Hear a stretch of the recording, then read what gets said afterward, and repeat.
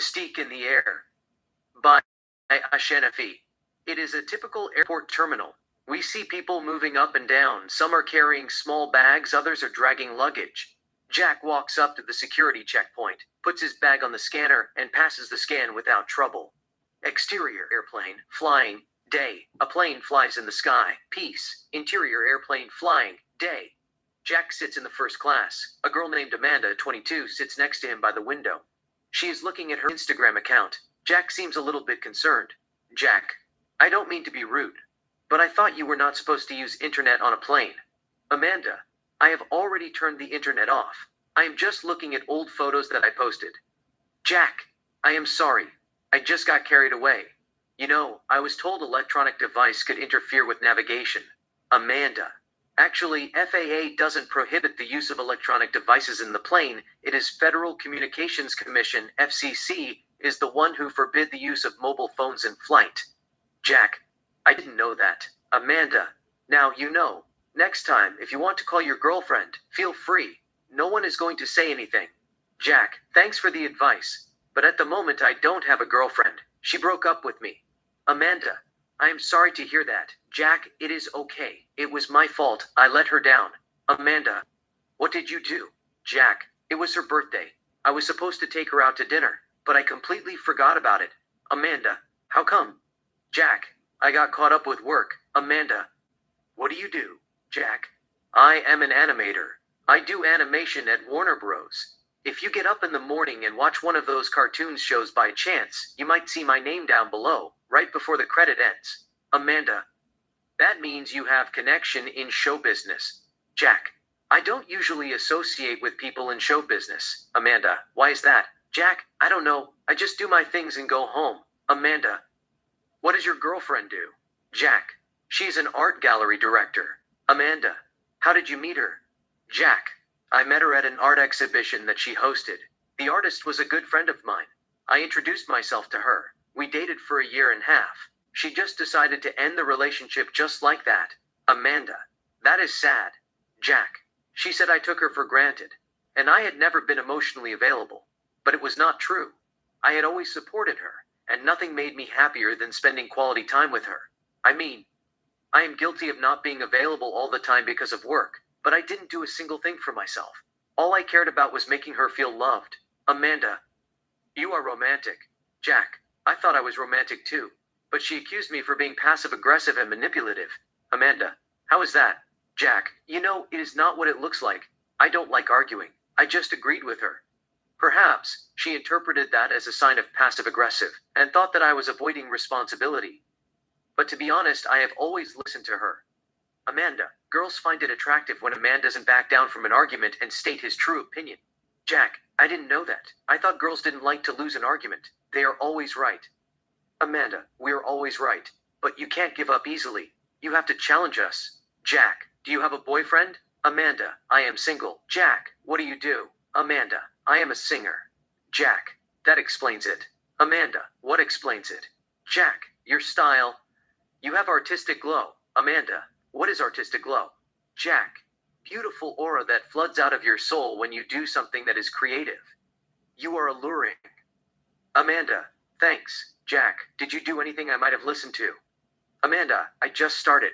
I am still working on my first album. Jack, it is good to hear that. Amanda, I have already released a single for my debut album titled Blue Kiss. I shot the music video 8 days ago. It is in post-production. It will debut on MTV next week. Jack, that is something. I can't wait to watch it. When you become famous, I will tell my friends I sat next to her on a plane. I talked to her and all. Never have I seen a girl so enchanting as her. Amanda lights up the plane with an alluring smile. On the soundtrack, music plays melodiously. They talk without a sound. A flight attendant named Rachel, 25, brings them drinks and serves them. The camera moves away from them and does a quick take of the passengers. Next, airplane flying, day. The plane continues to fly in the sky. Int, airplane flying, hours later. Jack is sleeping. Amanda continues to work on her cell phone, texting and all. Jack opens his eyes as if he had a nightmare. He looks at Amanda. She gives him a soft smile. He returns her smile politely and looks at his watch. It is 6:59. 59, it turns 7:000 p.m. The plane explodes. Exterior airplane, flying. Night. We see the plane exploding from outside. Interior airplane flying. Night. Jack finds himself back in the plane. It doesn't know what is going on. Was that a nightmare? It couldn't be. He felt the explosion through his body like doomsday. He looks at his watch. It is 5:00 p.m., 2 hours right before the explosion. Jack, to himself, don't panic. It has to be some kind of explanation. Amanda looks at him. Amanda, are you talking to me? Jack, no, it is just that something weird happened to me.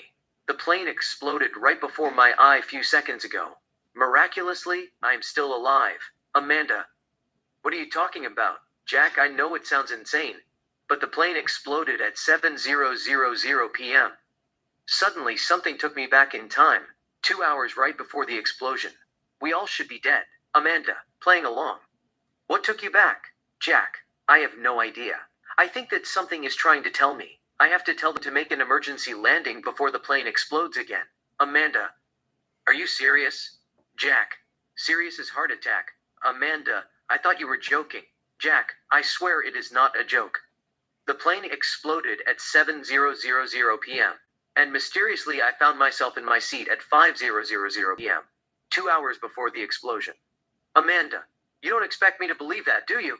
Jack, no I don't, but I have to warn the captain to make an emergency landing as soon as possible before it explodes again at 7:00 p.m. We have to evacuate the plane. I will be back. Jack gets up and walks toward the cockpit. Amanda smiles to herself, thinking that he is doing this to impress her. Rachel stops Jack at the front compartment. Rachel, where are you going? Jack, I have to warn the captain. There is a bomb in the plane. Rachel, we will tell him. You must return to your seat. Jack, we have less than 2 hours. The plane will explode at 7:00 p.m. They have to make an emergency landing and tell the passengers to evacuate the aircraft. Rachel, I will tell him personally. You have to return to your seat.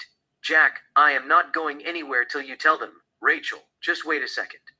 Rachel takes out her cell phone and presses a button. Rachel, on the phone, someone wants to have a word with you. Rachel listens to a beat and hangs up the phone. Rachel, the air marshal will be with you shortly. Robert, 40, an air marshal, is standing right behind him. Jack turns around and looks at him. Robert, what seems to be the problem? Rachel stands aside. Jack, there is a bomb in the plane. Robert, where is it? Jack, I don't know. It is somewhere in the plane. It will go off in less than 2 hours. What I'm about to tell you might sound fiction, but it is the truth. About 5 minutes ago, I was taking a nap. I opened my eyes and looked at my watch just as it ticked 7:00 p.m. The plane exploded. I don't know who died. I don't who survived, but I found myself back in my seat 2 hours before the explosion. I want you to tell the captain that they must land the plane as soon as possible and notify the passengers to evacuate the aircraft right away. Robert, I can't do that. Jack, why not? You are just going to sit and do nothing? Robert, you have to be reasonable. I am being extremely nice to you. Just put yourself in my position. If I tell the captain that he has to land the plane because a passenger told me he saw the plane exploded 2 hours ago, and he returned back in time to warn us, he will tell me to get a hold of myself. This is not Back to the Future. Jack, I know it is theatrical, but it is the truth. Robert, I advise you to return to your seat and meditate for 5 minutes. Let's not blow this out of proportion. Robert escorts Jack to his seat.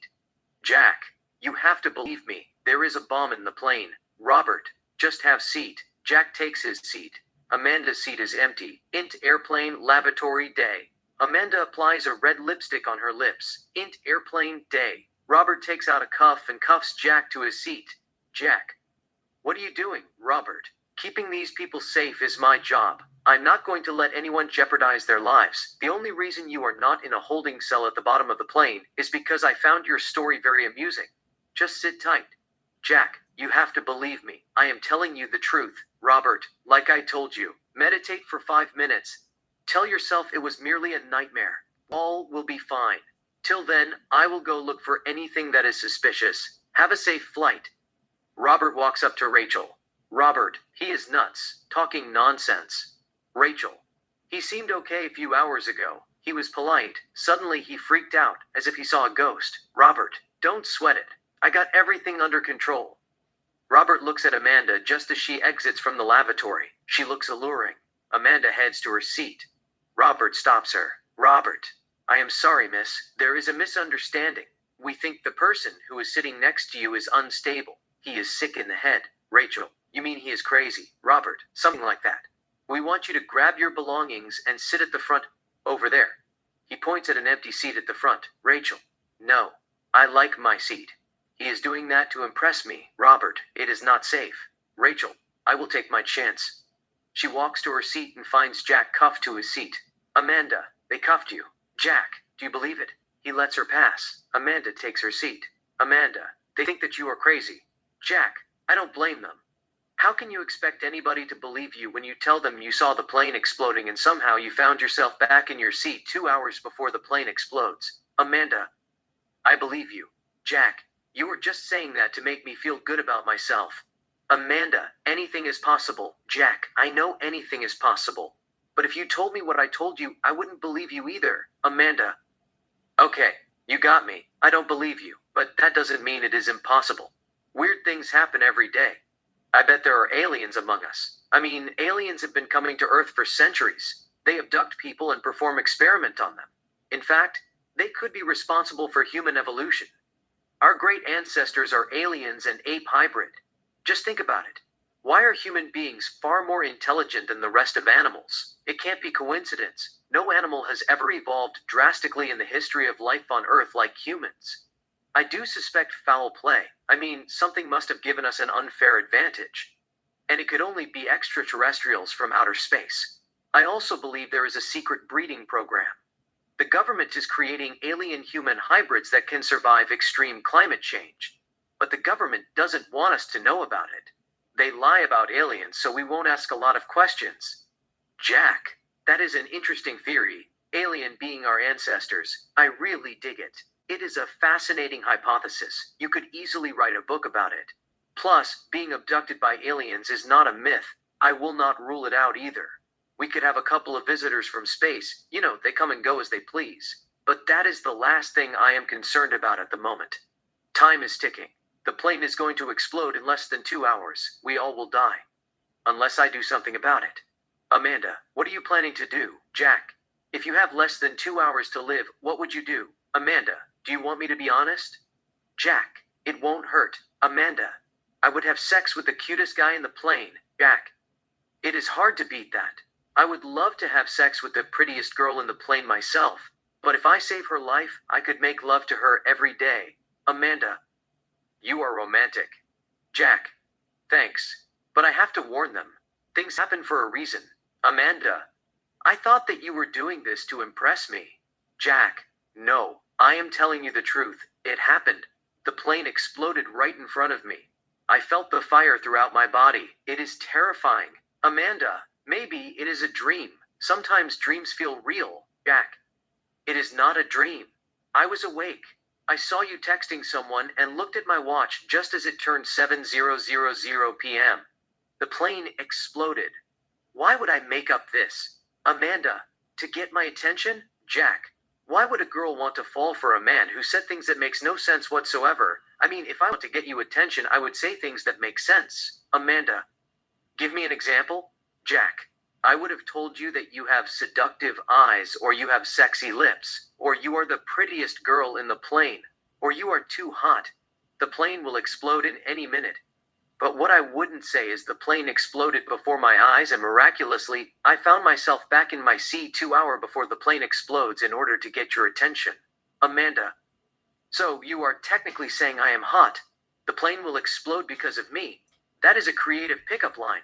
But I am more impressed by your acting skill. I have to give it to you. You are gifted. Jack, never mind. Amanda, what is never mind? Jack, it is true what they say, you will never understand until it happens to you. I am not going to waste a lot of energy. There are people who don't believe in God despite the fact attending church and learning the gospel. They go to church to be the part of the community. Amanda, do you believe in God? Jack, I believe there is a higher power. But after this, I don't know what to believe. I should be dead. We all should be dead. I don't understand why I am still alive. You hear some people saying their life flashed before their eyes after near death. It is nothing like that. All I felt was fire. I saw the glimpse of hell.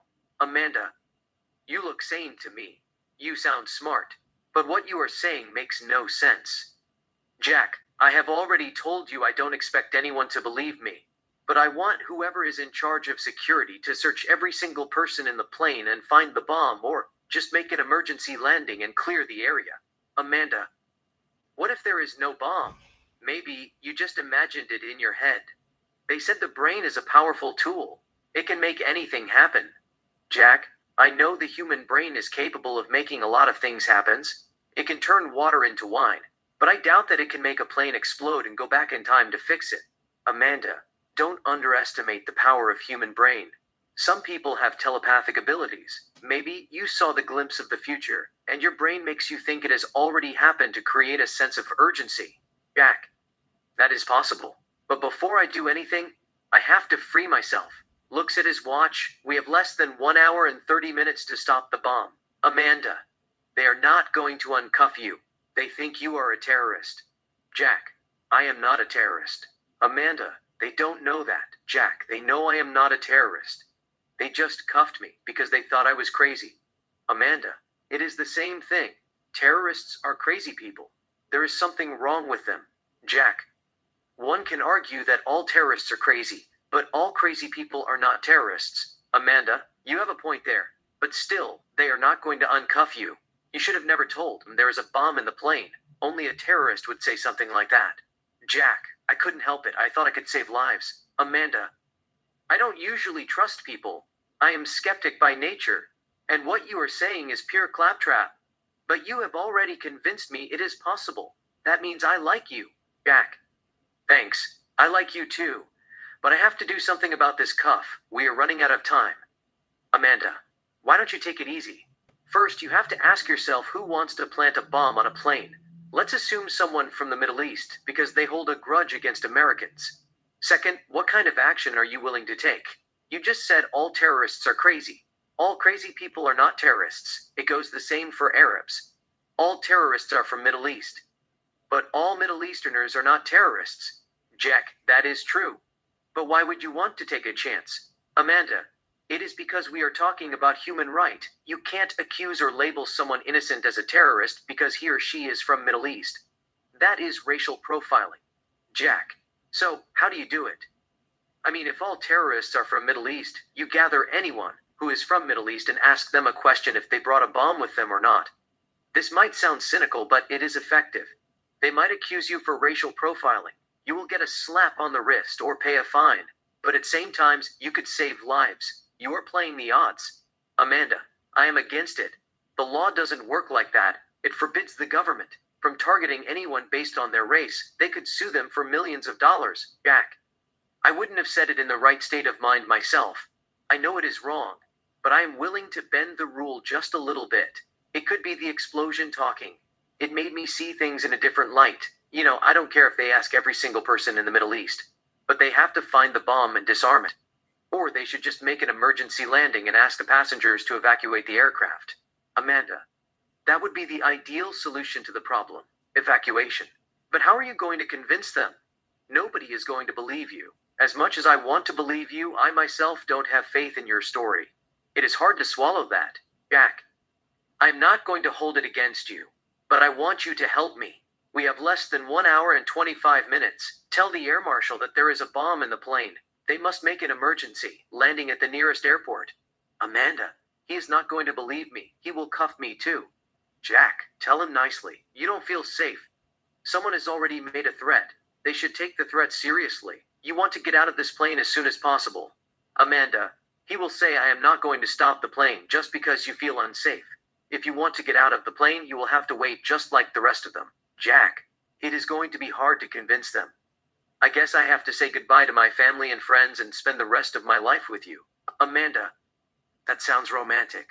Jack, don't you have anything to say to your family and friends before you die? Amanda, I have a lot of things to say to them, but I am not going to say anything to them. I don't want to give them heart attack. Jack, such yourself. I will tell them if I die, I don't want anybody to cry at my funeral. Amanda, humorously, it is not going to be an open casket, is it? Jack smiles to himself. Jack, there won't be no casket. It is just the photo of me in a big frame. I want them to play Redemption Song by Bob Marley and party all night. Amanda, am I invited to your funeral? Jack, nobody in the plane is invited to my funeral. It is not because of I didn't want them to come to my funeral, it is because they are not going to make it. Unless someone stops the bomb. Amanda. It is not going to be me. They share a small laughter. On the soundtrack, music plays melodiously. They continue to talk without a sound. The camera does a quick take of the passengers. Airplane, flying. Several minutes later. Jack and Amanda continue to talk. His hand is still cuffed to his seat. Jack. You can't take life for granted. Amanda, life is a bitch. Jack looks at his watch. It is 6:40 p.m. Jack, we have 20 minutes. Amanda, playing along. In 20 minutes we all will die. Jack. Gone forever. Amanda, forever and ever. Jack. Why don't you call your sister and tell her that everything is going to be all right? If anything happens to you, you will always float in the air like a dandelion and be her guardian angel. Amanda. No, I'm not going to tell her that. It is depressing. Jack. You are right. It is kind of depressing. Eventually they all will move on. They won't need us. The world doesn't need us. God doesn't need us. Nobody needs us but each other. Amanda. What does that mean? Nobody needs us but each other. Jack. I don't know what it means. I just said it so I could sound smart even though I had less than 20 minutes to live. Amanda. Actually, that is smart. It is like two lovers saying we don't need anything or anybody but each other. Jack. That makes sense. Humorously, the people in the plane are like the two lovers, and nobody needs us, but we need each other. We made sense out of nonsense. Amanda. You could say that, Jack. Anyway, pleased to meet you. Amanda. The pleasure is mine. Jack. I hope there is life after death. I want to get to know you better. Amanda. I am sure there is something out there. It might not be heaven or hell. It has to be a place where people hang out after they passed away. You know, I don't believe in ghosts creeping on you and all that unfinished business. But I believe there is a paradise. Everybody is welcome no matter who they are and what they did, good or bad. Jack. I don't know if I want to go to a paradise that has Adolf Hitler. What kind of conversation am I supposed to have with him? What's up, Hitler? Let's start war and kill everybody. What do people say to him? Heil Hitler. She couldn't help smiling. Amanda. I don't want anybody to burn in hell for eternity. That doesn't seem fair. Jack. I do agree with you. Hell is harsh. Maybe the paradise that you are talking about doesn't give an admission to people like Adolf Hitler. I mean, they might be welcome, but they are not allowed to interact with regular people. As a matter of fact, they are not allowed to come near anyone. They have their own quarter. They are not allowed to leave that restricted area. Amanda. That is fair, Jack. You know, since we are going to die, we might as well show mercy to some of the worst people in the planet. Amanda. Mercy has a human heart, and a human heart is created to beat forever. Jack. I hope that was the case. But our hearts are about to stop in few minutes. Do you believe in God? Amanda. I believe in a higher power too. Jack. I think we should pray. I don't want to end up with Adolf Hitler, Joseph Stalin, and Rasputin. Amanda. Compared to Adolf Hitler and Joseph Stalin, Rasputin is not evil. He was merely greedy. He is probably one of the most misunderstood person in history. I don't want to defend him or anything, but people exaggerate his story. If you read his biography, you will find out there is nothing horrifying about him. I mean, he was accused of rape and all. He had done terrible things in his life here and there. But it is nowhere close to what Adolf Hitler and Joseph Stalin did. Jack. I guess the paradise that you were talking about has also an area where people who committed minor offense go. I know rape is major offense, but you can't put them with Adolf Hitler, can you? Amanda, a lot of girls will tell you they deserve to burn in hell, but I am going to put my emotions aside and be practical. I know I said we all go to paradise regardless of our sins, good or bad. You came up with the idea of separating good from evil. I think you can draw a line between good and evil, and if you can draw a line between good and evil, you can draw a line between a little of evil and a lot of evil and keep them separately. Jack. What about... Are you going to keep a little good and a lot of good separately as well? Amanda. You have to keep things fair. If you keep evil separately, you have to keep good separately. Jack. Life is not fair. Amanda. This is not life, it is paradise. Jack. Anyway, we have less than 5 minutes. The plane will explode. I hope I see you in the good part of paradise. Amanda. I have a lot of sins. Jack. That means you are going to be at the little good side of heaven? Amanda. Maybe. Jack. It is not too late to pray. If we go to heaven, we might as well make it to first class. Amanda. You have a lot of sense of humor for someone who has only few minutes to live. Jack, what can I say? You brought out the comedy in me, Amanda. Comedy is good for the soul, Jack. I couldn't agree more. There is a silent moment. He then, Jack, do you have any regret in your life? Amanda, no, I don't. Do you? Jack, not really. He looks at his watch. Jack, 30 seconds. You will see it yourself. 10, 9, 8, 7, 6, 5, 4, 3, 2, 1. The plane explodes again. Exterior airplane, flying, night. We see the plane exploding from outside. Interior airplane, flying, day. Jack finds himself back in his seat unscratched. It is deja vu all over again. He is trapped in a time loop, re-experiencing the same event over and over. Jack looks at his watch. It is 5:10 p.m. This time he notices that he lost 10 minutes. It is not textbook time loop. He will eventually run out of time, unless he stops the bomb. Jack. To himself, be cool. You got this. Amanda, are you okay? Jack, I am fine. I will be right back. Jack gets up and walks up to Robert, who is sitting in the first class. A passenger named Julie, 35, sits next to Robert by the window. Jack, may I have a word with you? Robert, what is it? Jack, I want to speak to you privately. It is very important. Robert gets up. Both walk to the front compartment for a private talk. Jack, I know you are an air marshal. What I am about to tell you sounds crazy, but it is real. There is a bomb on this plane. It will go off exactly at 7:00 p.m. Robert, where is the bomb? Jack, I don't know where it is. It is somewhere in the plane. Robert, who told you there is a bomb in the plane? Jack, I can't tell you that. Robert, why is that? Jack, you will probably think that I am crazy. Robert, try me. Jack, I have already tried. You cuffed me to my seat. Robert, what are you talking about? Jack, it is a long story. What is important is that we have to do something about it. I want you to inform the captain that there is a bomb in the plane. It will go off at 7:00 p.m. He must make an emergency landing as soon as possible and tell the passengers to evacuate the aircraft. He has less than 1 hour and 50 minutes. Robert, how do I know the treat is real? For all I know, you could be a prankster. You are trying to pull a prank before you tell your friends that you fooled us. Do you know it is a felony to make a false threat on a flight? You could spend 5 years in prison. Jack, this is as real as it gets. We all will die unless you do something about it. I am not kidding. I saw it with my own eyes twice. Robert, what do you mean by you saw it with your own eyes twice? Jack, promise me you won't arrest me. Robert, I promise. Jack, I am trapped in a time loop. It is not a typical time loop like the Groundhog Day with Bill Murray, but I am experiencing the same event over and over. The difference between what I am experiencing and a classic time loop is that I lose 10 minutes. Eventually, I will run out of time. Robert, what does that have to do with a bomb in the plane? Jack, I watched the plane exploding twice at 7:00 p.m. and found myself back in my seat. First, at 5:00 p.m., 2 hours before the explosion, and second at 5:10 p.m., 1 hour and 50 minutes before the explosion. You have to tell the captain that he has to land the plane right away and request the passengers to evacuate the aircraft and clear the area. Robert, tell me it is a joke. Jack, how did I know that you were an air marshal? I have already talked to you and warned you about the bomb, but you gave me a cold shoulder and cuffed me to my seat.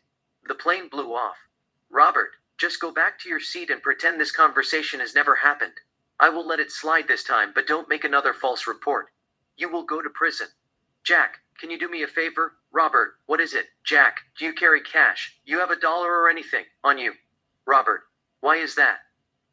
Jack, I want you to gain my trust. I am going to memorize the number on the bill and tell you the exact number when I see you again. It is not a hoax. I will return it. Robert takes out a $10 bill from his wallet. Robert, after this, you are going back to your seat.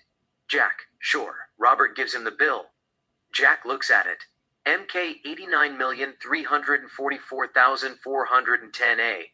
He has a good memory, but he doubts that he is going to remember that in this state of mind. Jack, do you have a pen? Robert, I can't give you a pen. It could be used as a weapon. Jack, that is fine. I have money in my wallet. Takes out his wallet. I will trade it with you so I could study it. Jack looks for a $10 bill. He has only 20 takes and a couple of 100 tests. He pulls out a $20 bill. Jack, take this. He gives him a $20 bill. Robert. This is 20. Jack. It is fine. Keep the rest of it. Robert. How do I know this is not fake? Jack. Why would I give a fake money to an air marshal? Robert. People do a lot of things for their amusement, and something tells me that you are the kind of person who likes to pull a prank on people. I wouldn't be surprised if someone is recording the whole thing. Jack. You got that wrong. I don't play with people's feelings. The money is not fake. I just want to memorize the number and tell you the same number when I return from the time loop. It is going to be back in your pocket. I can borrow a pen from one of the passengers, write it down, and give you the money back. Robert. Let's not make a big deal about it. Just keep it. I don't want you to cause no more trouble. You must return to your seat. Jack. Just one last thing. What is your name? Robert. You can call me Tom. Jack. I want to know your real name. It is important. You know, if your name is David, I don't want to call you Tom and confuse you. I want to know your real name in order to increase confidence. Robert. Tom is my real name. Jack. What is your last name? Robert. I can't tell you that. It is confidential. Jack. Okay, Tom. I will see you in about 1 hour and 45 minutes. Jack walks toward his seat. Robert follows behind him. Jack turns around midway. Jack. Don't forget you have already promised me that you are not going to cuff me to my seat. Robert. I am not going to cuff you. I just want to make sure that you take your seat. Jack. If you are still wondering how I found out that you are an air marshal, the flight attendant told me everything about you. Except your name. It is merely a prank. Robert. Relax. I am not going to cuff you. Just have seat. I will have a word with her. Jack. Don't say anything to her. I don't want her to get in trouble. Actually, she didn't tell me anything. I just saw her smiling at you and assumed that you could be an air marshal and decided to test my luck. Robert. I get it. Just have seat. Jack takes his seat. Robert. I'm going to keep an eye on you. If you get up, I will arrest you. Jack. Sure. Robert walks away. Amanda. What was that about? Jack. Do you believe in time loop? Amanda. What is time loop? Jack. Experiencing the same event over and over. Amanda. I know what time loop is. But what are you trying to tell me? Jack. I am trapped in a time loop. I have already relived this moment. The plane is going to explode at 7:00 p.m. Amanda. I don't get it. Jack. It has already exploded twice. There is a bomb on this plane. I was there when it happened. First it blew off. I found myself back in my seat 2 hours before the explosion. I tried to warn them, but they cuffed me to my seat. The plane exploded again. I found myself back in my seat 1 hour 50 minutes before the explosion. Technically, it is not the classic time loop that goes on and on. This time loop has limitation. Eventually, it will come to an end at certain point. Amanda, that doesn't make any sense. Jack, I am not going to try to convince you. It is a waste of time. You are probably going to think that I am crazy. Amanda, what you are talking about is experiencing a moment in time repeatedly. You only see that in a movie. Jack, I have no explanation. It is insane. I just want to do something about it. Amanda, how is it even possible? You are talking about time loop that has an expiration date. Jack, everything happens for a reason. I have to convince them before I run out of time. There is a bomb in the plane. It will go off at 7:00 p.m. Amanda, you are joking. Jack, I don't expect anyone to believe me. I wouldn't believe anyone myself if they told me that they are trapped in a time loop. I understand where you are coming from. It is a human nature to question everything. I know it is not supposed to sit well with you right away, but I will eventually gain your trust. You have already told me a couple of things about yourself. For instance, you told me about how they deactivated your Instagram account and made you want to pull your hair out. You then had to write a number on a white paper and hold it with both hands like Lindsay Lohan in Just My Luck when she is at the police station taking a mugshot. You took a picture and emailed it to them. You thought you lost all your posts and followers and created a new account. Then after 4 weeks, they reactivated it. Amanda, you are good. You must have talked to someone I know. It must be Sophia.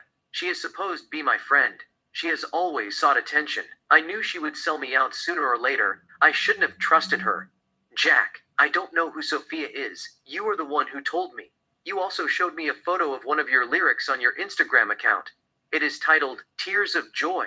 Amanda, you must have already followed me. Jack, I don't have Instagram account. You are the one who showed it to me. You told me the song is a metaphor for sex. Amanda, you must have checked it in the internet.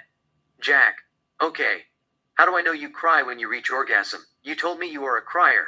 Amanda, that doesn't mean anything. I might have told to someone who is close to me. They leaked it. Jack. Okay. You have a younger sister named Chloe. Amanda. It is in the internet. Jack, what about you thought about being a ballerina, dancing 7 hours a day and 6 days a week, but you suffered a couple of injuries, quit ballet, and decided to focus on music. Amanda, it is in the internet. Jack, you love chocolate more than life itself. Amanda, that is a lucky guess. Jack, red panda is your favorite animal. Amanda, everybody knows that. Jack, you said if it's legal, you will marry a red panda and spend the rest of your life cuddling it. Amanda, I don't remember saying that, but it sounds like me. Jack, I didn't know I was going to be back. If I knew, I would have asked you a lot of questions and told you about them. Amanda, what do you want to know? Jack, I want to know something that is not in the internet. Do you have a scar? Amanda, I have a scar on my ankle. She shows him the scar. Jack, what happened? Amanda, I sprained it. It is not related with ballet. I stepped in a hole at my grandparents' basement in Florida and rolled my ankle. Basically, it ended my ballet career. You know, I had a surgery, did therapy and all, but I couldn't continue. I suffered a lot of setbacks. Jack, I am sorry to hear that. Amanda, don't be. I have always wanted to be a musician. I did ballet to impress my mother. She was an aspiring ballerina. She did ballet in New York City. She met my dad. He is a conductor. He does film scores in concert. They got married. She had me and my sister at a young age and gave up on her dream to raise us. I danced since I knew how to walk. You know, my parents moved to LA when I was 5. They opened a ballet school. My mother teaches ballet at the school. My sister and I were the first 2 students. Basically, we practiced every day. Even though I hated it, I did it, because I thought my mother would be proud of me. But when I got older, I got tired of it. I was into music. I remember watching my father conducting a concert for the first time. I felt this great bliss. I just couldn't describe it in words. I have always loved the sound of music. It takes me away to a place where I belong. My father taught us piano on his spare time, but we were inspired to be ballerinas. My mother made sure that we got every move right. It was ballet at breakfast. It was ballet at daytime. It was ballet at dinner. It was ballet all we talked about. I rebelled against my mother's wish. Growing up, I was a big fan of Britney Spears and Beyonce.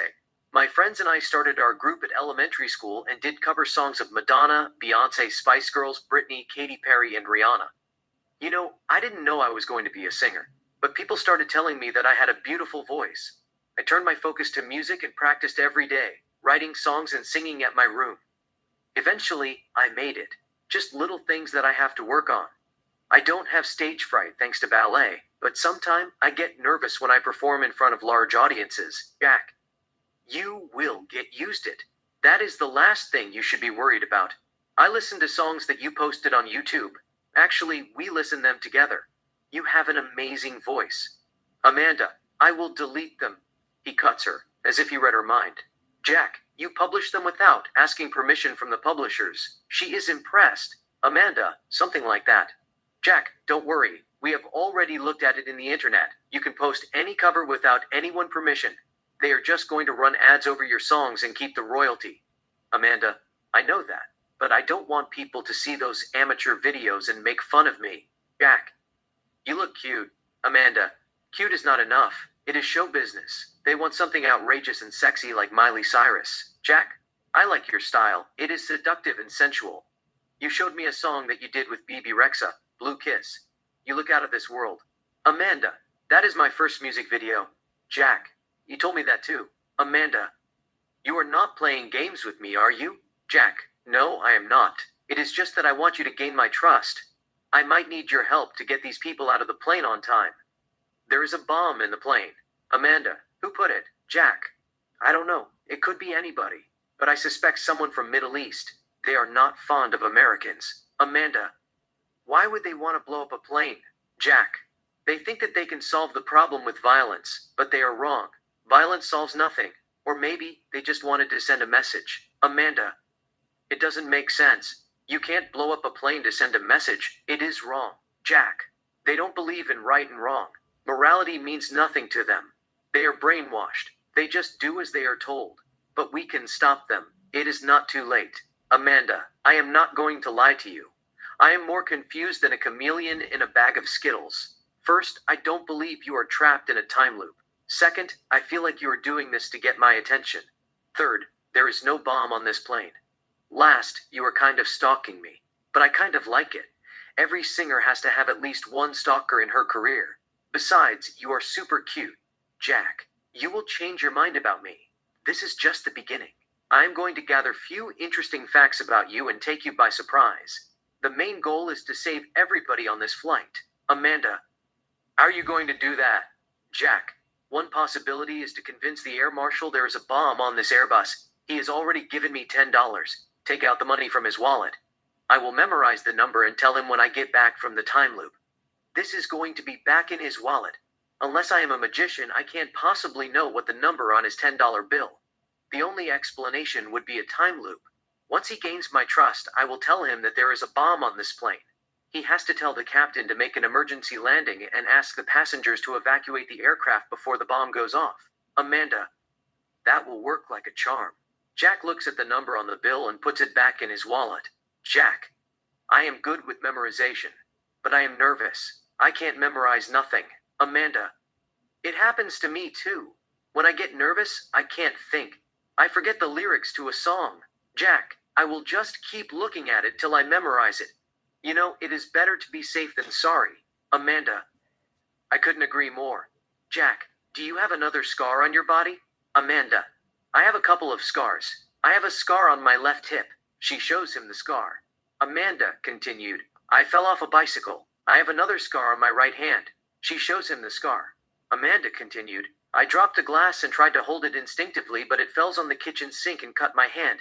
You know, I washed the glass and tried to put it back in the cabinet, but it slipped from my grip and fell on the countertop. The countertop is made of marble. The glass was shattered to pieces. I held a big chunk of glass with the side of my head awkwardly, using the countertop as a support to save it. I did it impulsively. Blood gushed out of my hand. It was scary. My hand wouldn't stop bleeding. I had to go to hospital and get 22 stitches. Jack, I hate broken glasses. They are unpredictable. You could have damaged your eyes. Amanda, it was painful. It formed a nasty scar. In fact, I got few of them, but I forgot how I got them. Jack, don't sweat it. I will work on what I've got. Amanda, I have a couple of tattoos. I can tell you about them if you are interested. Jack, that would be wonderful. Amanda, I have a Playboy bunny tattoo right down on my belly, but it says play on. She lowers her miniskirt and shows him the tattoo. Jack, what does play on mean? Amanda, it is a sex thing. It means to take advantage of. It goes both ways. You can take advantage of me, you can use me, you can abuse me. Or I will make use of the moment and toy with your feelings in a playful way. It depended on my mood. Sometimes I wanted to be submissive. Every now and then I would like to be in charge of the game. Jack, that is interesting. Amanda, I have a tattoo on the left side of my breast. She covers her breast with right hand and shows him the tattoo. Amanda continued, it is cherry blossom. Jack, why did you get it? Amanda, I just thought it looked cool. Jack, that is not going to help me. I need details. Amanda, what details? Jack, how did the idea occur to you? Amanda, I just saw it on a tattoo book and fall in love with it. Cherry blossom symbolizes love and the female mystique, beauty, strength, and sexuality. Jack, I won't lie to you. It is a beautiful tattoo. Amanda, thanks. Jack, you welcome. Amanda, I got a tattoo on my left side of my chest between my collarbone and breast. Shows him the tattoo. It is a poem. I have loved you till I felt like my heart was going to burst out of my chest, to be scared of being left with a broken heart like a bird that abandoned her nest. Jack, does that mean? Amanda, I am neither scared of falling in love nor being left with a broken heart. It is taken from one of my songs that I wrote. Jack, it is deep. Amanda, I have a ballerina tattoo on the back of my shoulder. She shows him the tattoo. Amanda continued, it is to honor my mother or my sister. My sister is an accomplished ballerina. I haven't decided yet. I love my sister. I love my mother. I can't choose between them. It could also represent my short-lived ballet career as a confused little girl and a teen. I did ballet till I was 16. Maybe it is for myself. All the hard work, dedication, and practice might as well be commemorated. Ballet had taken a toll on me. I haven't completely abandoned it. It is still a part of me. It is a part of my music. It is a part of my dance routine. I still see myself as a ballerina. She brings out the good in me. The other one brings out the bad in me. Jack, who is the other one? She shows him the tattoo of Harley Quinn on her left arm, right down by her shoulder. Amanda. Harley Quinn. Jack. It is a nice tattoo, Amanda. I gravitate towards my dark side. I listen to her voice a lot. She is creative. She dances, she parties, she sings, she writes. She can do whatever she wants. She doesn't let anybody tell her that she can't do it. She will just do it. Jack, I know what you mean. I used to listen to the Joker too. But he always got me in trouble.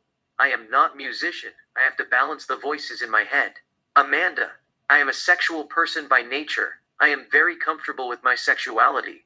I am an open-minded person. Jack, it is good to know that. Amanda, I have few more tattoos, but the ones that I showed you are my favorites. Jack, I will try to remember and tell you about them when I return from time loop. Amanda, it is okay. You don't have to use time loop to score with me. I like you. You are cute. Jack, thanks. I know I sound desperate now, but I will be a different person when you see me in the next time loop. I am going to tell you what you just told me. Amanda, come on. You don't expect me to believe that, do you? Jack, no, I don't expect you to believe me now. I know it sounds ludicrous, but I will convince you in the next life. Amanda, I will look forward to it. Jack, I still have to remind them there is a bomb on this plane. I can't believe they don't take threats seriously. Amanda, you have to be credible. Of course, nobody is going to take you seriously if you tell them that you are trapped in a time loop that has an expiration date. You experience something that is going to happen in the near future. They will think that you are crazy. I would have thought that. You are crazy too. But you sound intelligent. You talk with an extraordinary degree of reason and wisdom apart from the time loop. It sounds science fiction.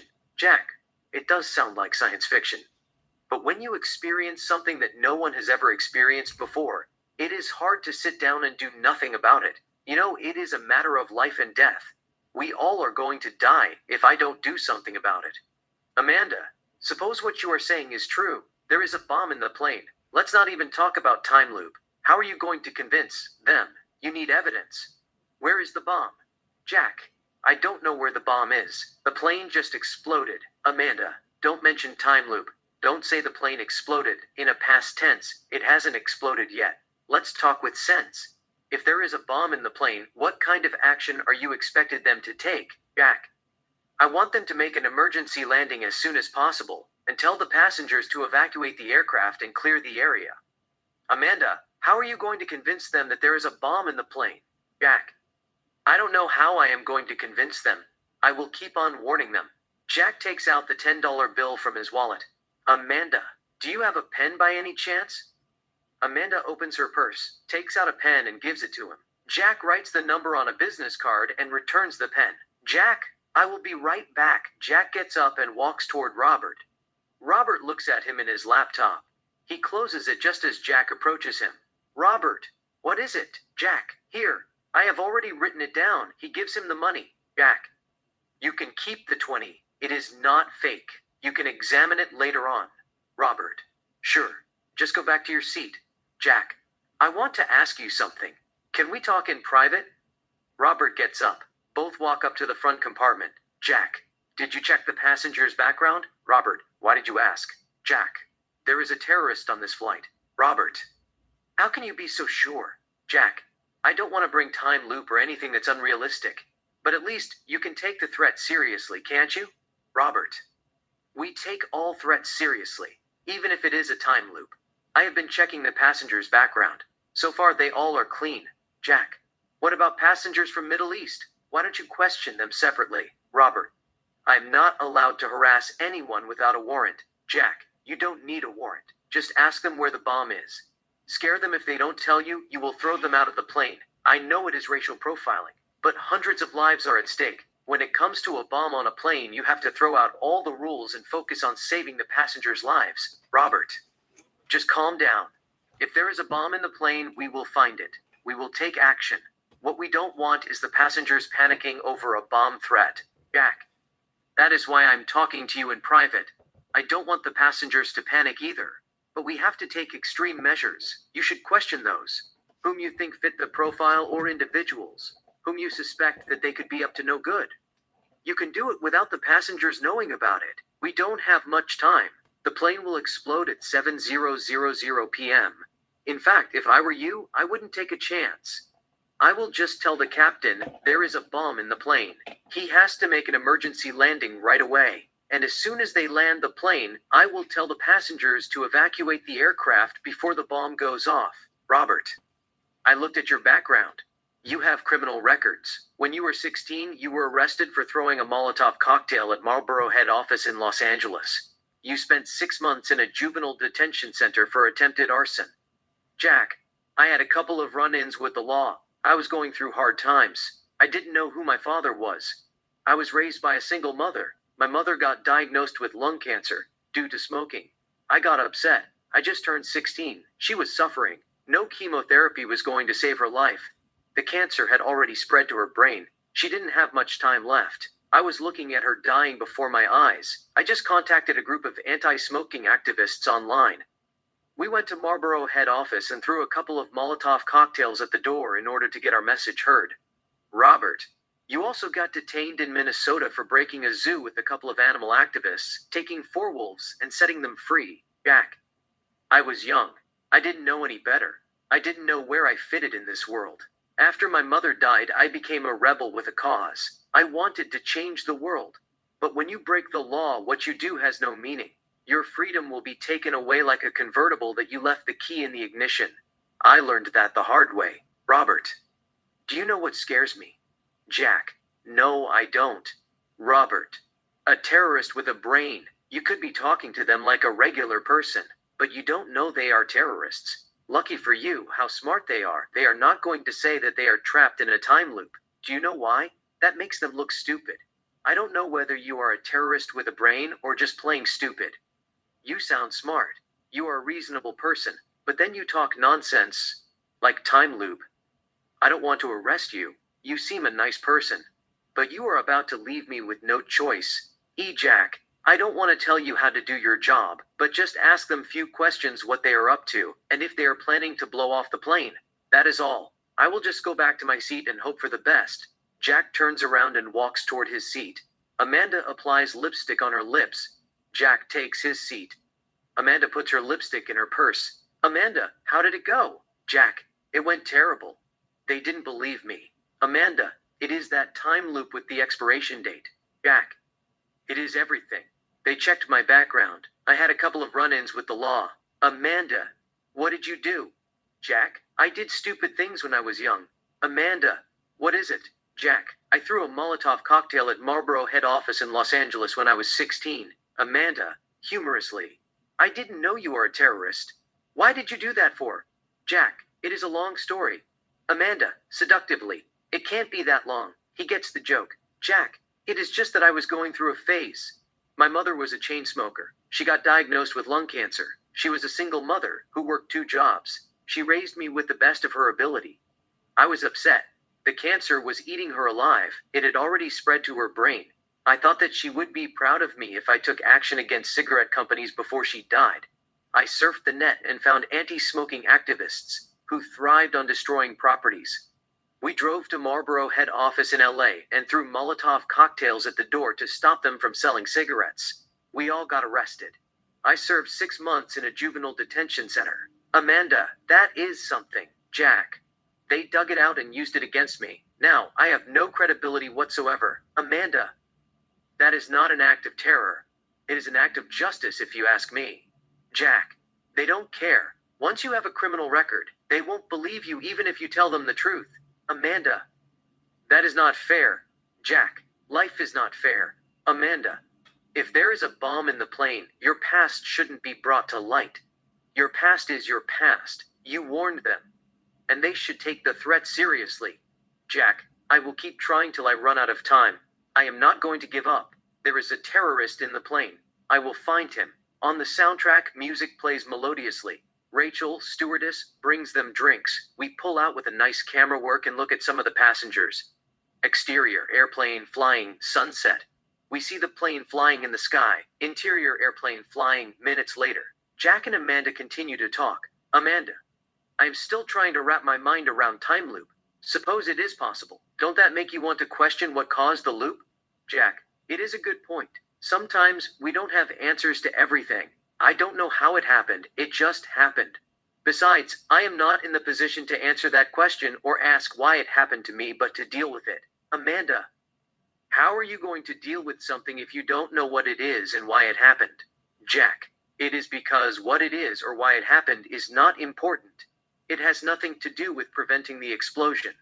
It's like asking, what is life? Nobody knows what life is. All we know is living.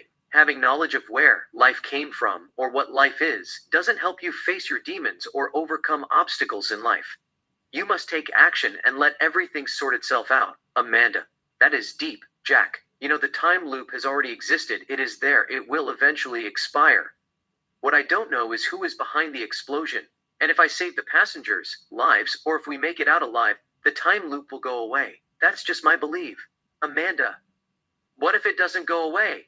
Jack, it has to go away at some point. It has already come with an expiration date. But I want everybody on this plane to be safe.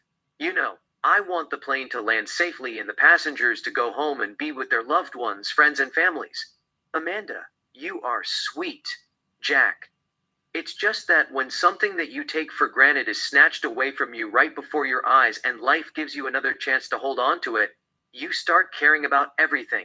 Amanda, I still don't believe in time loop, but what you are saying makes sense. Jack, it is not going to be easy to convince them. I will walk around and study the passengers' faces like Psychology 101. If I see anyone who looks nervous, I will report them to the air marshal. Can I borrow your pen? She gives him the pen. Jack, I don't want to bother him. I can feel it in his eyes. He's running out of patience. If I go ask him, he will cuff me to my seat. Instead, I will write him a note if it is okay to check on the passengers. Amanda, you don't need his permission. Why don't you just do it? Jack, I don't want to take a chance. He will put me in a holding cell at the bottom of the plane. Amanda, there is no holding cell on a plane. Jack, he told me that he would put me in a holding cell at the bottom of the plane if I caused trouble. Amanda, he's just trying to scare you. There is no jail inside an aircraft. Jack, he can still cuff me to my seat, and if he does cuff me, I can't go anywhere. I'm going to be stuck. I will just write it down and give it to the stewardess. She will give him the message. Do you have a piece of paper? Amanda, you drag me into your conspiracy theory. She takes out a fancy notepad from her purse, tears a pink page out of the notepad and give him the paper. Jack, pink paper would do just fine. Amanda, I always keep a fancy notepad in my purse. Whenever lyrics comes to my head, I write it down. Jack, can I use the notepad to support the pen? She gives him the notepad. Jack writes on the notepad. Jack reads it out loud. Is it okay to walk around the plane and check out the passengers? I will study their faces without their knowledge, and if I see anyone acting nervous, I will report it to you. What do you think? Amanda, it's flawless. Just add, thank you. Humorously, sincerely yours. I am kidding. Thank you is enough. Jack, that is what I thought too. Pink paper and sincerely yours don't go together. I don't want to give him a false idea. They share a small laughter. Jack adds, thank you, and waves his hand to the stewardess. She sees him and gives him a forefinger to wait. He doesn't want to wait. He gets up, walks up to her, and gives her the paper. Jack, I want you to give this paper to the air marshal. You saw me talking to him. What is his name again? Rachel. Robert. Rachel, give it to Robert. Rachel, okay. Jack turns around. Robert is standing behind him. Robert, to Rachel, what did he give you?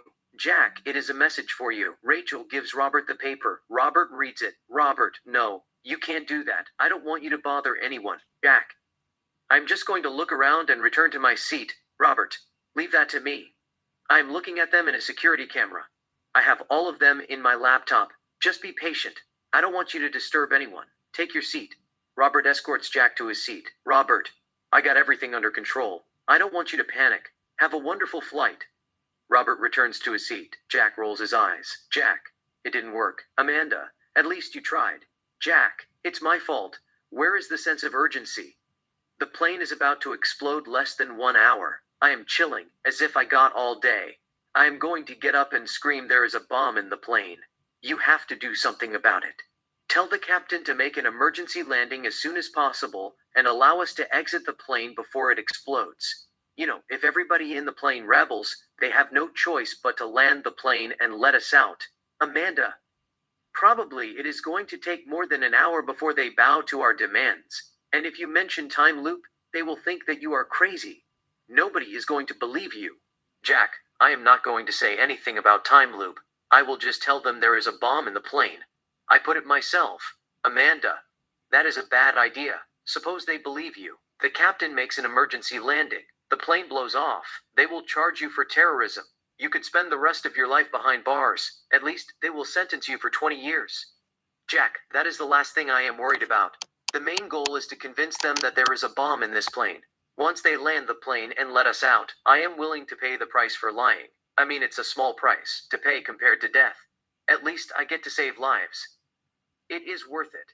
Amanda, suppose you tell them that there is a bomb in the plane. You put it yourself. They are going to think that you are nuts. Only a lunatic would say something like that. They won't believe you. Jack, it won't hurt to try. Amanda, they are going to question why anyone puts a bomb on a plane and says that they put it themselves. It is foolish. They are just going to assume that you are a madman and ignore the threat. Jack. So, what do you suggest? Amanda, I am not suggesting anything. If there is a bomb in the plane, I will just pray. To be honest, I don't know what I would do. I would have a heart attack, like Demi Lovato. Jack, what if I tell them that I am a terrorist? There is a bomb in the plane. I want the government of the US to transfer $500 million in my bank account, or I will blow the plane at 7:00 p.m. Do you think they will take the threat seriously? Amanda, the US doesn't negotiate with terrorists. Jack, jokingly. I will just tell them that I am not greedy. $100 will do fine. They might say $500 million is a lot of money. But I will settle for less. They can even make it $10 if they are short of money. Amanda couldn't help but smile. Amanda, they will definitely think that you are a fool. No terrorist has ever asked for $10. They will completely ignore you. Jack, I am joking. I will ask them to pay me $500 million. I know they don't negotiate with a terrorist. But at least they are going to pretend that they are working on it. Make no mistake about it. They will be economical with the truth. They are not going to give me the money. Not even a penny. But they will tell the captain to land the plane before 7:00 p.m. and order the passengers to evacuate the aircraft while pretending to reach an agreement on the demand. They will put on a false front. They might even tell me to let the hostages go just to trick me. The captain will land the plane and let the passengers out on time. The plane will blow off. I will get arrested and charged for terrorism. It is sort of a win-win. Amanda, that is smart. But why should they believe? They are going to ask you where the bomb is. Jack, I will tell them that I am not going to divulge where I put the bomb. It is somewhere in the plane. It will go off at 7:00 p.m. I will even tell them I don't care about the passengers. They can go home. I will just destroy this plane. Amanda, you are crazy. Jack, I am kidding. I will make sure that I sound convincing. I will act like a real terrorist. Amanda, why don't you do it now? I want to see you doing it. Jack, I can't do it now. It is too late. Looks at his watch. The bomb will go off in about 30 minutes. Besides, I have already warned them. They know that I am not a terrorist. I will do it when I get back from the time loop. Amanda, what if the time loop disappears? You might not return. Jack, you know what? You just gave me a nice idea. I want to see how they are going to react and prepare ahead of time. Jack gets up and walks up to Robert. Jack, can I have a word with you? Robert gets up. They come to the compartment. Jack, actually, I am a terrorist. I put the bomb in this plane myself. It will go off at 7:00 p.m. I want the government of the US to wire $500 million in my bank account or everybody in this plane will die in about 30 minutes. Robert, cut that bullshit. What do you want? I have been watching you the whole time. Are you trying to impress that girl? I saw you flirting with her. Jack, I am serious. It is not a bluff. I am a terrorist. I have psychological problem. I hear voices in my head. If the government of the US doesn't pay me, I will blow this plane off. I am not joking. I want you to call the FAA and warn them. Robert, just go back to your seat. I will call them and let them know about the threat. Jack, I am not going anywhere till you call them and talk to them. Robert just grabs Jack's arm, turns him around, and escorts him to his seat. Robert, you are hard-headed. He puts him in his seat and cuffs his hand to the chair. Robert, to Amanda. This guy is not bothering you, is he? Amanda. No, he is not. You don't have to cuff him. Robert, he asked for it. He can't be talking about bomb on a plane, let alone making a false threat to impress someone that he just met. He is lucky. I should have put him in a holding cell at the bottom of the plane. Amanda. There is no holding cell in an aircraft. Robert, I can still keep him at the lavatory cuffed to the toilet. I know he doesn't want that. To Jack, do you? Jack. Okay, you got me. I was just trying to impress her. Can you uncuff me, please? Robert. No, I can't. Making a terrorism threat is a felony.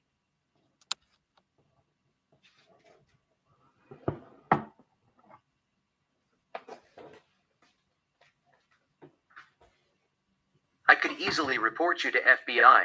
They can make your life a living hell. Jack, I am not a terrorist. I am not trying to impress her either.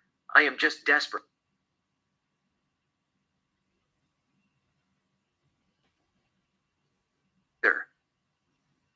I am just desperate. I know there is a bomb in the plane. I didn't plant it, but someone did. I don't expect you to tell the captain that some guy in the first class suggested that there is a bomb in the plane.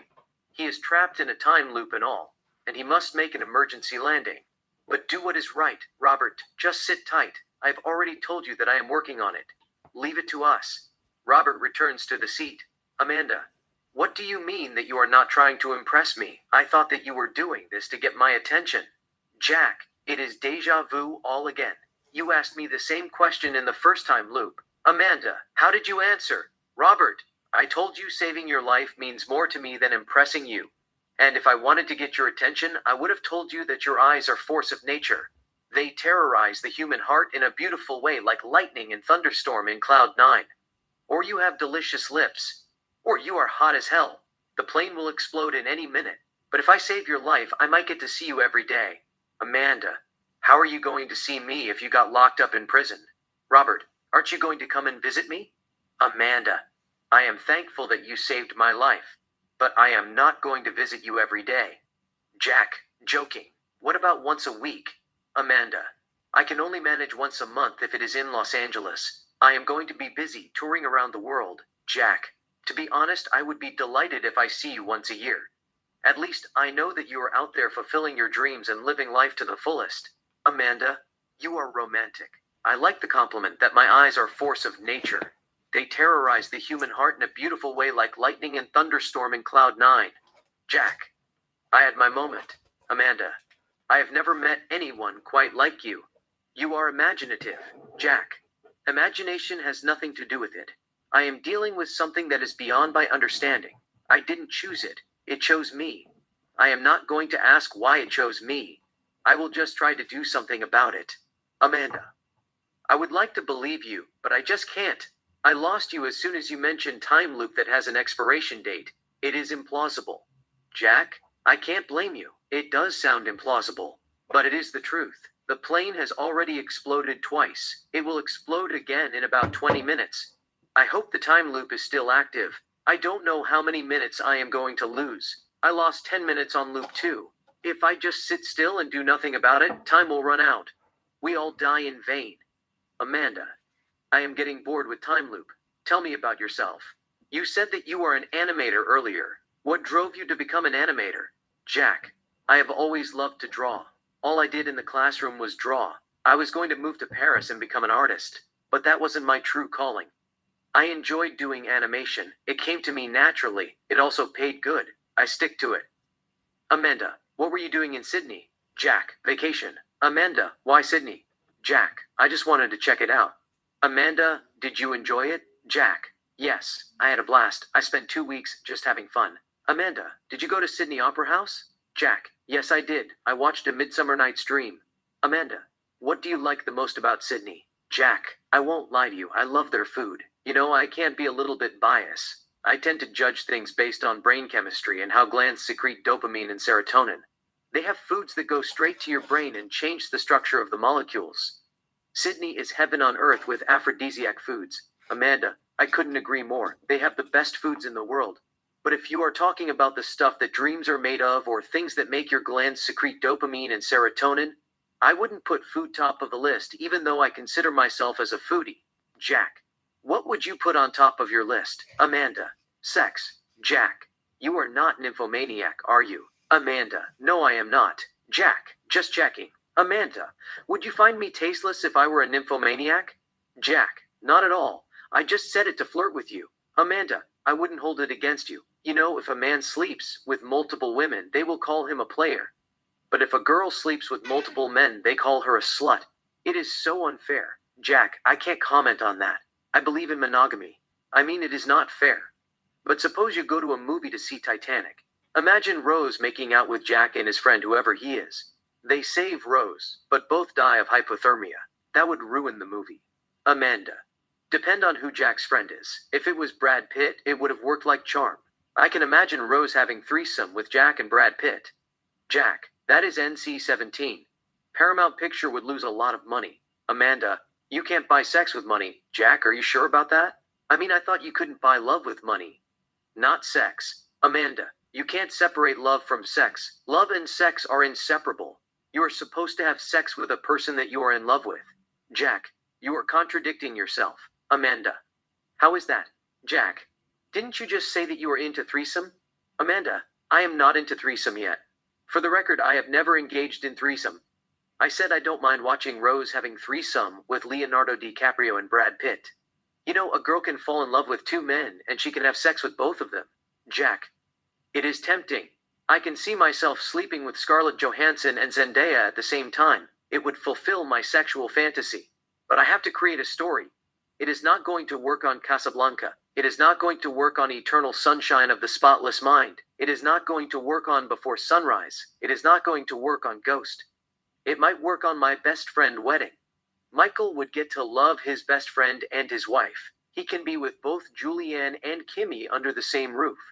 You know, he would make love to them simultaneously. They can even do it all night. They just have to change the title and rename it Threesome. But it is not going to work on The Notebook. I want you. I want all of you, forever. You and me, every day. She couldn't help smiling. Amanda, I love Notebook. It is one of my favorite movies of all time. But I didn't know you are a cinephilia. Jack, I live in Hollywood. It is tricky. You know, you are supposed to know about movies. Everybody pitches you an idea. You go anywhere. All they talk about is movies. Amanda, it is okay. There is nothing wrong with being a sucker for romantic movies. I love chick flicks myself. Jack. Anyhow, if you were mine, I wouldn't share you with anyone else. It doesn't matter if you are the only a girl in the planet or it is heaven on earth. I won't even share you with Jesus Christ or the angels in heaven that dance with mirth. I would have every ounce of you to myself. You would find out that my heart is a library. Each book that you pick, you would read the story of your life before you put the book back on the shelf. Amanda, you are a poet. Jack, I had my moment. Amanda, you are something. Jack, what about you? What were you doing in Sydney? Amanda, I was there to record a single for my album. The producer lives in Sydney. I stayed for 3 days. I have to get back to Los Angeles and complete the album. Jack, did you go to anywhere? Amanda, no, I didn't really go nowhere. I was busy recording the song. We went to a fancy restaurant to discuss about the song. I had chicken parmigiana, but nothing special. Jack, what is the name of the song? Amanda, jealous. Jack, why jealous? Amanda, I didn't write it, but it is a love song. Jealous as I'm jealous of people who get to see you every day. Since she is not with him, she envies those who get to be with him. It's about longing and obsession. Jack, that sounds spicy. What else are you working on? I mean, songs that you wrote. Amanda, I have written a couple of songs, but my favorite song is Whatever I Do at Night, I Want to Do It With You. Jack, that sounds steamy. Amanda, I haven't recorded it yet. I am still working on the chorus. You know, if you don't have chorus, you won't have a hit. Jack, I hear you. Amanda, I have to be careful. When you record a single, nobody judges you. They don't care if it is sad or happy. But when you make an album, you have to stick with one genre.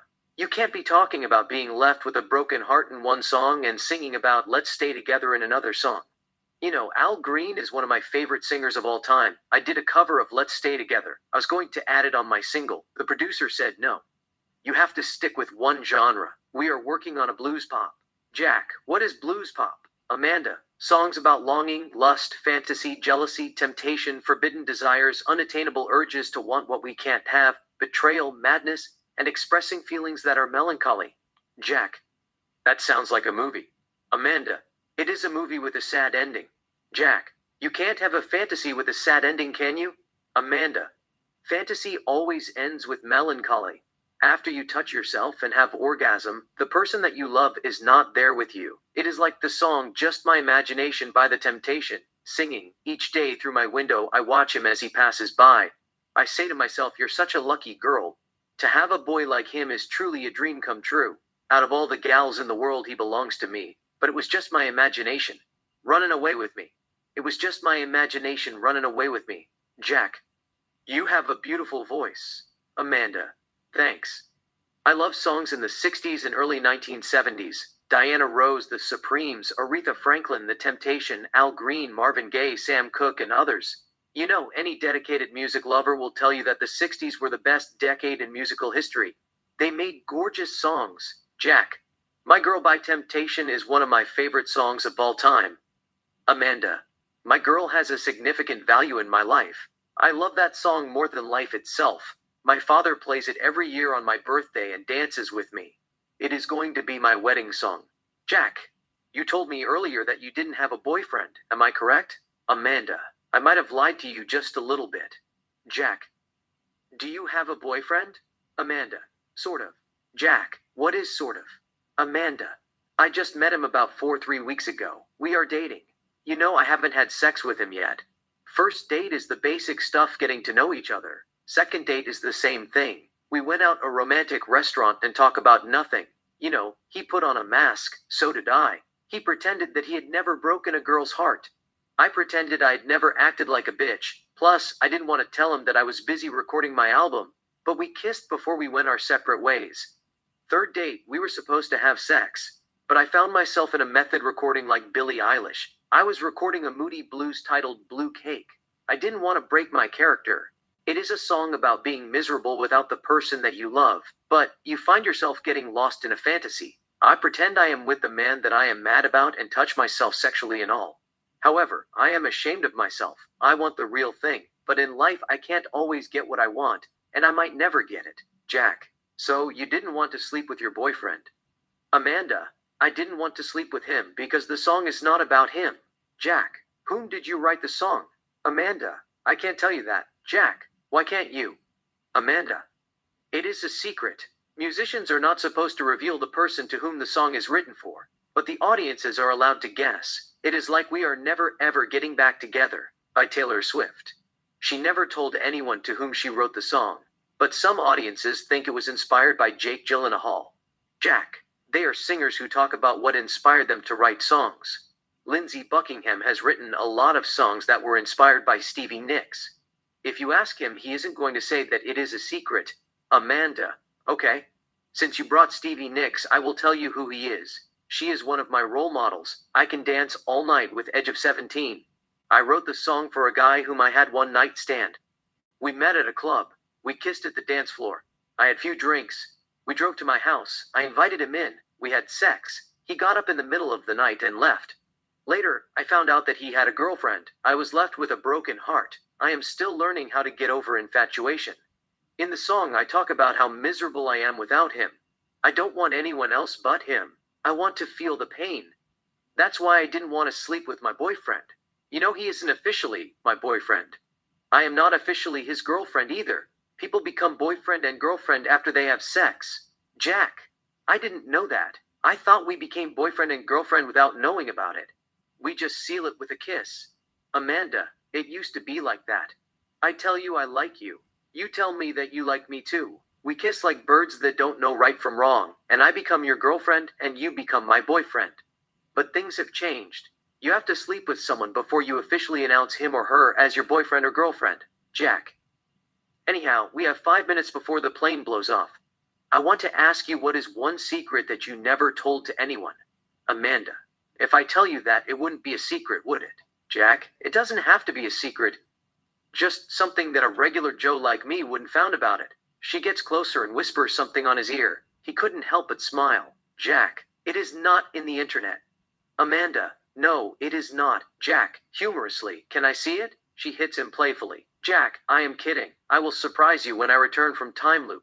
It will defiantly help me build trust with you.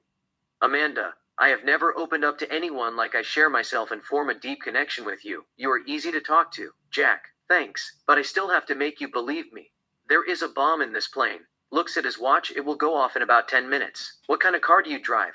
Amanda, Fiat. Jack, what color? Amanda, red. Jack, what is the number on your license plate? Amanda, 1239. Jack, I will remember it. On the soundtrack, music plays melodiously. They continue to talk without a sound. The plane explodes as the clock ticks 7:00 p.m. Exterior airplane, flying, night. We see the plane exploding from outside. Interior airplane, flying, day. Jack finds himself back in his seat. He looks at his watch. It is 5:20 p.m. Jack, fuck. Amanda, what is it?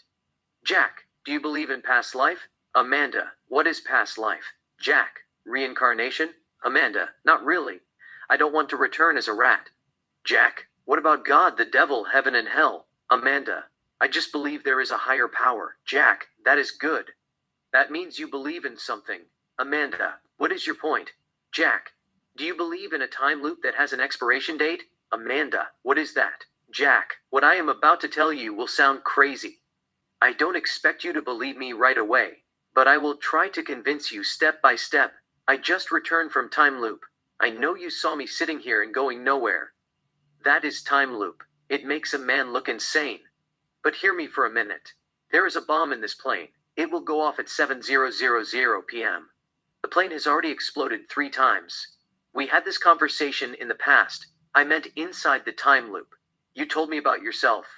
Like tattoos that you are sporting. I will get back to that in a minute. He looks at her eyes. She is feeling suspicious. She doesn't believe a single word that is coming out of his mouth. Jack continued, first, I want you to forget everything that they told you about time. It is illusion. She rolls her eyes. Jack continued, okay. What would you do if you are trapped in a time loop like Bill Murray in the Groundhog Day? Amanda, why do you want to know? Jack, I am just curious. Amanda, I will work on my songs till I get them right. I don't know. I don't have a man to win his affection or fix a broken relationship. Jack, you told me that you have a sort of boyfriend that you met about 4 or 3 weeks ago, and you had a one-night stand with a guy who inspired you to write Blue Cake. Amanda, wait a second. Are you a journalist? How do you know that? You haven't been asking people about me, have you? Jack, no, I am not a journalist. You told me yourself. You were working on the song, Blue Cake. You didn't want to sleep with your boyfriend because you got caught up in a method recording. Amanda, I have never told that to anybody. Jack, you also told me about your tattoos. You have a Playboy bunny tattoo right down by your belly with play on. You said it is a sex thing. It has 2 meanings. Someone that you love can take advantage of you, or you will play with their emotions in a coyishly way. Sometimes, you prefer to be submissive. Now and then, you want to be in charge of the game. Amanda, that is correct, but I didn't tell you that. Jack, you have a tattoo on the side of your breast, cherry blossom. You saw it on a tattoo book and fall in love with it. You said cherry blossom symbolizes love and the female mystique, beauty, strength, and sexuality. Amanda, that is impressive. I might have told to someone. They must have leaked it in the internet. Jack, it is not in the internet. You told me yourself. Amanda, when did I tell you? I just met you in the plane. Jack, okay. You got a tattoo on your chest. A poem. I have loved you till I felt like my heart was going to burst out of my chest. To be scared of being left with a broken heart like a bird that abandoned her nest. You said you are neither afraid of falling in love, nor being left with a broken heart. It is taken from one of your songs that you wrote. Amanda, that is scary. How did you know that? Jack, I will explain to you. You have a ballerina tattoo on the back of your shoulder. First, you said it is to honor your mother or your sister. Your sister is an accomplished ballerina, and your mother used to be a ballerina. You love both your mother and your sister. You can't choose between them. You then said you had the tattoo for yourself. You did ballet till you were 16. You gave everything you had from the bottom of your heart and soul. You want to celebrate the hard work that you put on. You haven't completely forgotten about it. Ballet is still a part of you. It is a part of your music. It is a part of your dance routine. Sometimes you see yourself as a ballerina. She brings out the good in you. There is a tattoo on your left arm that brings out the bad in you, Harley Quinn. You are drawn toward your dark side. You listen to her voice. You think that she is creative. She likes to dance, party, write, and sings. She can do whatever she wants. She doesn't let anybody keep her at bay. Amanda, you are a mind reader. What the fuck? You are scaring me. How did you know that? Jack, you told me yourself. Amanda, when did I tell you? Jack, just listen to me for a second. I am trapped in a time loop. There is a bomb in the plane. It has already gone off 3 times. First, it went off. I found myself back in my chair at 5:00 p.m., 2 hours before the explosion. We talked about stuff that dreams are made of. And things that is not important. I didn't know I was going to come back. The bomb went off second time. I found myself back in my chair at 5:10, 1 hour and 50 minutes before the explosion. I asked you a couple of personal questions. You told me about yourself. The plane exploded the third time. I found myself in my seat 5:20 to 1 hour and 40 minutes. Every time the plane explodes, I lose 10 minutes. If I don't do something about it, I will eventually run out of time. I have 12 chances to save the passengers. I might need your help. Amanda, you don't expect me to believe that, do you? Jack whispers something on her ear. It is the same thing that she told me earlier. Amanda, who told you that? Jack, you told me yourself. Amanda, I don't believe you. You are a stalker. Jack, no, I am not. I am trapped in a time loop. You are the one who told me. We talked about a lot of things, including songs that you wrote, how they deactivated your Instagram account and all. Amanda, you must be a journalist. You have been snooping around and asking questions about me. What do you want from me? Jack, I don't want anything from you. I am not a journalist. I just want you to believe me. There is a bomb in this plane. It will go off at 7:00 p.m. Amanda, who planted it? Jack, I haven't figured it out yet. It could be a terrorist who has beef with Americans. Amanda, how can you be so sure? I mean, what make you think there is a bomb in the plane? Jack, I have already told you. I am trapped in a time loop. I have already seen the plane exploding 3 times. We had the same conversation. Amanda, I don't believe in time loop. It doesn't exist. You are up to something. Jack, give me a couple of minutes. I will go talk to the air marshal and tell him about the bomb. Just think about it. Jack gets up and walks up to Robert. Jack, can I have a word with you privately? Robert, what is it? Jack, I can't say it here. Let's talk privately. Robert gets up. They walk to the front compartment. Jack, I know you are an air marshal. Your name is Robert. What I am about to tell you might sound crazy, but it is the truth. There is a bomb in the plane. It will go off at 7:00 p.m. You have to tell the captain that he has to make an emergency landing as soon as possible and ask the passengers to evacuate the aircraft. Robert, where is the bomb? Jack, I don't know where it is, but it is somewhere in the plane. Robert, who planted it? Jack, I don't know who planted it.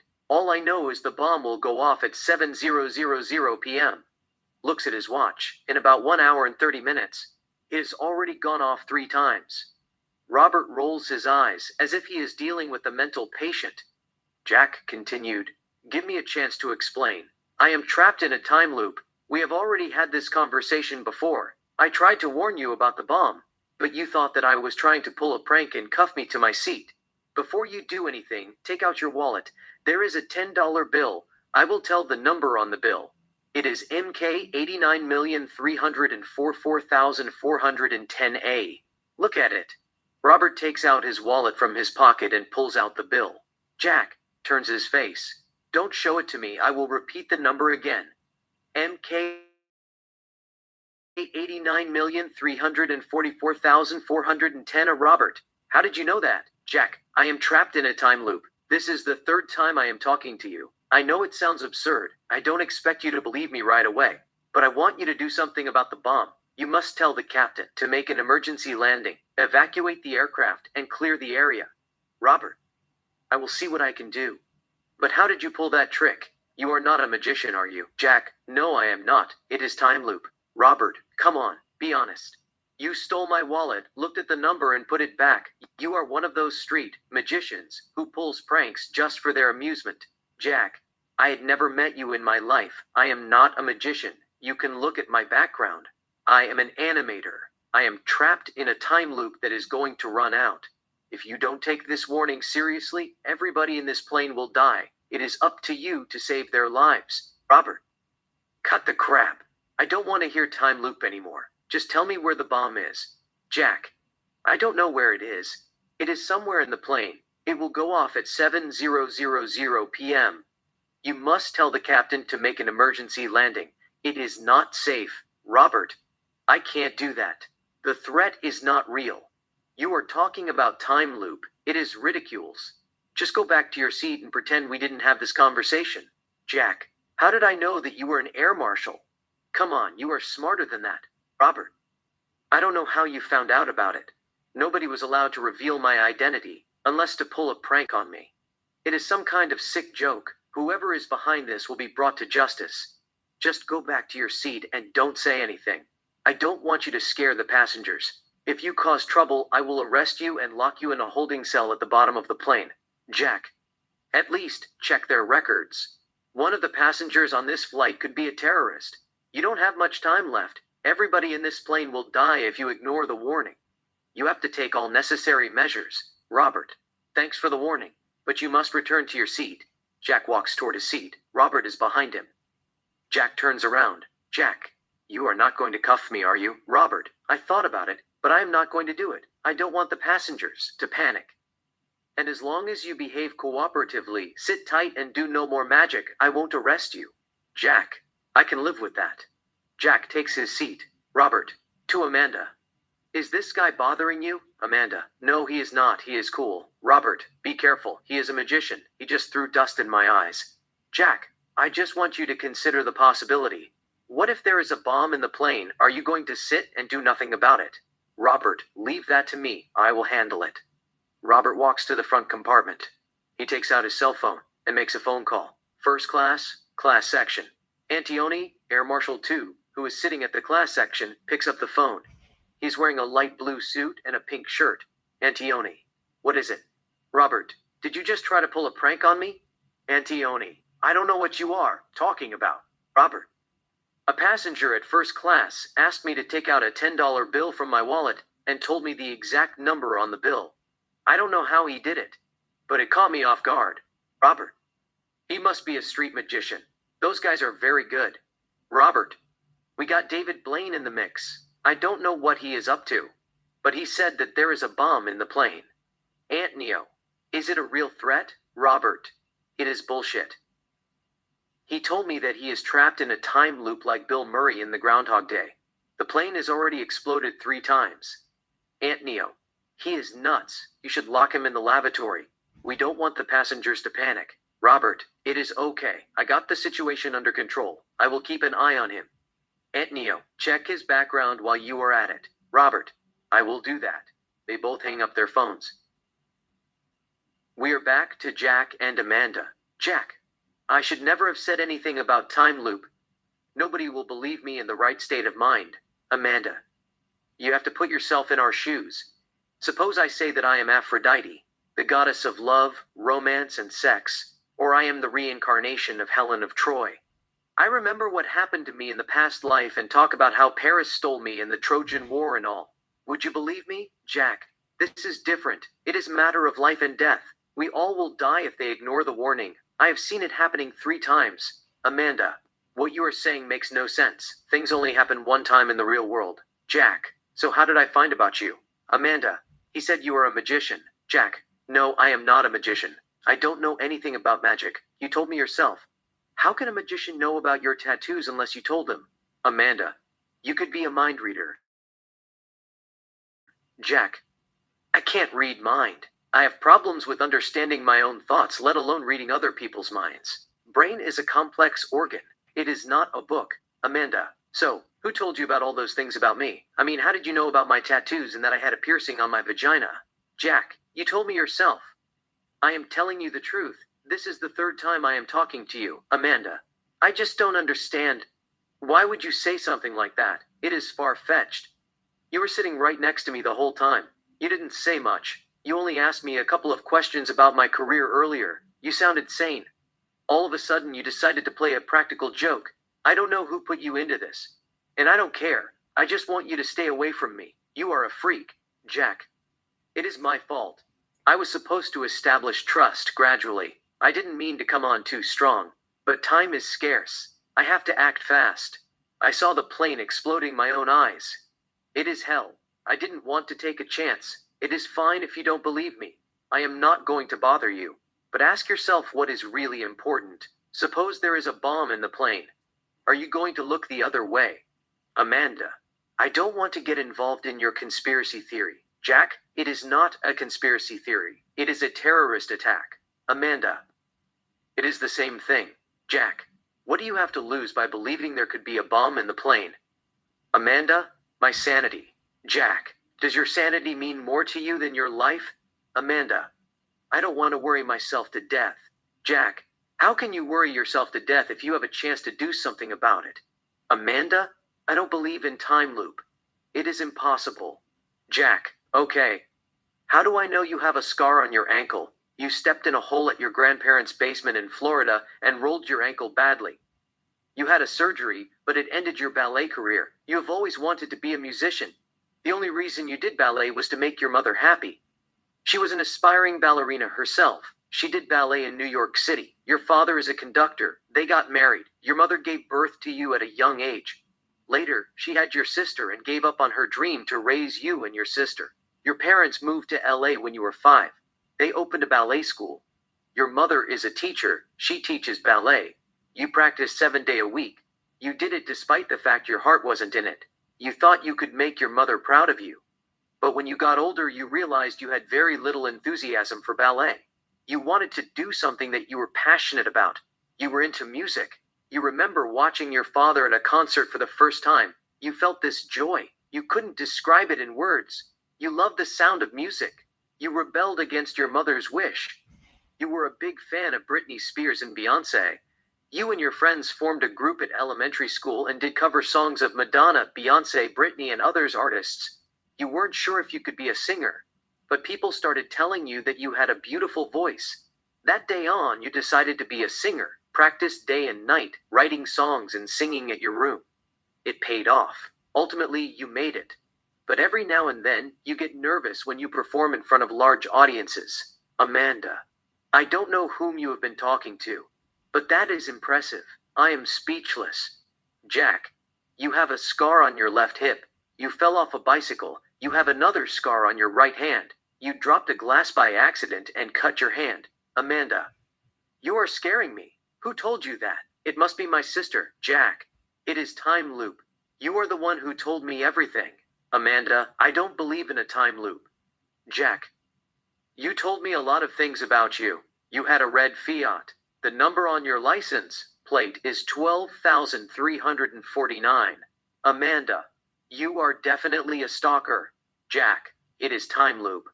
Amanda, do you know what you sound like when you talk like that? Jack, I sound like a man who has no idea what he is talking about. Amanda, you sound like a mental patient who just escaped from a madhouse. Jack, I don't blame you for thinking like that. It is not something that you accept with an open heart. It is like walking into a Buddhist temple in Tibet and try to convince the monk that Jesus is the Son of God. And those who believe in him will have eternal life. The monk doesn't know what you are talking about. He will probably think that you are crazy. I know it sounds fantastic. But at the same time, I want you to give a thought to the possibility and prepare yourself for the unexpected. Amanda, how can I prepare for something that is outrageous? Give me a break. You are not talking about religion. You are talking about time loop. 1 minute you were sane. You sounded reasonable. I saw a bright intellectual man. I even thought that you were cute and all. Suddenly you closed your eyes, opened them, and transformed into a madman. I mean, you still sound intelligent. Don't get me wrong. But what you are saying makes no sense. What bothers me is that you expect me to go along with it. But I don't want to lie to myself. I don't want to lie to you either. It is baloney. Jack, let's hold that thought. We are going to talk about time loop later. Suppose there is a bomb in the plane. It is programmed to go off at 7:00 p.m. We are talking hypothetically. What would you do? Amanda, I would do what they say. Jack, who are they? Amanda, the people who are in charge of the plane. Jack, what if they don't believe you? You are the only person in the plane who knows that there is a bomb in the plane. What are you going to do? Amanda. I will just scream the top of my lungs. I am not very good at dealing with explosive devices. Jack, we are talking about your life. Screaming the top of your lungs is going to help you. Amanda. So, what do you want me to do? I don't know anything about safety protocols. I will just tell them where the bomb is. They will disarm it. Jack. The thing is, you don't know where the bomb is. You are told it will go off at 7:00 p.m. Amanda. By whom? Jack. Someone calls you and tells there is a bomb in the plane. It will go off at 7:00 p.m. He shows you the bomb via his cell phone. Amanda. I reported to the authorities in the plane. Jack, that is a bad example. I will give you another scenario. Suppose you are trapped in a time loop. You have already witnessed the plane exploding 3 times. You know it is going to go off at 7:00 p.m. again. What would you do?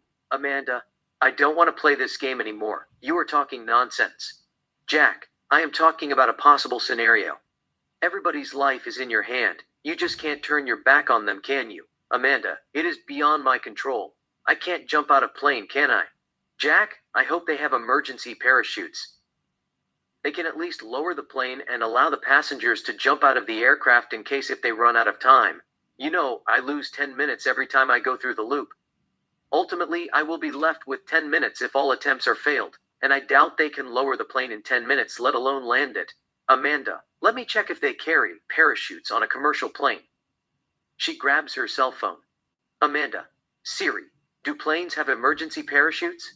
Siri, commercial airplanes do not carry parachutes for passengers because in reality they wouldn't be able to save lives. Some of the reason for this are, parachuting requires extensive training, thus making it impractical to use as an emergency safety solution.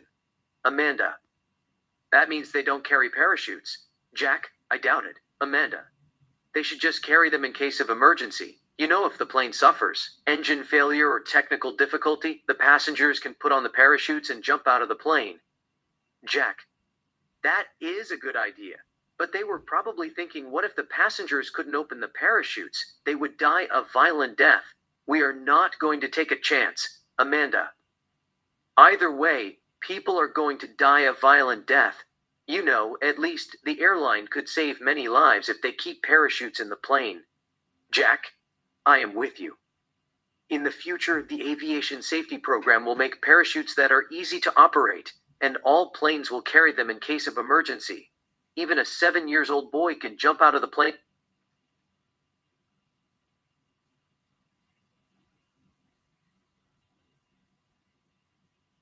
without training. Amanda, it makes no sense. You know, they are saying they can't carry them because people don't know how to use them. It is not calculus. You just pull it. Jack, you might not have to pull it. They will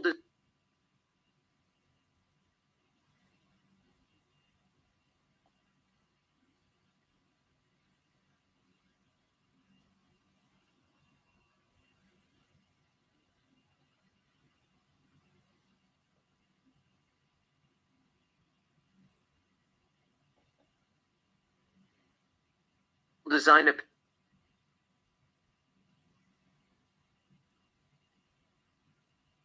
Amanda, it makes no sense. You know, they are saying they can't carry them because people don't know how to use them. It is not calculus. You just pull it. Jack, you might not have to pull it. They will design a parachute that opens with a click of a button. You know, I was going to buy a ticket to USA to Sydney. I looked at the price online. All they talked about is how I could get a cheap ticket. I was asking myself, why should I get a cheap ticket? This is my life we are talking about. There is nothing cheap about it. I don't have fear of flight or anything. But if I am flying on a plane, it has to be a popular airline, and I am going to sit in first class. It is more safe than cheap airlines. And imagine if a plane is carrying parachutes, everybody will pick that plane. Safety comes first over price. Amanda. It is true. But if there is a bomb in the plane, how is it safe? Jack. So, you believe me? There is a bomb in the plane.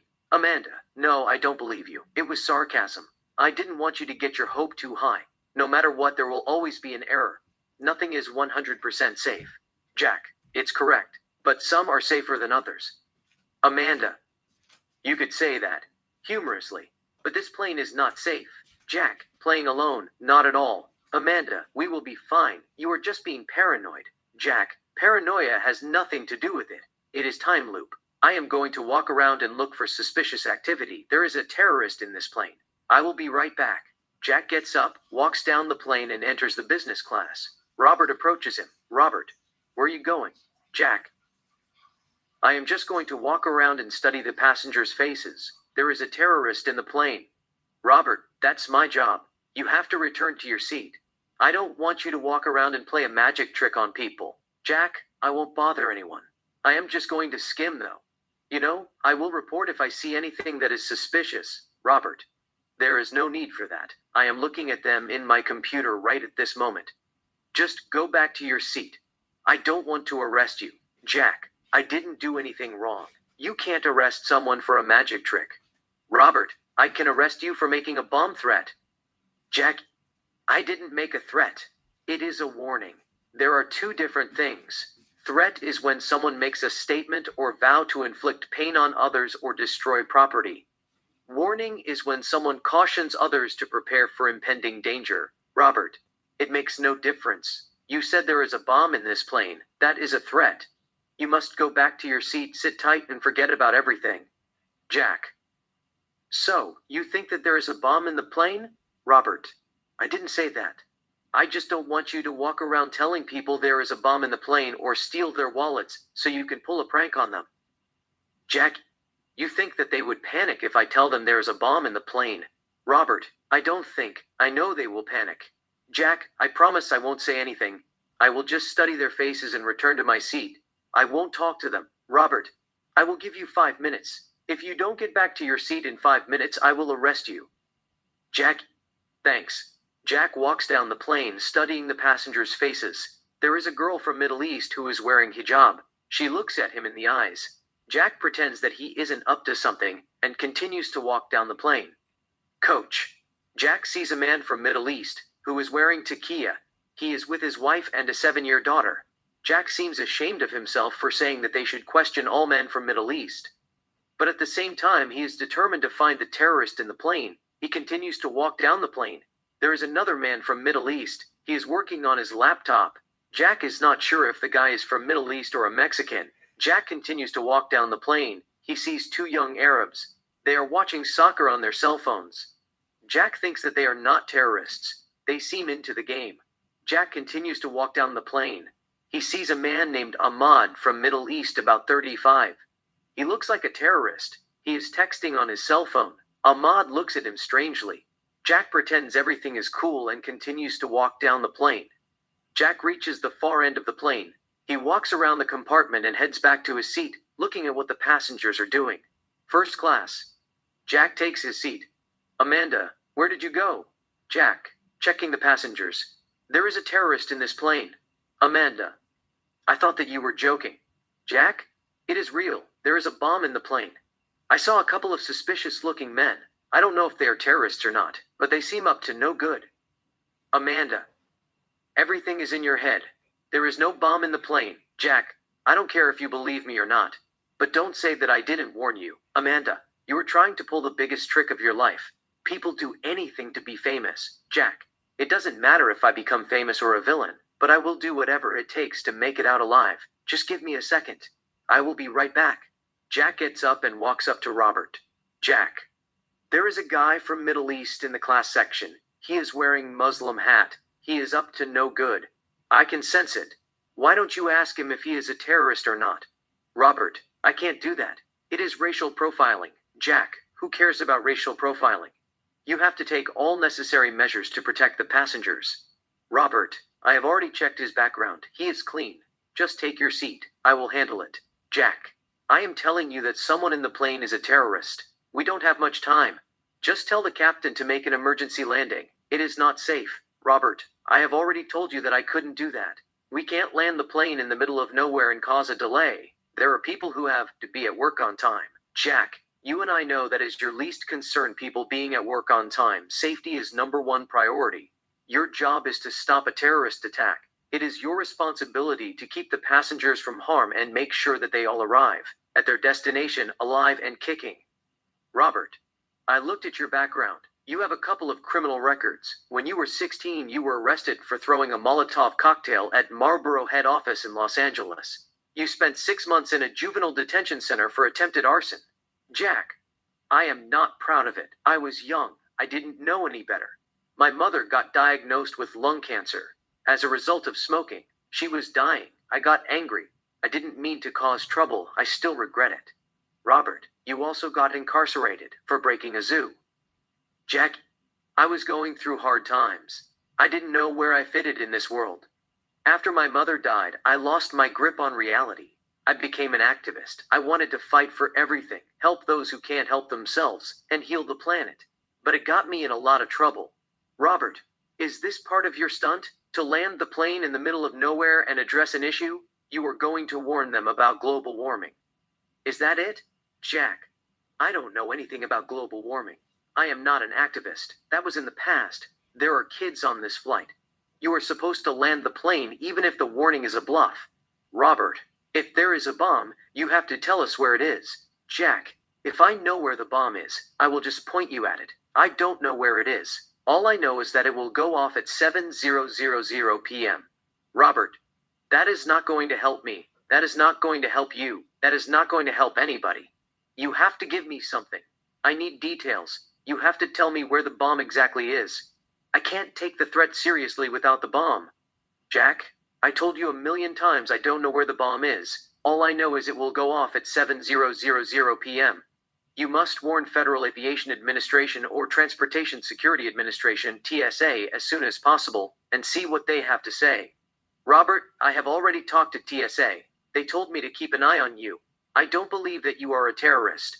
I think you are a magician or a prankster. You are trying to make the plane disappear and make it reappear. I bet you are recording everything.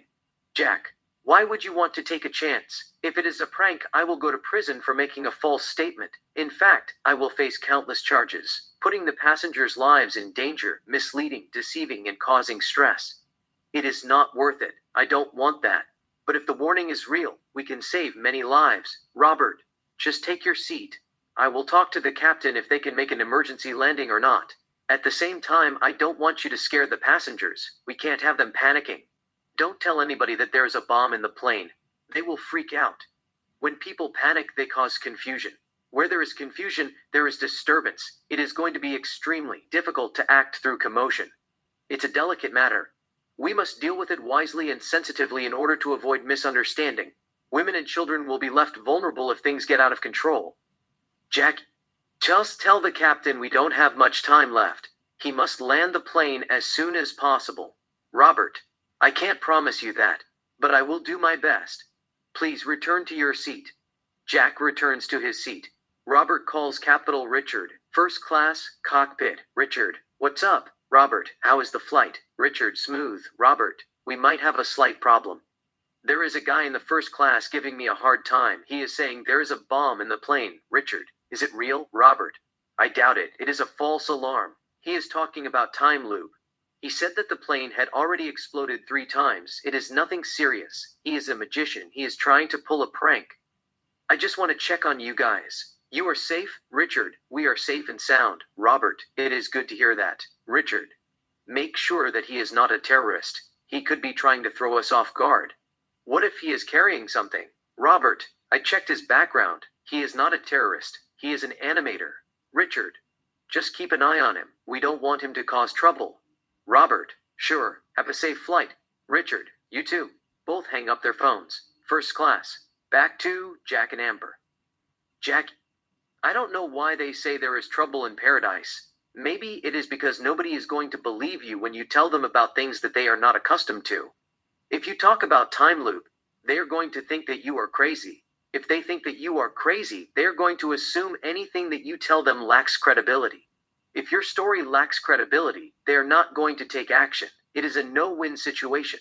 The best scenario is to forget about time loop, assume there is a bomb in the plane, and make an emergency landing. Amanda, I still don't understand how you found about all those things about me. You know about my tattoos. You know about my scars. You know about the ring on my vagina. Who told you? Jack, you told me yourself. It is time loop. Amanda, whatever. Jack, okay. If you don't believe me, tell me something that you have never told to anybody. It doesn't have to be a secret, it could be anything that left a lasting impression on you. Amanda, I will just tell you a secret that I didn't tell to anybody. But you have to promise me that you are not going to tell a soul.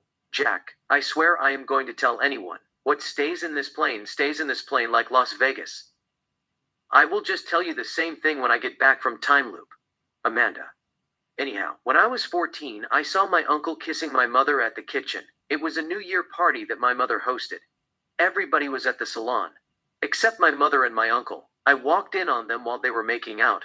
My mother pretended to push him off, as if he was a fool or something, and warned him to stay away from her. I don't know if she had an affair with him or not, but I didn't tell anyone about it. My mother and my father are still together. They are sort of happily married. My uncle is a womanizer. There is something about him. Women can't resist him.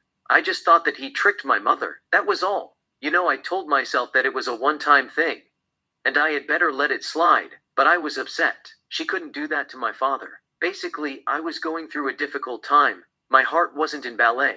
I was into music, and I wanted to pursue my dream. That gave me the strength to stand up to my mother. I took advantage of the opportunity. Of course, I didn't quit ballet right away. I still went out and practiced. I gave everything I got to please my mother. But deep down in my heart, it was not what I wanted. And when you do something that you are not interested, you become prone to injuries. I suffered a lot of setbacks. I finally quit ballet and pursued music full-time at age 16. It got me where I am now in life. Jack, you have quit interesting life. But I want to know that you didn't tell anybody about your mother and your uncle but me. Amanda, you are the only person I told, but you have to promise me that you are not going to post it online. Jack, why would I betray your trust? It is not my style. Amanda, what is your style? Jack, cool, calm, and collective and trustworthy. Amanda, I don't know about trustworthy, but you are quite resourceful. You know a lot of things about me. Jack, is there a song or lyrics that you thought about but haven't recorded yet? Amanda, I have a couple of songs in my computer that I wrote and haven't recorded. Jack, if it is in your computer, it doesn't count. You will probably think that I hacked your computer. Amanda, I still think you hacked my computer and go through my emails and personal files. Jack, that is why it has to be something that is not in your computer. It must be something that you kept in your heart. Amanda, I don't keep anything in my heart. Whenever a song come to my head, I write it down.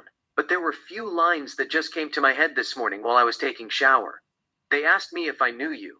I told them I don't believe I've had the pleasure, but I want you to make love to me, as if you are looking for a treasure. I know I am dreaming. My heart is screaming. I hope I am not under a curse. Why don't you make me feel the luckiest girl in the universe? When I think about you, my heart beats like a drum. I want you to kiss me till I am numb. Jack, that is scandalous, but you have to repeat it one more time.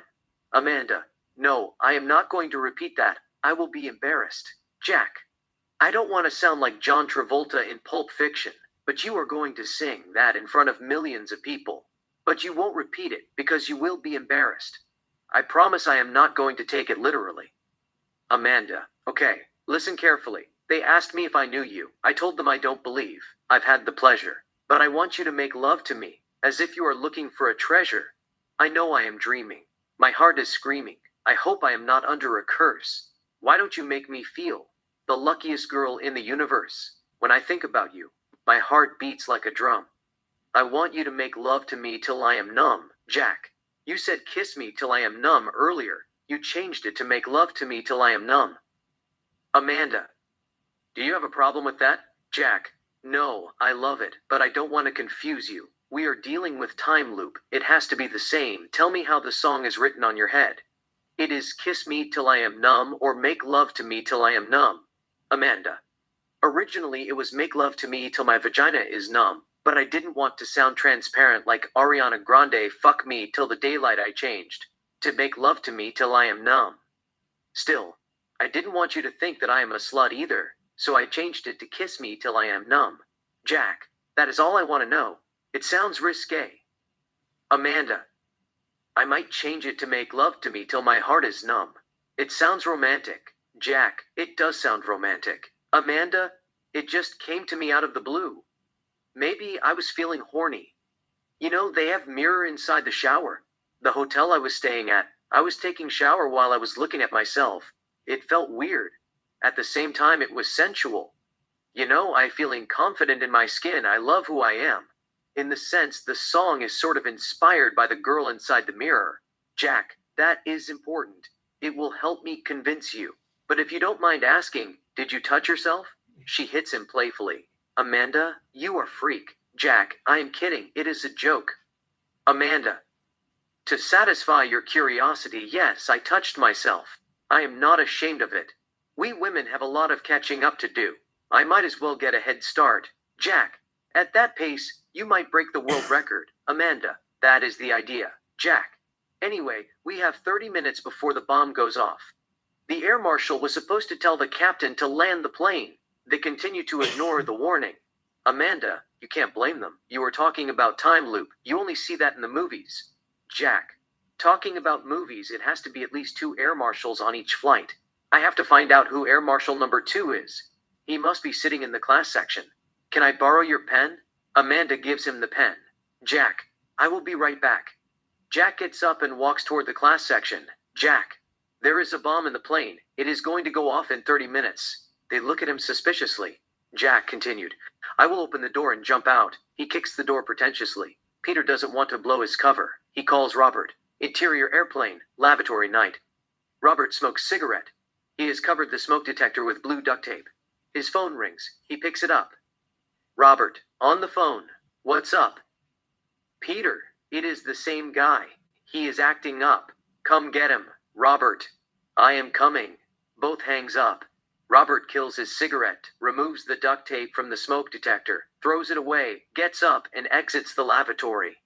Interior airplane, night. Robert heads toward the coach. Jack continues to kick the door. Jack, there is a bomb in the plane. I want to know who planted it. Jack looks at a female passenger who is sitting nearby, pulls her, grabs her hair, and points the pen on her throat. Jack, maybe you planted it. Robert takes out his gun and points at him. Robert, let her go. Jack, there is a bomb in the plane. It will go off at 7:00 p.m. I want you to tell the captain that he must make an emergency landing as soon as possible and let us out. Or I will kill this bitch. Robert, there is no need for that. I got everything under control. Just let her go. Jack, loudly. Everybody listens to me. There is a bomb in the plane. Keep an eye on the person who is sitting next to you. One of the passengers on this flight is a terrorist. Don't trust anybody. Peter comes behind Jack, grabs his hand, twists his arm, takes the pen, and cuffs him. The passengers are confused. They want to know what he is going on. Robert escorts Jack to his seat. Jack, screaming. There is a bomb in the plane. If you have to search their bags, do so. The person who is sitting next to you could be a terrorist. Don't take any change. Ask them questions. Find out who they are. You don't have much time. Demand the captain to make an emergency landing. It is not safe. A man stands up. Man, what is he talking about? Robert, don't listen to him. He is a sick man. There is no bomb in the plane. We got everything under control. Jack, he is lying to you. I warned them a while ago. But they ignored the warning. They don't care about the safety of the passengers. Someone has planted a bomb in the plane. They must make an emergency landing and let us out. Robert, just pay no attention to him. Robert brings Jack to his seat. Robert, miss, I want you to change seat. Grab your stuff and sit at the front. Amanda grabs her stuff. Amanda, I will see you around. Pleased to meet you. Jack, the pleasure is mine. Amanda walks away.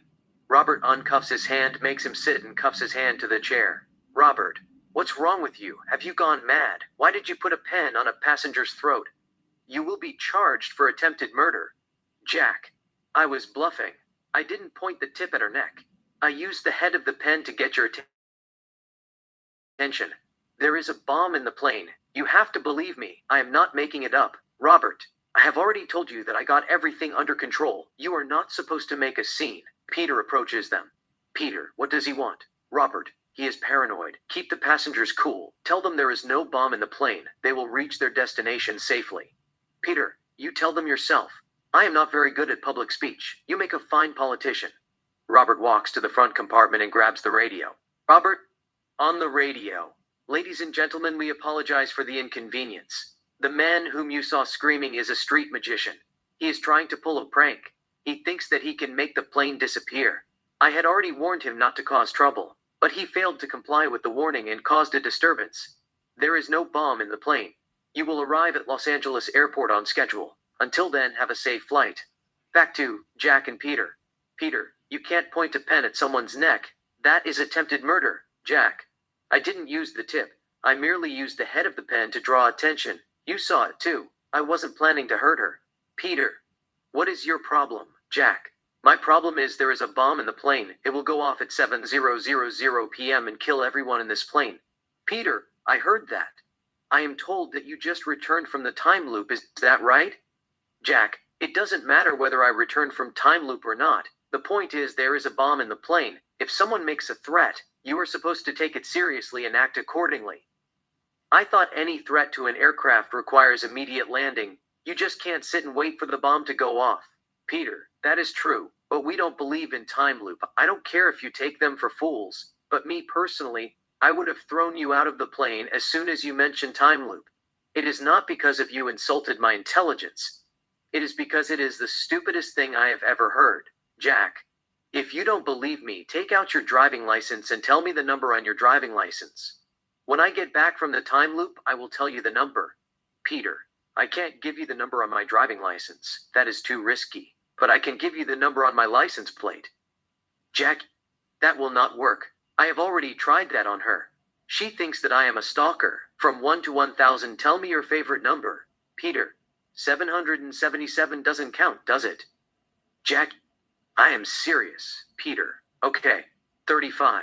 I wore 35 when I played baseball at a little league. Jack, that is good.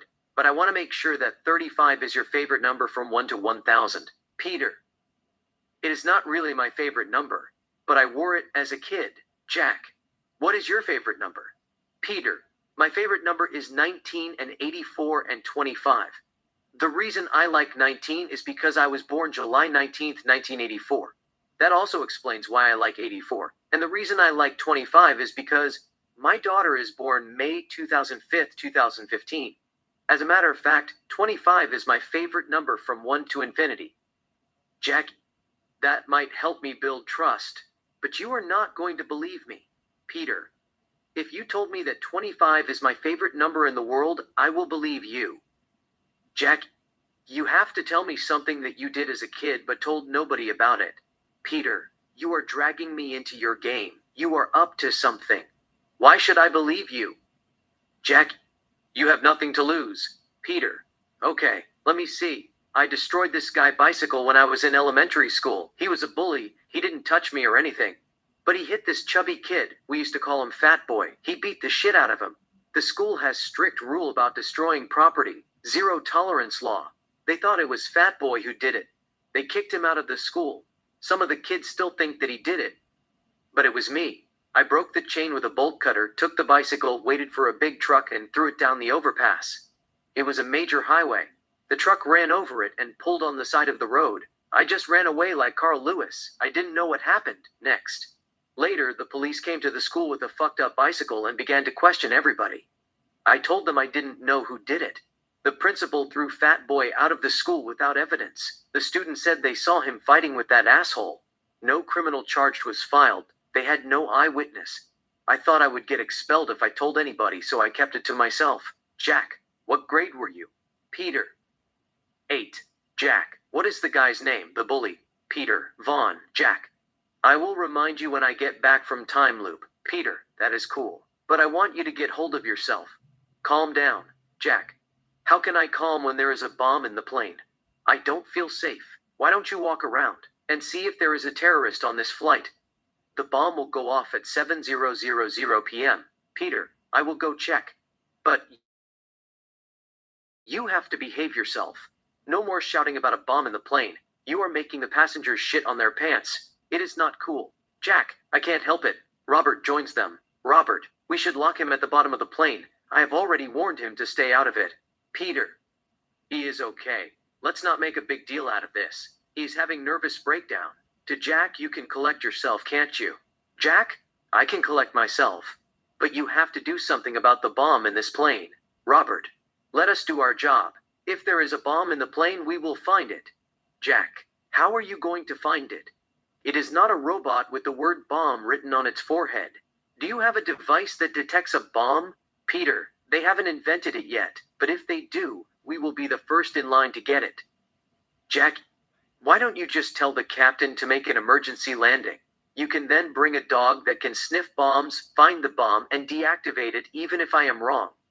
Regardless, the bomb will go off at 7:00 p.m. And everybody in this plane will die if you don't take action as soon as possible. Robert, I've already talked to the captain. He said that you are a deranged person. Your story makes no sense. It is bullshit. He wouldn't fall for time loop. Jack, why would you want to take a chance? It doesn't matter whether it is a time loop or not. If someone warns you that there is a bomb in the plane, you have to land the plane as soon as possible. That is the protocol. What if I put the bomb myself? Are you going to dismiss the threat? Peter, did you bring a bomb with you? Jack, yes I did. It is going to go off at 7:00 a.m. Peter, where is it?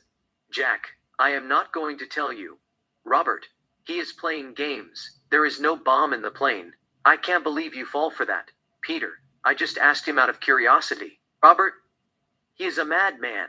He pointed a pen on a passenger's throat. To Jack, what are you going to tell the judge? I was going to hijack a plane with a pen, but I got caught, or I saw the ghost of Medusa and freaked out. Peter, he definitely saw the ghost of Medusa and freaked out.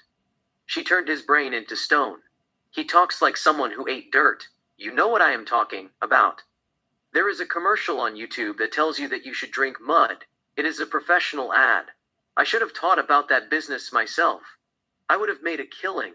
There's a lot of mud in my backyard. At least I wouldn't have to get in a plane and hear about bomb and time loop in the same sentence. Robert, did you try the mud? I bet it tastes like cappuccino. They share a small laughter. Peter, they said it is good for your immune system. Robert, my immune system will be fine without mud. The last thing I want to drink is mud even if I have autoimmune disease. Peter, I hear you, man. When you fart, seismologists are going to alert people for earthquake. They share more laughter. Robert, it is going to be loud as hell. Peter, anyhow, let's cut him some slack. He might have fear of flying. He just wants to get out of this plane. Jack, I don't have fear of flying. I am telling you the truth. Peter, you don't know when aerophobia hits you. It happens out of the blue. 1 minute you are sitting and enjoying your flight. Then turbulence shakes the plane. The experience kickstarts your aerophobia. Once it hits you, you want to jump out of the plane. You can't shake it off. It will completely throw you off. You will say anything to get out of the plane. Jack, the plane didn't hit turbulence. Robert, yes, it did earlier. Jack, it doesn't matter. I have experienced a lot of turbulences in my life. I don't have aerophobia. Peter, they all say the same thing. They deny it. There is no such thing as aerophobia. It is a cock and bull story. They won't accept no from anyone as long as they are in the air. All they care about is getting out of the plane. Robert, they make up all kinds of stories, like saying there is a bomb in the plane. You have to tell the captain to make an emergency landing, or open the door. We can fly like an eagle. You have to let us jump out of the plane and all. Peter, we don't blame you. We blame the disease. This is not the first time happens in this plane. Aerophobia is a bitch. This girl was crying for 7 hours straight. She didn't know that she had aerophobia before she boarded the plane. It just happened out of the blue like hurricane in Louisiana. But luckily, it is not life-threatening. You will get over it. Jack looks at his watch. It is 6:45 p.m. Jack, we only have 15 minutes. Just look around if anybody is acting suspicious. It is too late to land the plane. Robert, just sit tight. We will handle it. Robert and Peter walk to the compartment. Peter, what if he is telling the truth? Robert, you mean time loop? Peter, what if there is a bomb in the plane? He must have seen something. Should we take the threat seriously or give him the brush off? Robert, what do you suggest? Peter, I think he is insane. They should lock him in a mental institution. They share a small laughter. Robert, he is trying to pull a fast one on us. But at the same time, you can't rule out science fiction nowadays. Anything is possible. Peter, anything is possible apart from time loop. I don't believe in Bigfoot either. Robert, I try to stay away from Bigfoot as far as I can whether he exists or not. Peter, You can stay away from Bigfoot, but you can't stay away from Time Loop. He said he will be back. We should terminate his ass like Arnold Schwarzenegger. Robert. I still can't believe how he pulled that trick. He made a fool of me. He told me the exact number on my $10 bill. Peter, he is up to something. Keep an eye on him. Peter walks toward his seat. Robert calls the captain. Interior airplane, first class cockpit, night. Richard, what's up? Robert, we might have a situation. Interior airplane, night. Back to Jack. He looks at his watch. It is 6:50 p.m. His watch moves super fast forward. It slows down when it reaches 6:59:50. Everything moves in slow motion. Some of the passengers have already forgotten about the warning. They continue to enjoy the flight. Kids can be seen playing video games and all. Robert looks at his watch out of curiosity. The time ticks 7:00 p.m. Next airplane, night. The plane explodes in the air. Int. Airplane flying, day. Jack finds himself back in his seat. He looks at his watch. It is 5:30 p.m. Amanda. Hi, Jack. Hi, Amanda, are you okay? Jack, I'm fine. I will be back. Jack gets up and walks down the plane, studying the passengers' faces. He sees a couple of guys from Middle East. Some of them are wearing traditional Muslim clothing. Jack thinks they are up to no good. Jack reaches the far end of the plane. He walks around the compartment and walks toward his seat, looking at what the passengers are doing. Jack takes his seat. Jack, do you believe in time loop? Amanda. What is time loop? Jack. I will explain that to you later, but I must tell you this before I forget it. They asked me if I knew you. I told them I don't believe I've had the pleasure. I want you to make love to me, as if you are looking for a treasure. I know I am dreaming. My heart is screaming. I hope I am not under a curse. Why don't you make me feel the luckiest girl in the universe? When I think about you, my heart beats like a drum. I want you to make love to me till my heart is numb. She is speechless. Amanda. Who are you? Are you a mind reader? Jack, I am not a mind reader. It is time loop. You told me yourself. Amanda, what are you talking about? Jack, I am trapped in a time loop. There is a bomb in the plane. It has already exploded 4 times. Amanda, that makes no sense. How is that possible? Jack, I don't have the answer to that question. I can tell you a lot of things about you. Things that you told me, like the tattoos on your body and scars that you have, but I must warn them about the bomb in the plane. Amanda, I don't get it. Jack, you saw your uncle making out with your mother at the kitchen when you were 14. It was at New Year party. You walked in on them, but your mother played it cool. She pushed him and told him to stay away from her. But you didn't tell a soul. Your mother and father are happily married. Your uncle is a womanizer. You thought that he seduced your mother. You told yourself she rebuffed his advancement. It was a one-time thing. You forgave her. But you were upset. How could she do that to your father? Meanwhile, it could be a blessing in disguise. Your heart wasn't in ballet. You wanted to purse music. Your mother was the only person who was standing in your way. That gave you the courage to stand up to her. Eventually, you got your wish. You quit ballet and pursed music full-time at age 16. Amanda, you are definitely a mind reader. I don't believe what I am hearing. You are scaring me. Jack, I am not going to tell you everything at once. You will freak out. Amanda, I am freaking out. This is too much. How did you do it? Jack, it is time loop. You are the one who told me. I will explain it to you later. There is a bomb in the plane. Let me talk to the air marshal. I will be right back. Gets up, by the way, make love to me till my vagina is numb sounds extreme. But it is risque. Amanda couldn't help smiling, but she is still confused. She doesn't know how he knew that. Jack walks up to Robert. Jack, referring to the passenger who is sitting next to Robert, can you tell her to seat over there? Robert, why should I do that? Jack, it is because you are an air marshal. I want to have a word with you. Robert, we could talk in the compartment. Jack, I prefer to sit. Just tell her to move her fat ass over there. It is important. Robert gets up in a blink of an eye. Robert, why are you acting rude? Just go back to your seat. Jack, be cool. Let's not get carried away. I was just testing you. Your partner is sitting in the class section. I forget his name. He is wearing a pink shirt and a light blue suit. He looked like he walked away from a wedding ceremony and entered the aircraft with a bad taste in his mouth. You know what I am saying. He was the best man. And the groom was marrying a girl that he had a crush on. He just couldn't take it. Robert, why do you want? Jack, I want a lot of things. In fact, I want Sunday before I die. But that can wait. I am going to drop the B word. There is a bomb in the plane. It will go off at 7:00 p.m. That being said, I want the government of the US to wire me $55 million in my bank account. Peace. Robert. The government of the US don't negotiate with terrorists. Jack, that is a lie. They want you to think that they don't negotiate with terrorists. But if you lower the price, they will be glad to do business with you. I will take $50 million.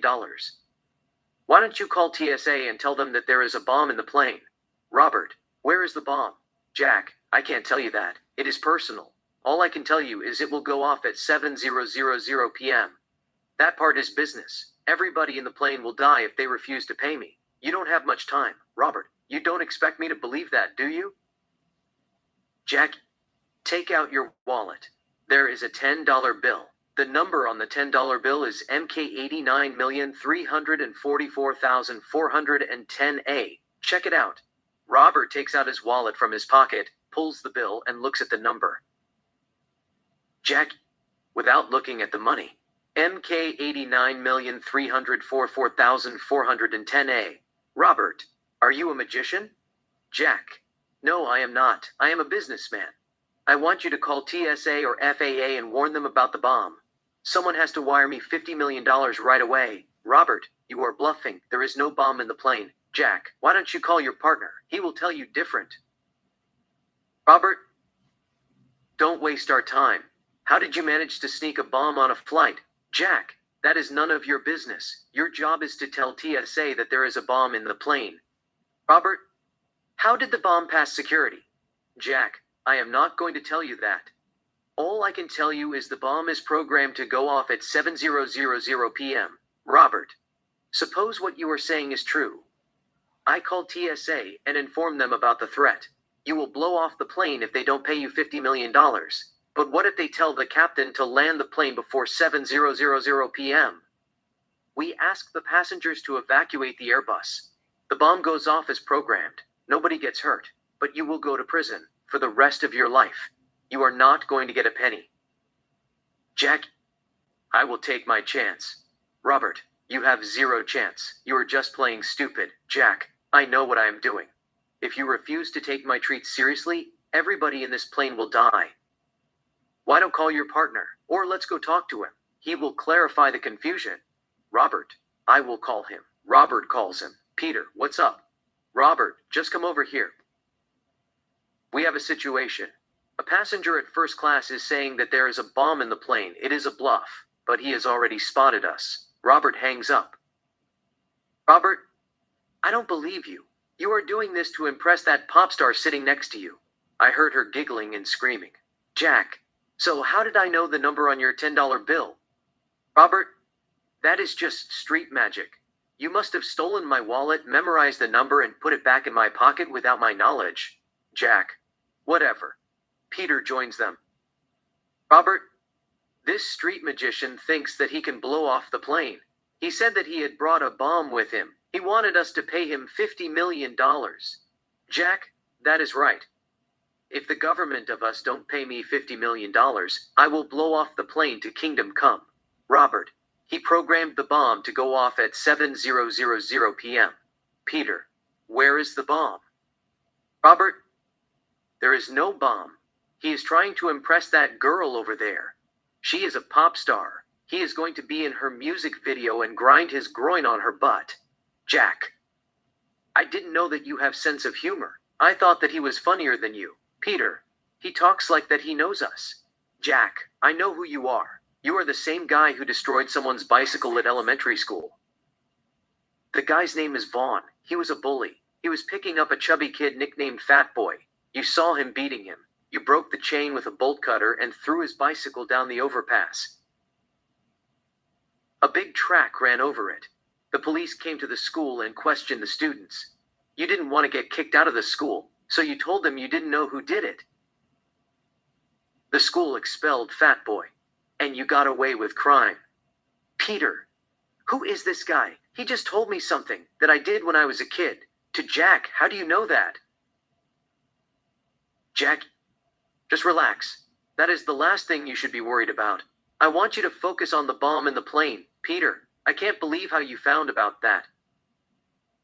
I have never told a soul. Jack, it doesn't matter how I know it. The threat is real. If you don't contact TSA and tell them about the bomb, everybody in this plane will die. Peter, you have to tell us where the bomb is. Jack, I have already told him I couldn't do that for sentimental reason. Peter, what sentimental reason? Jack, I don't want anyone to touch my baby. Peter, you were joking. Jack, pick a number from 1 to infinity. Peter, why is that? Jack, just pick your favorite number. I will give you 10 seconds. He gives him 10 seconds. Jack, it is not 35 even though you wore 35 when you play in a Little League. It is not 19 or 84 despite the fact that you were born July 19th, 1984. It is 25. Your daughter was born May 25th, 2015.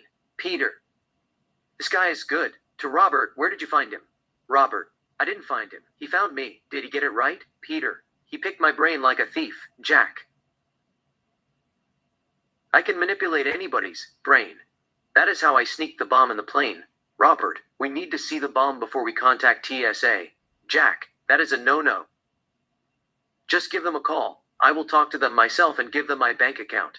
Robert, let me talk to the captain first. He is in charge of the plane. Robert walks toward the front compartment and calls Richard.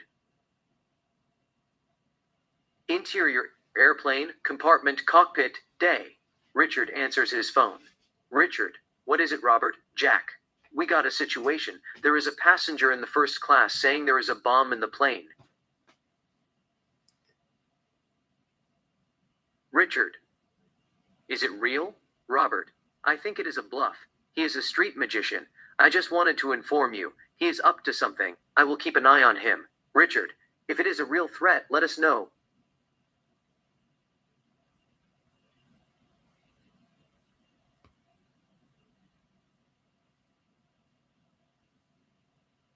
I will keep an eye on him. He is up to something. I will keep an eye on him. Richard, if it is a real threat, let us know. We don't want to take a chance. Robert, he wanted us to pay him $50 million. He is playing games. There are several flaws in his story. He said the bomb is programmed to go off at 7:00 p.m. I asked him, what if we land the plane before the bomb goes off and arrest him? He didn't have the answer to that question. Richard, where is the bomb? Robert, he said he wouldn't tell us. Probably there is no bomb. He is trying to pull a prank. I will check his background. Richard, make sure he causes no trouble. We don't want the passengers to panic. Robert, I got everything under control. How are you guys doing there? Richard, we are fine. Keep me update. Robert, sure. Have a safe flight. Richard, you too. Both hang up the phone. Robert turns his focus on flying. Jeremy, what is it? Robert just informed me that a street magician is trying to blow off the plane. He is saying there is a bomb in the plane. He wanted the government to pay him $50 million. Jeremy, is the threat real? Robert, no. It is a false alarm. The guy is nuts. He said that he programmed the bomb to go off at 7:00 p.m. Why did he tell us that? He is giving us plenty of time to prepare for the threat. If he was a terrorist, he would just wait 20 or 15 minutes before the bomb goes off and make a demand. Airplane, first class, day.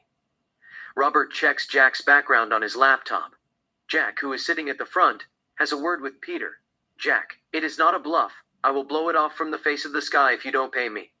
Peter, the government of the United States doesn't negotiate with terrorists. Jack, I want to speak to the person who is in charge of this flight. Peter, I am in charge of this flight. Jack, I want to speak to the head of TSA. Peter, joking. He is not available. He is on vacation. He said not to bother him unless it is matter of life and death. Jack, forget about life. It is a matter of death. I must speak to him now. There is a bomb in this plane. Peter, where is it? I want to see it. Jack, it is in the cargo hold. Peter, can you show me? Jack, how do we get in the cargo hold? Peter, I will lead you there. Jack, let's do it.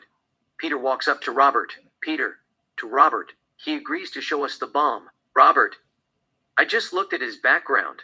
He was charged for destruction of property and attempted arson, throwing a Molotov cocktail at Marlboro head office in Los Angeles when he was 16. He served 6 months at juvenile detention center. Later, he was arrested for breaking a zoo in Minnesota and stealing wild animals, 4 wolves, and setting them free in the wild. He was sentenced 1 year in prison and $45,000 fine, but served 3 months and got released on parole. He worked at Warner Bros. Studio as an animator. Peter. He is a troublemaker. Robert. He certainly is. Peter. He said the bomb is in the cargo hold. Let's take him there. Robert approaches Jack. Robert, get up. Jack gets up. Robert. Where is the bomb? Jack. It is in the cargo hold. Robert. Show us. Robert walks toward the front of the plane. Jack follows him. Peter is behind them. Robert. To Peter. Go with him. I will keep an eye on the passengers. Peter opens the trap door, takes a staircase, and gets down. So does Jack. Jack and Peter walk toward the cargo hold.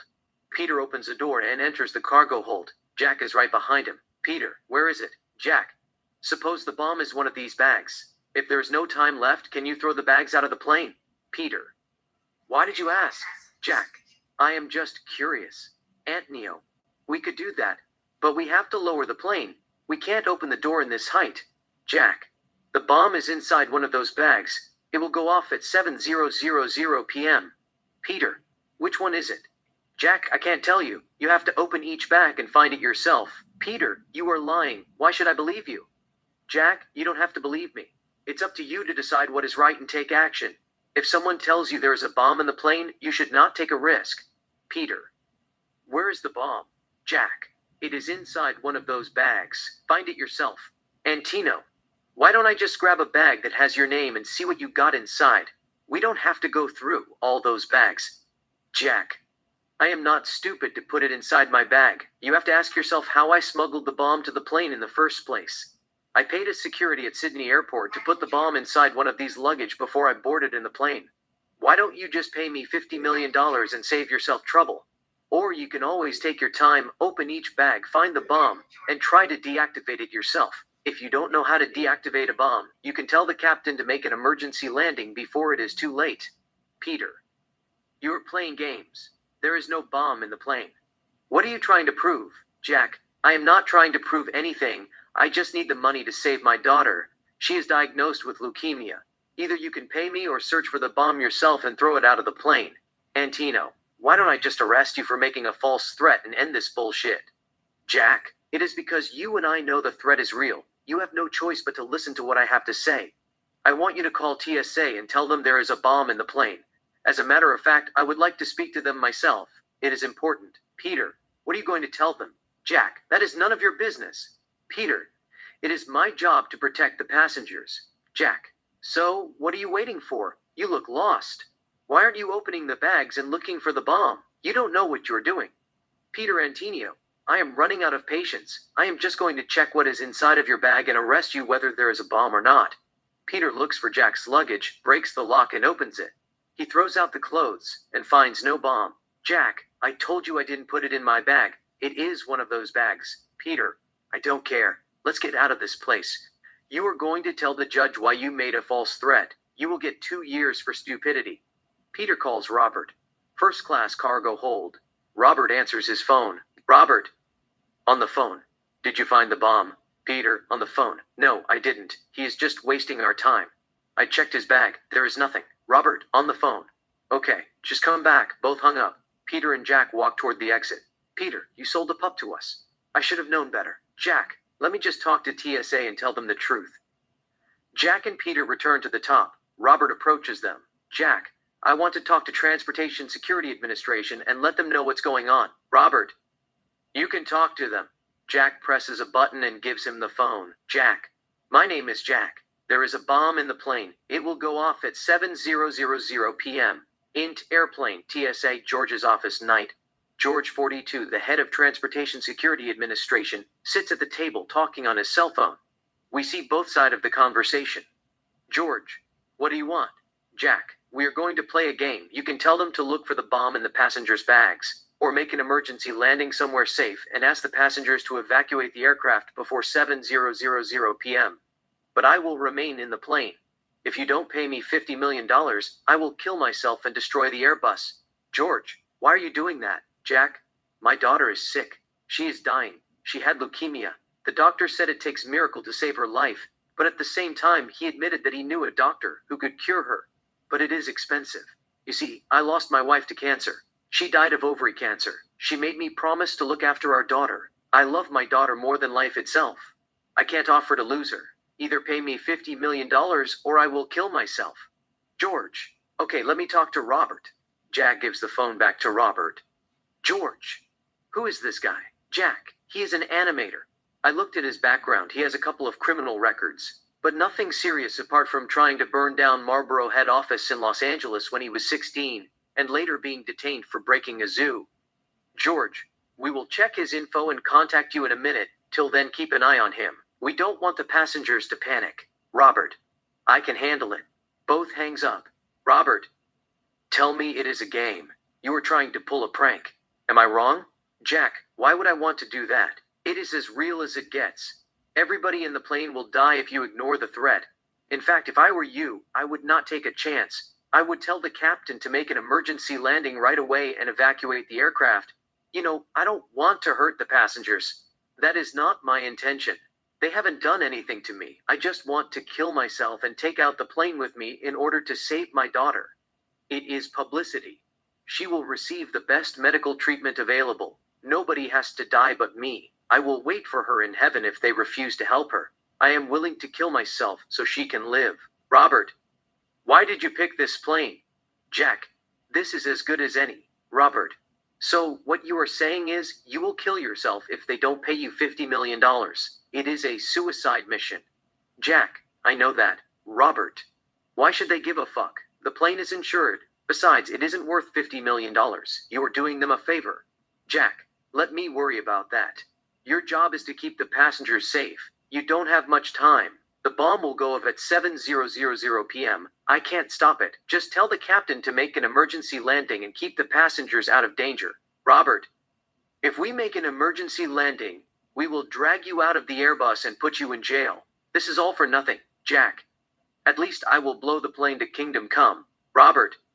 How are you going to help your daughter while you are locked up in prison?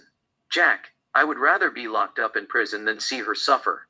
Robert, it makes no sense. You are a coward. A real father will stand by his daughter till the end. Jack, it is easier said than done. You probably don't have children. Robert, I have 2 children. A boy and girl. Jack. How old are they? Robert, my son is 8. My daughter is 14. Jack. When was your daughter born? Mine was born August 10th, 2017. She is Leo. Her name is Emily. Robert. My daughter was born October 19. She is Scorpio. Jack. What is her name? Robert. Anna. Jack. What about your son? When was he born? Let me guess, he is Sagittarius. Robert. He was born November 29. He is Aquarius. Jack. What is his name? Robert. Kevin. Jack.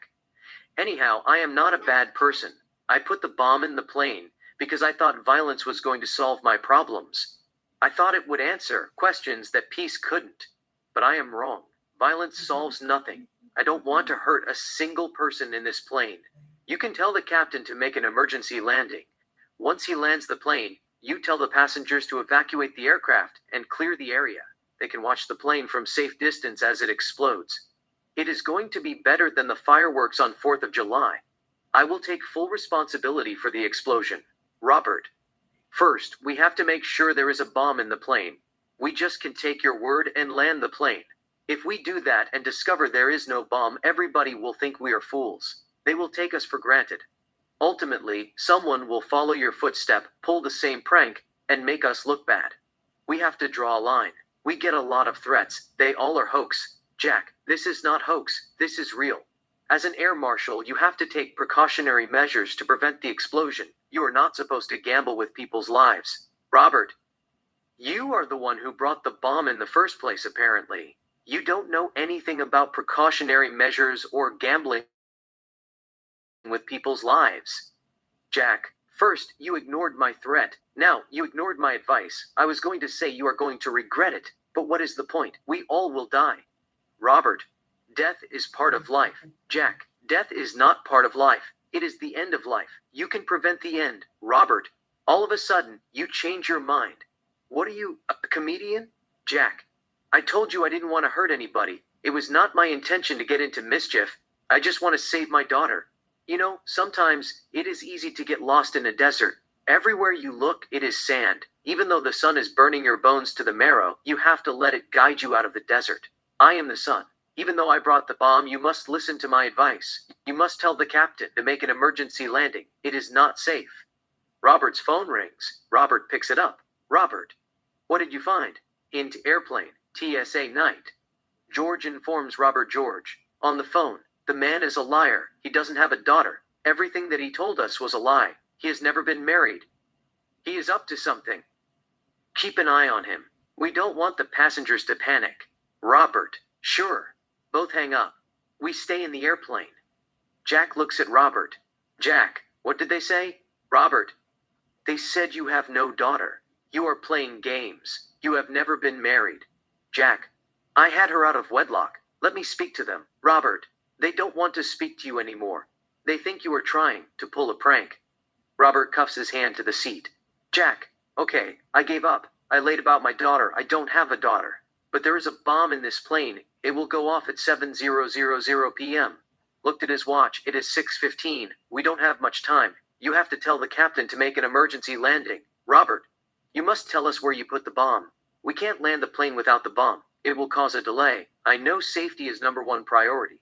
But we have to follow protocols. We are not supposed to accept all threats as real.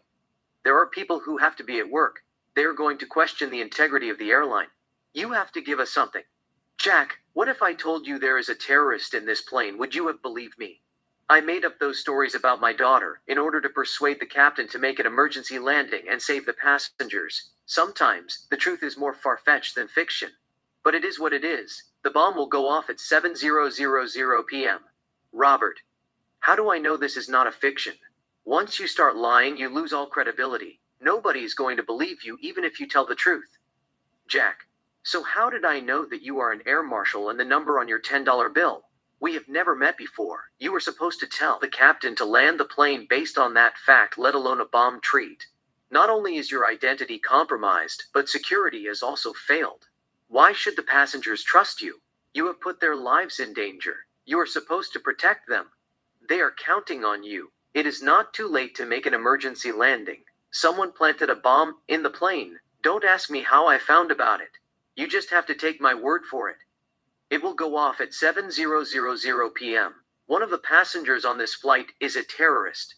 Robert, I don't know what you were up to.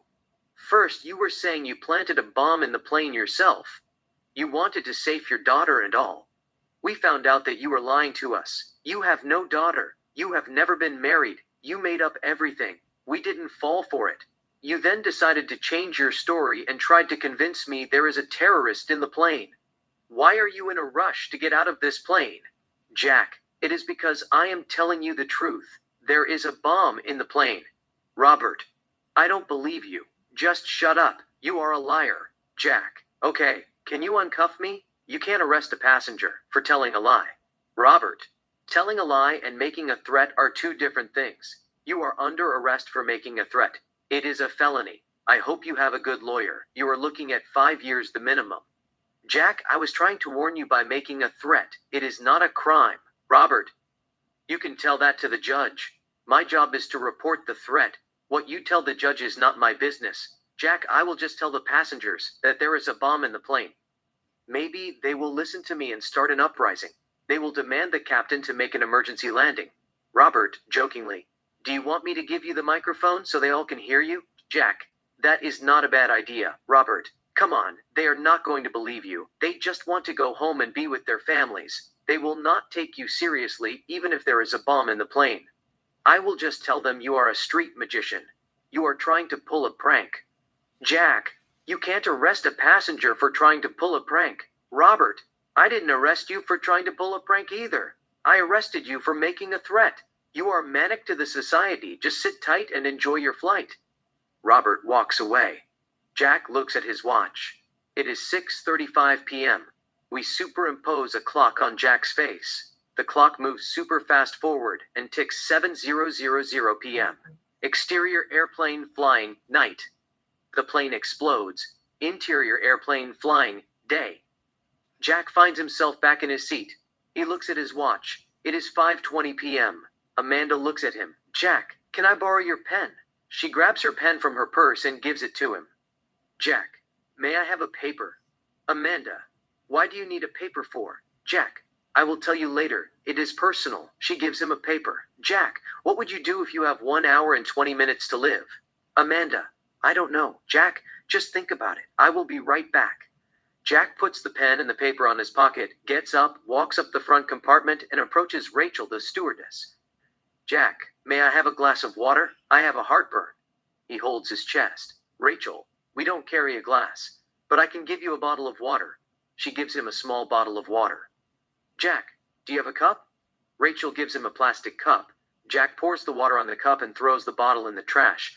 Jack walks toward Robert with the cup of water, pretends he got tripped, and spills the water on his cloth. Jack, I am sorry.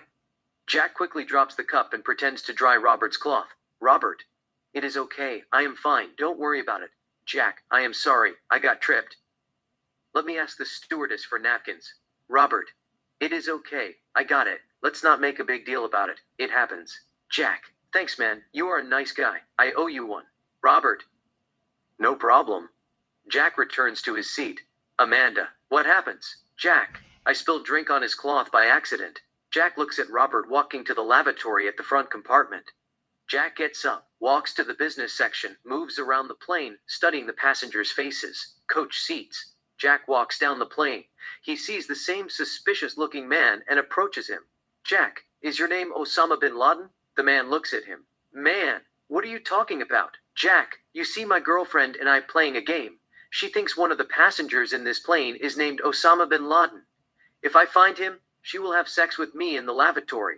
Man, my name is not Osama bin Laden, Jack. So, what is it? Man, I am not going to tell you. Just get lost. Jack shows him Robert's U.S. Air Marshal badge that he just stole. Jack, I am a U.S. Air Marshal. Did you plant a bomb on the fucking plane? Man, I don't know what you are talking about. Jack, just tell me your name. Man, Abdurrahman Bakr. Jack, let me see your ID. The man gives him the ID. It is Abdurrahman Bakr. Jack writes it down and returns the ID to Abdurrahman.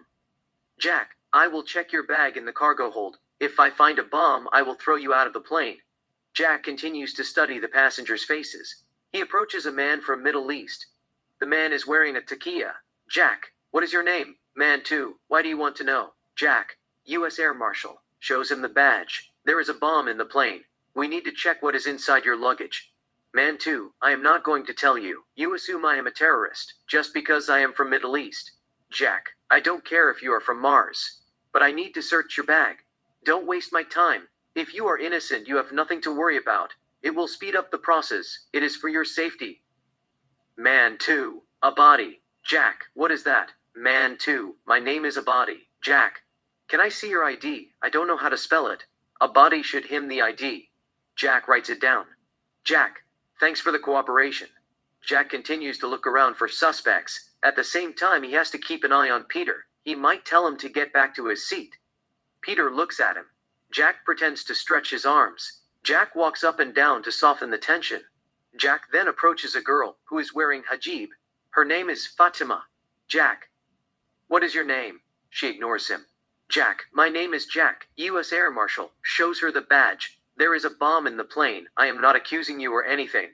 But I must ask you, what is your purpose for traveling to Los Angeles? She continues to ignore him. Jack, why a beautiful girl like you wants to commit suicide? She couldn't help but smile. Fatima, you think I am a terrorist because I wear hijab. Jack, what I think is not important. I have a job to do. Did you bring a bomb with you? Fatima, I am not going to answer that question. Jack, why is that? Fatima, it is racial profiling. You can't use race as a ground for suspecting someone of breaking the law. Jack, I heard that before. But what if I don't have a choice? You know, you brought that to yourselves. How rotten things get in the state of Denmark, you don't see a Danish blowing up a plane in the right state of mind. On the other hand, jihads do it just to see the expression on your face changes. Fatima, so, you think that I am a jihad. Jack, it is an example. I have to take precautionary measures to prevent the explosion. What is your name? Fatima. I won't tell you what my name is, but I will tell you what I do. I am a journalist. I work for Los Angeles Times. Jack, what were you doing in Australia? What was the reason for your visit? Fatima, working on an article. Jack, what is the article about? Fatima, why should I tell you? You are a racist. Jack, I am not a racist. You have to put yourself in my position. Suppose a drone strikes a mosque in Afghanistan. Who are you going to suspect first? Of course, the Americans. There is no question about it. But it could be the Russian, to make the Americans look bad. It could be the Chinese, to implicate Americans in order to sort out an underlying economic battle. Or it could be the French. They just felt like it. Or it could be anybody. But you question the Americans first and clear them from your list. It has nothing to do with racial profiling. It is your history that puts you on the hot seat. One for all, and all for one. I mean, you are a journalist. You should know better. Suppose you are attending a fashion show in Paris. Suddenly a bomb goes off, killing the models. You are standing there covered in a hijab. Do you think they are going to say she is a saint? She got caught up in the madness. No, they are going to point their fingers at you, scream the top of their lungs terrorist, and burn you at the stake. It is what it is. Terrorism is synonym with Middle East and Arab whether you like it or not. Fatima, you cannot label someone as a terrorist based on their ethnicity. That is just wrong. Jack, I didn't label you as a terrorist. Fatima, you just said that terrorism is synonym with Middle East and Arab whether I like it or not. I can pretend that I am not offended, but I can't hide who I am. I wear hijab because the Quran said women should dress modestly to ward off unwanted male attention. Jack, what if a man finds a woman who wears hijab inviting? Would you wear the other one with nets? I don't know what it is called, but I saw it on TV. You can rob a bank with that outfit. She couldn't help but smile. Fatima, they call it burqa. I am against burqa. Some countries have Sharia law. Women can't dress as they please. Men and women are not equal. There is a lot of work to be done in order to create equality between men and women around the world. But to answer your question, no, I wouldn't wear burqa. I will just ignore him. If a man finds a woman in a hijab attractive, there is something wrong with him. He has a psychological problem. Jack, now, you are acting like a child. I don't mean to flirt with you or anything, but no hijab is going to hide your beauty, especially when you darken your eyes and wear a red lipstick like that. Cleopatra has nothing on you. Fatima, did you come to flirt with me? Jack, no. I came to ask you a few questions. What is the assignment? Fatima, I was doing a piece on Aboriginal art. Jack, that is cool. I didn't mean to bother you, but there is a bomb in the plane. I have to find out who planted it. What is your name? I mean, I trust you and all. You are not a suspect or anything. I like you. I want to get to know you. Fatima. My name is Fatima. Jack. It is a beautiful name. But do you mind telling me what Fatima means? Fatima. It means pure. Jack. Nice to meet you, Fatima. Jack leaves her alone. He continues to walk around the plane looking for a suspect. Jack approaches a man who looks like Rami Malek. Jack. My name is Jack, U.S. Air Marshal. Shows him the badge. What is your name? Man, Rui Neves. Jack, where you from? Rui. I am from Portugal. Jack, never mind. Jack walks down the plane and approaches a man who looks like Riyad Mahrez, Manchester City forward. Jack. US Air Marshal. Shows him the badge. What is your name? Man.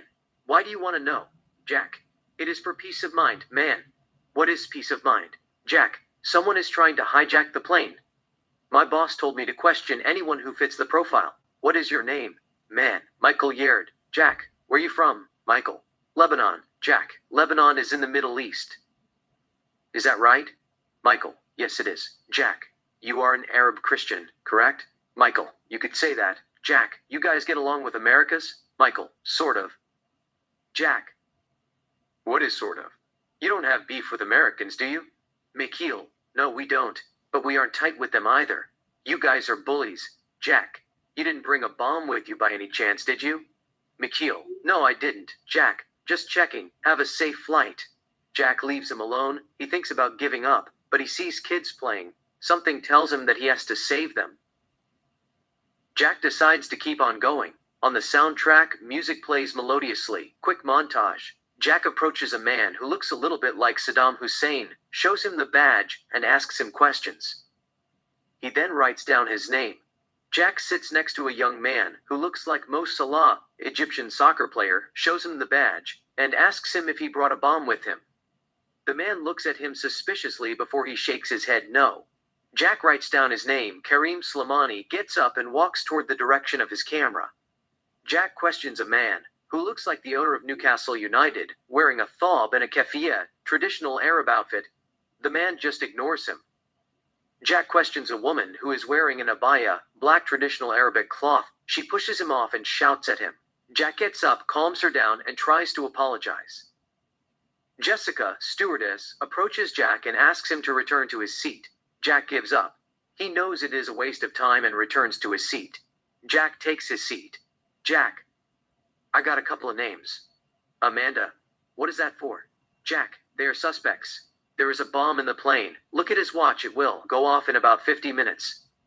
At 7:00 p.m. Amanda, you are joking.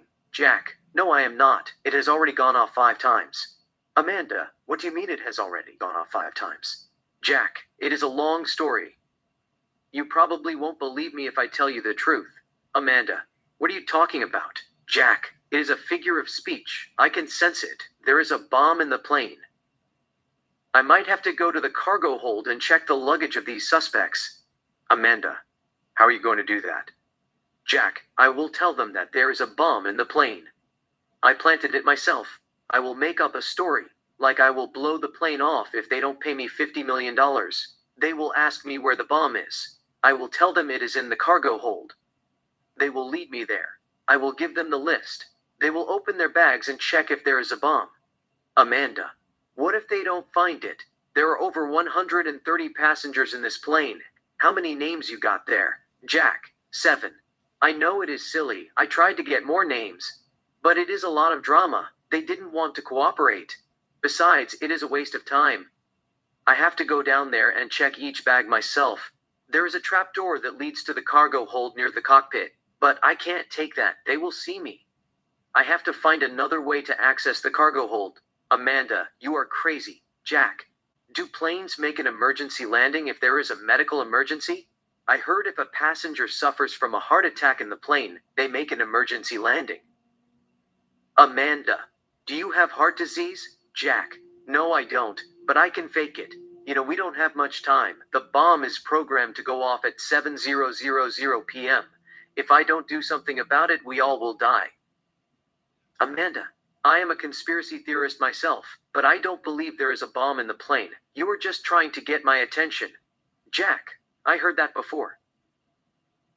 Amanda, what does that mean? Jack, if I want to get your attention, I will just tell you that I am an U.S. Air Marshal. Shows her the badge. You are too hot. The plane will explode. You might have to take an ice bath. Amanda, is that real badge? Jack, yes it is. An idea just came to my head. I will be right back. Jack gets up, walks to the business seat, and approaches Karim Slimani. Jack, do you smoke? Karim, why did you ask? Jack, you look like a man who smokes cigarettes for fun. Karim, what do you want? Jack, can I borrow your lighter? I lost mine. I will return it. The craving is killing me. Karim, you can't smoke in the plane. Jack, they just say that to discourage smoking. It is a 14 hours flight. One cigarette is not going to harm anybody. I am going to smoke it in the lavatory. Karim takes out a lighter from his pocket and gives Jack the lighter. Karim, just bring it back when you finish. Jack takes the lighter. Jack, thanks. Jack walks to the lavatory. Interior airplane, lavatory, sunset. Jack enters the lavatory and looks around. He then grabs all the toilet papers and sets them on fire. Interior airplane, sunset. The lavatory is smoking. Jack exits the lavatory and returns to his seat. Jessica, who is standing nearby, sees the smoke. Jessica, something is smoking. She looks at the lavatory.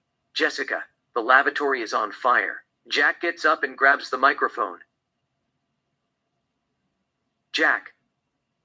On the radio. The plane is on fire.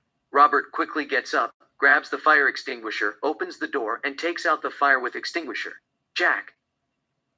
To Jessica. You have to tell the captain that passengers don't feel safe. He must make an emergency landing.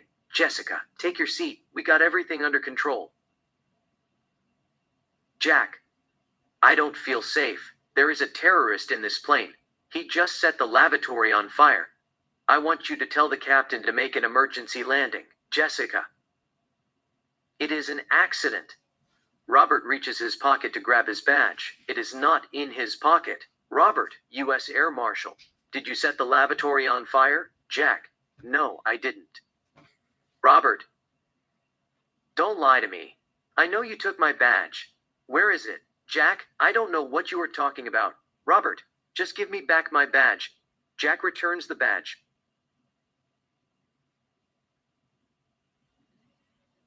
Returns the badge. Robert, why did you set the lavatory on fire? Jack, I didn't do it. Robert, there is a security camera. I will check it. Jack, I don't care. Just tell the captain to make an emergency landing. There is a terrorist in the plane. Robert makes him seat an open chair at the front and cuffs his hand to the seat. Robert returns to his seat, grabs his laptop, and checks the security camera. On the camera, Jack can be seen entering the lavatory, smoking coming out of the lavatory. Jack leaving the lavatory. Robert approaches Jack. Robert, why did you set the lavatory on fire? Jack, there is a bomb in the plane. It will go off at 7:00 p.m. I knew if I warned you there was a bomb in the plane, you wouldn't believe me. So I set the lavatory on fire on purpose to force the captain to make an emergency landing. Robert, where is the bomb? Jack, it is in the cargo hold. It is programmed to go off at 7:00 p.m. You must tell the captain to land the plane and evacuate the aircraft. If you ignore the warning, everybody in this plane will die. Robert, how can you be so sure? Jack, you will be surprised what I know. You have 2 children, a boy and girl. Your son is 8, and your daughter is 14. Her name is Anna. She is Scorpio. She was born October 19th, 2008. Your son is Aquarius. His name is Kevin. He was born November 29th, 2014. Robert is taken aback. Robert, who are you? Jack, I am nobody. I am here to warn you that there is a bomb in the plane. I don't know who planted it, but it will go off at 7:00 p.m. You must act fast. We don't have much time. Robert, why should I believe you? You stole my badge and set the lavatory on fire. Jack, I did that in order to get your attention. Robert, why don't you just come to me and tell me about it earlier? Jack, it is complicated. Robert, what is complicated? Jack, I thought that you were not going to believe me. Robert, that is not a good enough reason to set the plane on fire. Jack, you must tell the captain to make an emergency landing before the bomb go off at 7:00 p.m.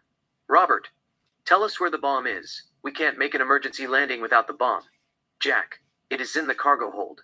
I have suspects. I wrote their names down on a piece of paper. That is why I took your badge.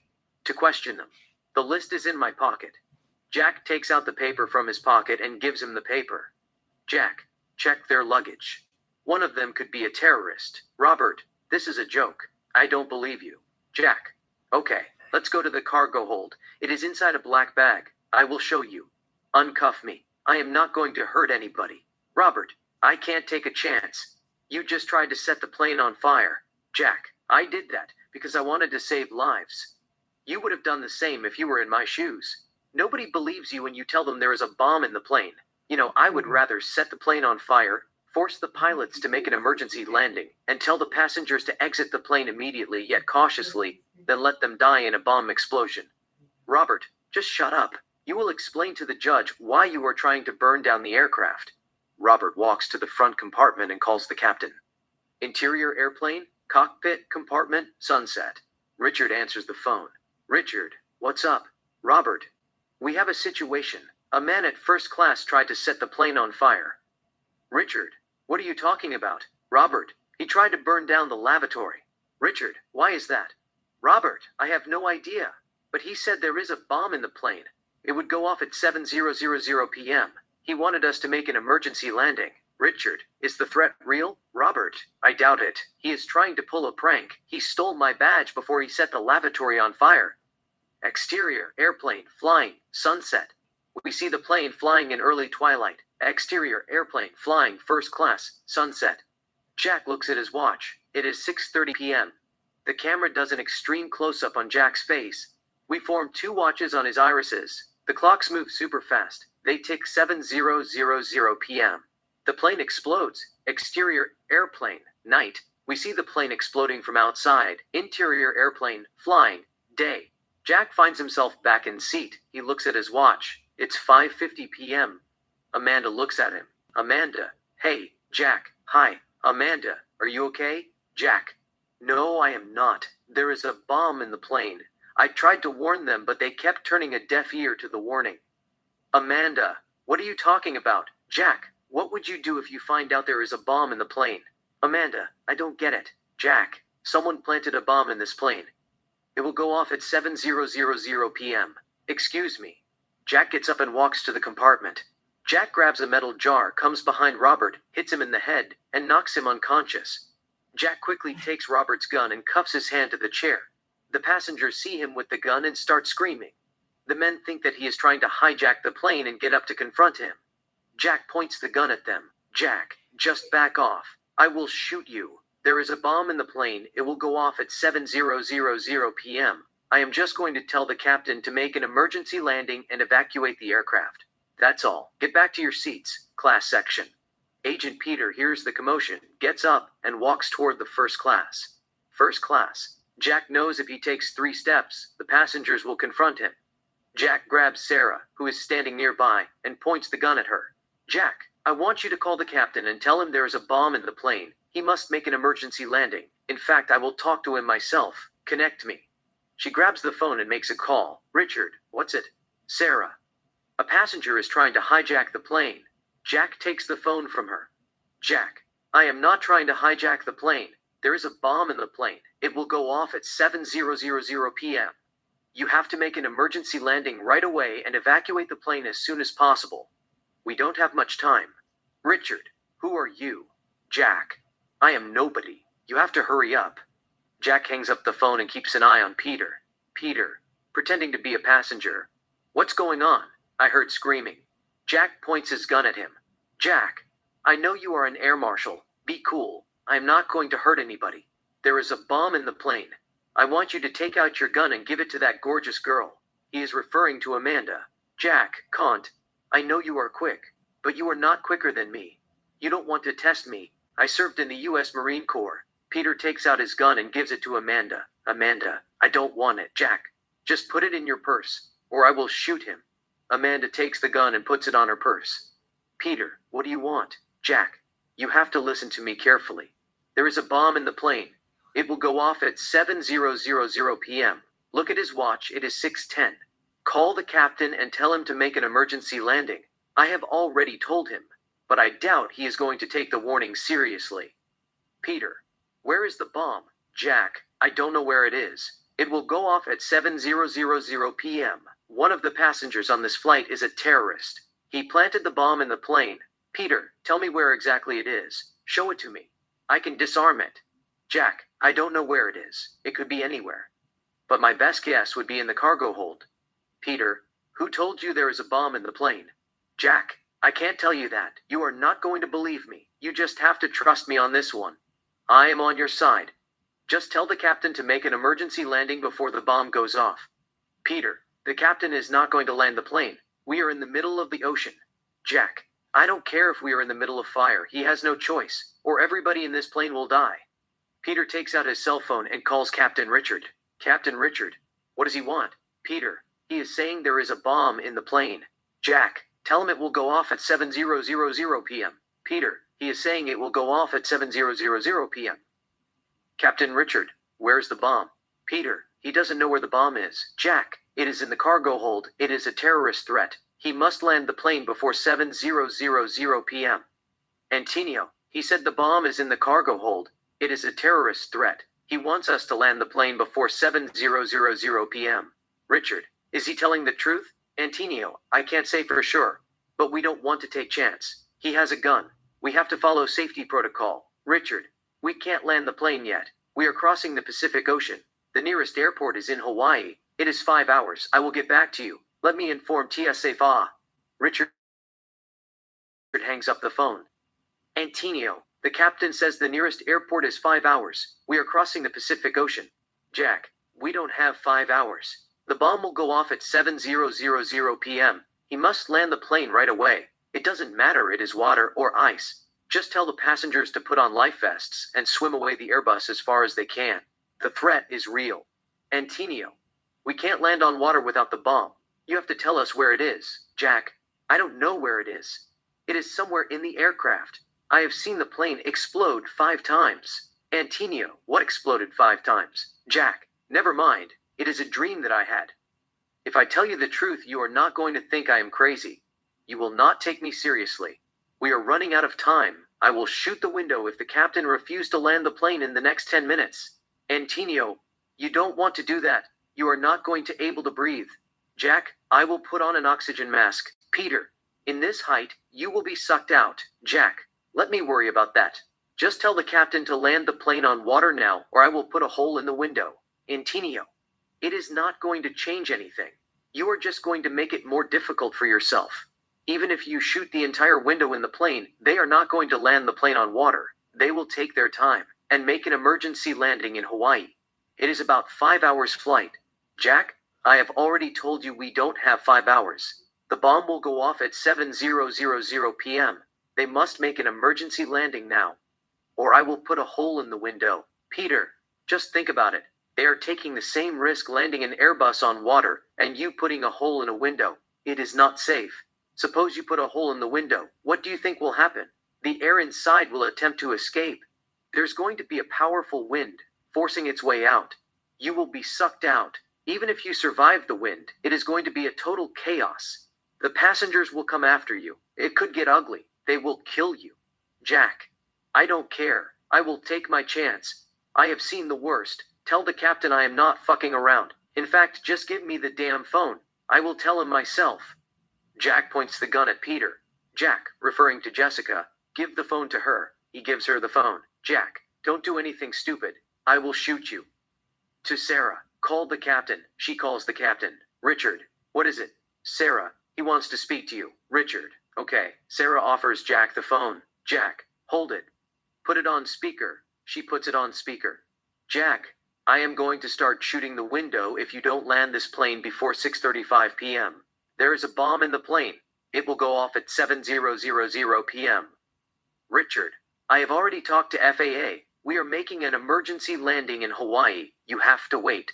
Jack, didn't you hear what I just said? There is a bomb in the plane. It will go off at 7:00 p.m. You have to make an emergency landing right away and evacuate the aircraft. Richard, where is the bomb? Jack, I don't know where it is. You just have to take my word. A passenger named Roger gets up, holds Jack's hand, and tries to take the gun away. Jack pulls the trigger by accident and shoots a window.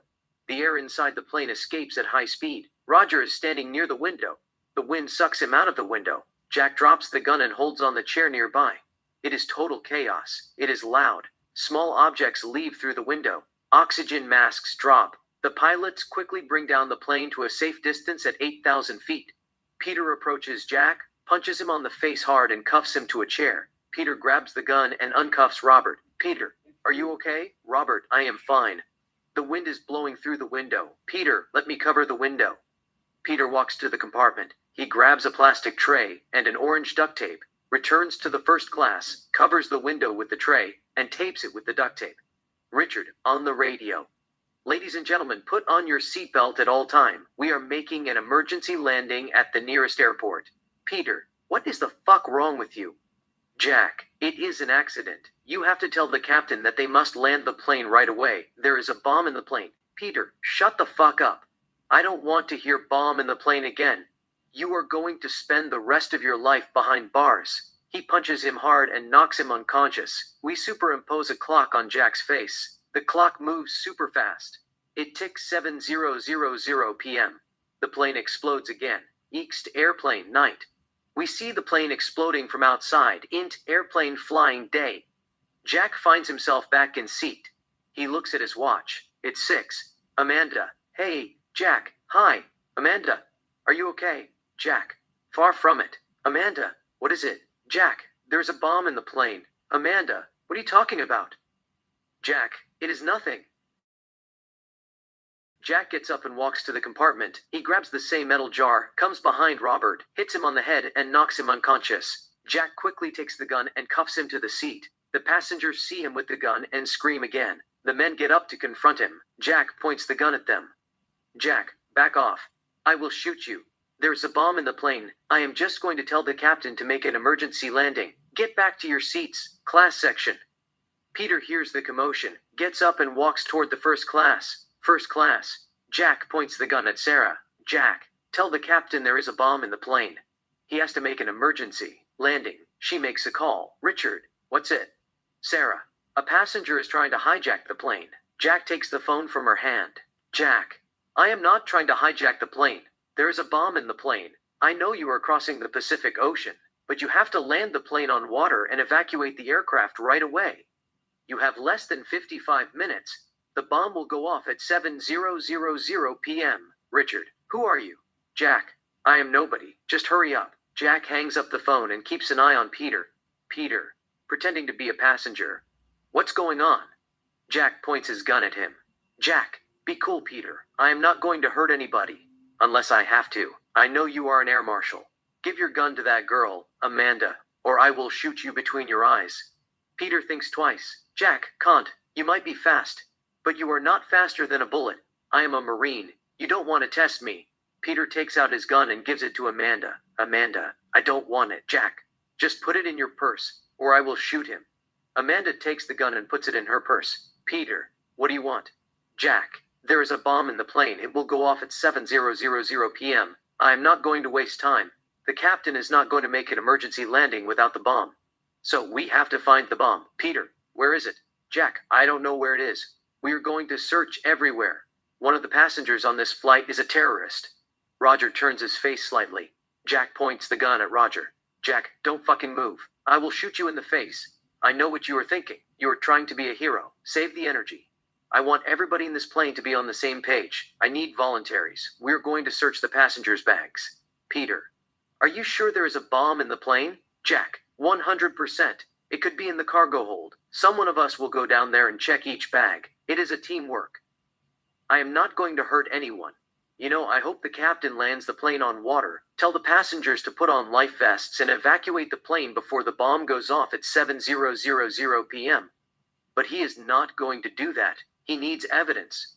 Roger, why should we believe you? Jack, you have nothing to lose. In fact, I want you to go to the class section and ask the passengers to show you what they are carrying inside their bags. Go through their belongings, one by one till you find the bomb. Roger, that will take a while. You know, if the bomb is programmed to go off at 7:00 p.m. at least, it will take 30 minutes to go through their belongings. There are over 130 passengers on this flight plane.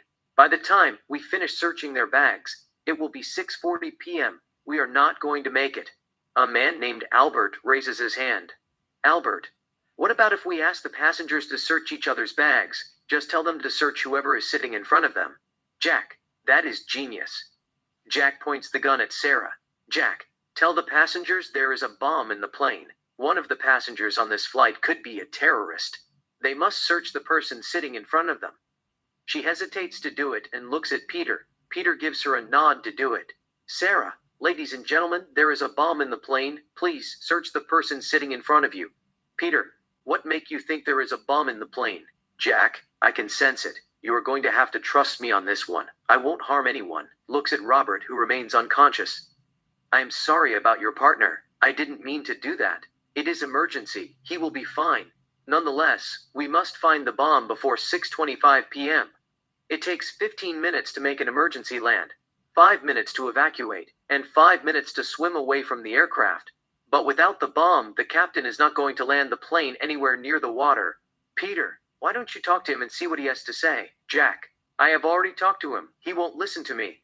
Peter, what do you mean you have already talked to him? Jack, it is nothing. It is the algorithm.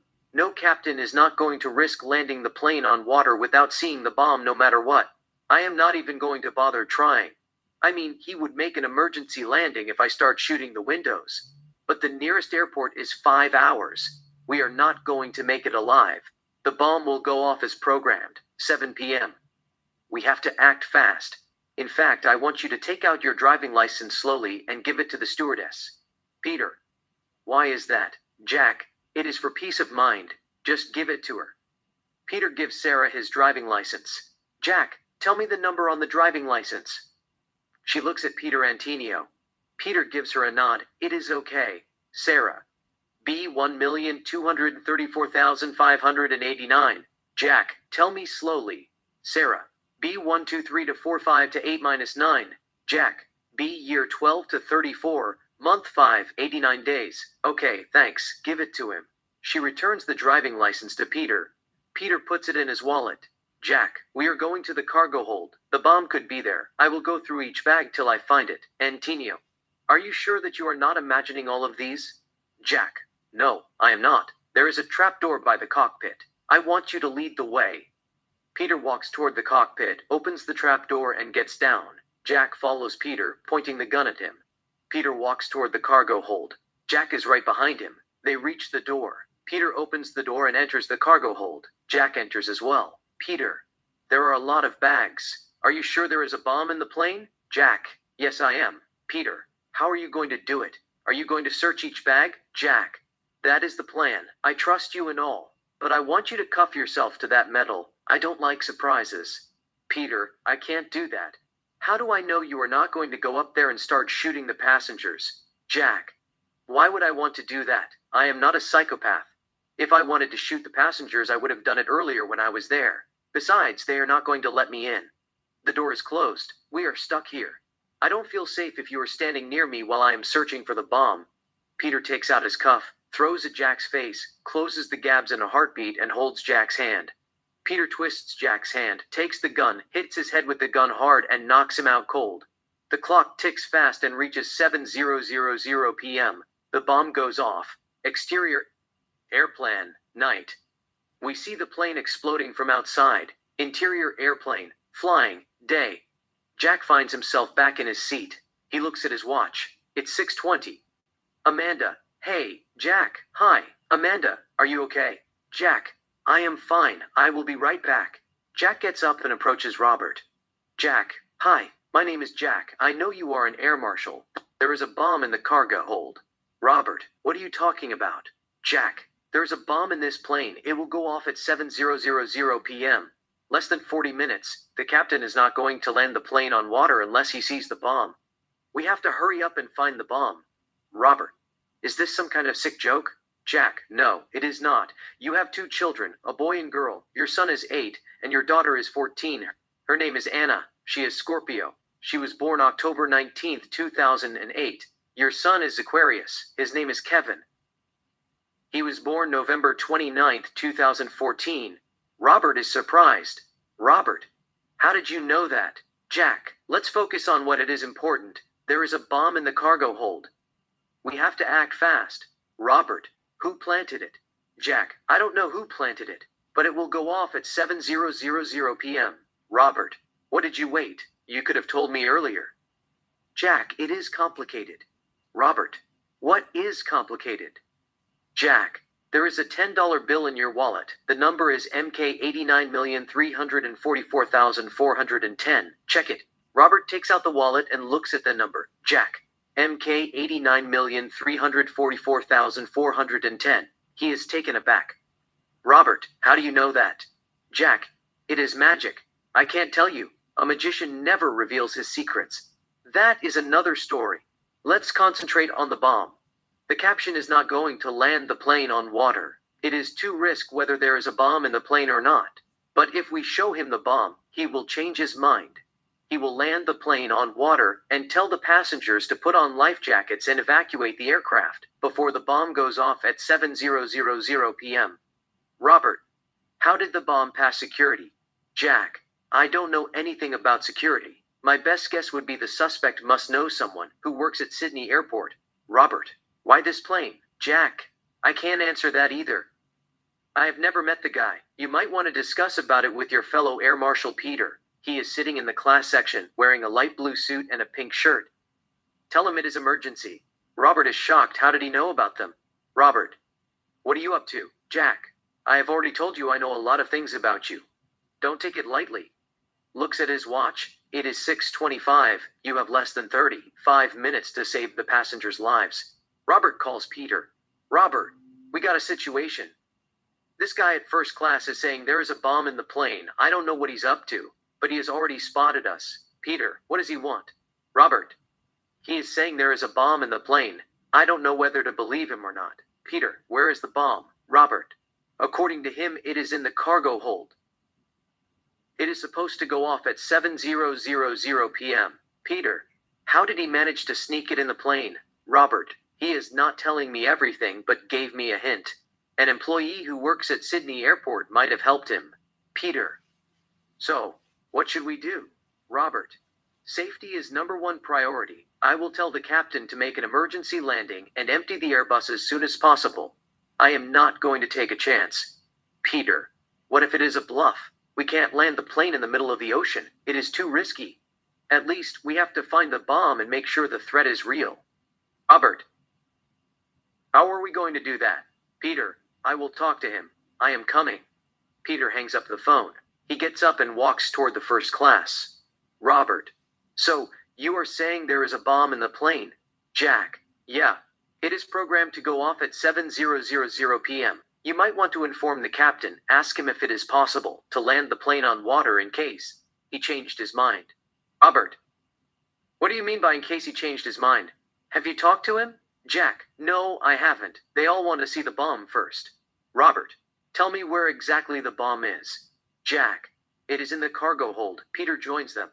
Jack, hey, Peter, what do you want? Jack, I don't want anything. I am here to warn you there is a bomb in the plane. It is programmed to go off at 7:00 p.m. Peter, where is the bomb?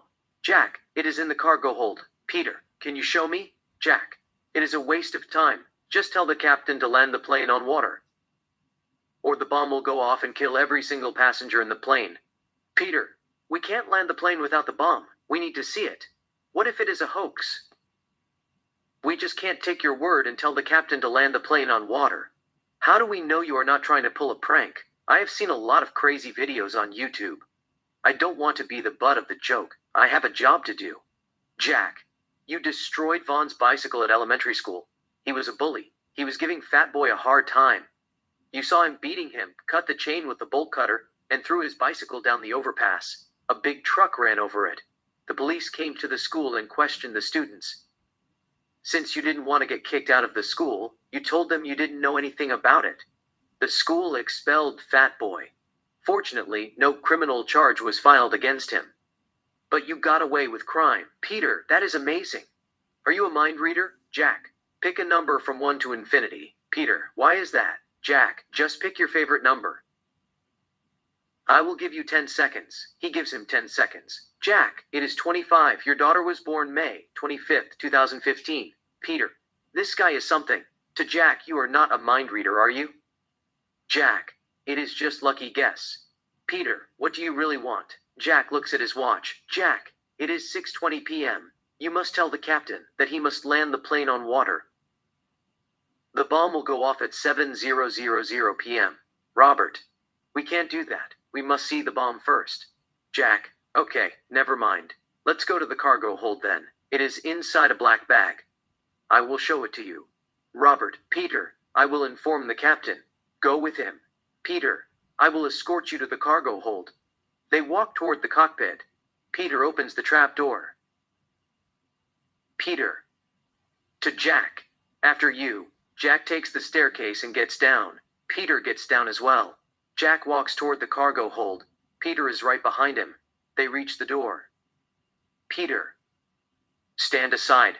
Jack stands aside. Peter opens the door and moves aside. Peter, go ahead. Jack enters the cargo hold, so does Peter. Peter, where is it? Jack, I don't know where it is. Just give me a couple of minutes. I will open each bag and search for the bomb.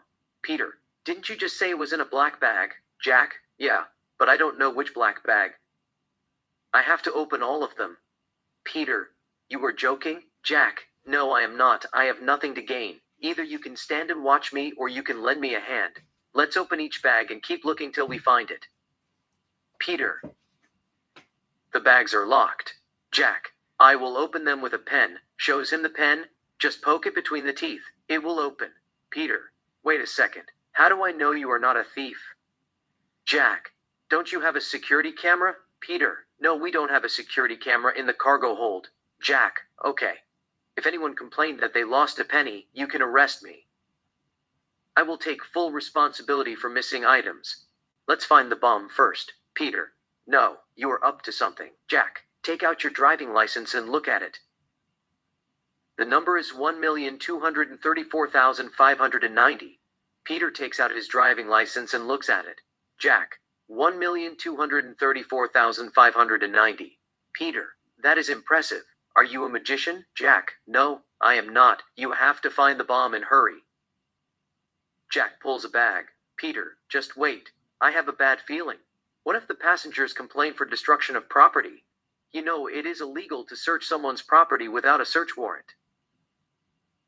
Jack, first, the passengers will thank us for saving their lives. Second, you don't need a search warrant in the air. Your job is to protect the passengers at all costs. Let's just go through this as fast as we can. Find the bomb, and tell the captain to make an emergency landing. And if it is too late, we can throw it out of the plane. Peter, I don't know if we can do that. Throw the bomb out of the plane. It might not be safe. Some bombs contain triggers. If you displace the trigger or try to throw it away at an altitude of 35,000 feet, the bomb will go off near the plane.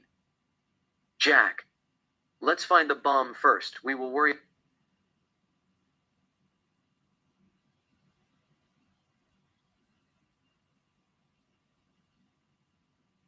about that later. Peter, you go ahead. We will worry about... Jack, let's find the bomb first. We will worry about that later. Peter, you go ahead. Knock yourself out. I will just watch. Jack grabs a luggage randomly. It is locked. He picked a spot, pokes it between the teeth with the pen, opens the bag and searches for the bomb. There is no bomb. Jack puts the bag on the side, grabs another bag, opens it with the pen, and searches fanatically. He finds nothing. He puts it aside. Peter, I still can't believe how you found about the bicycle. I never told that to anybody. Jack, you told me yourself. Peter, what do you mean I told you myself? Jack, it is nothing. It's figure of speech. I read your mind. He grabs bag number 3 and searches like crazy. It is not there either. Peter, can you seriously read mind? Jack, it is a gift, but I can't read anything when I am stressed. Jack looks at his watch. It is 6:30 p.m. Jack, why don't you lend me a hand? Peter, are you sure there is a bomb in those bags? Jack, 100%. It will go off at 7:00 p.m. We have only 30 minutes. Jack opens bag number 5 and searches for the bomb. There is nothing. Peter, I am just going to search 3 bags and call it off. Jack, it is inside one of these bags. I will find it. Peter, how do you open it again? Jack, just poke it between the teeth. Jack grabs a bag and shows him how to open a bag with a pen. While he is at it, he searches the bag fanatically. There is no bomb. Both Jack and Peter grab bags, open them, and search for the bomb. Jack, you could just tell the captain to make an emergency landing before 7:00 p.m. and save us the trouble. Peter, they are not going to land the plane without a major threat. We get a lot of fake threats. I am still puzzled by how you found about the bicycle and how you knew that my daughter was born on May 25 and all. I want to believe you, but the captain is not going to make a fool of himself. Suppose he lands the plane, and we find no bomb. It is going to make the airline look bad. They want to preserve their integrity and keep a low profile. Jack, you might have a point. Don't believe everything you hear. But at the same time, you don't want to take a risk. It is a matter of life and death. Jack grabs a bag, opens it with a pen, and searches fanatically. There is no bomb. Peter searches another bag. There is no bomb. Jack continues to grab one bag after another, open them with the pen, and search keenly while looking at his watch. So far, he hasn't found the bomb. Peter stops at 5. He hasn't found the bomb either. Peter, don't you think we should call it quit? Jack, I will find it, looks at his watch. It is 6:50. Just give me 10 minutes. The bomb is programmed to go off at 7:00 p.m. I can deactivate it. Jack continues to search like a maniac, opening one bag after another. We see it in fast forward. He keeps on searching. There is no bomb. He is running out of time. Jack has 1 minute left. He grabs a red bag. It doesn't have a lock. Jack opens it and finds the bomb. It ticks 0. The bomb explodes on his face. Ext, airplane, night. We see the plane exploding from outside. Int, airplane flying, day. Jack finds himself back in seat. He looks at his watch. It's 6:20. Amanda. Hey. Jack. Hi. Amanda. Are you okay? Jack. I am fine. Jack gets up and walks up to Robert. Jack. Hi. My name is Jack. I know you are an air marshal. May I speak to you in private? Robert gets up. They walk to the front compartment.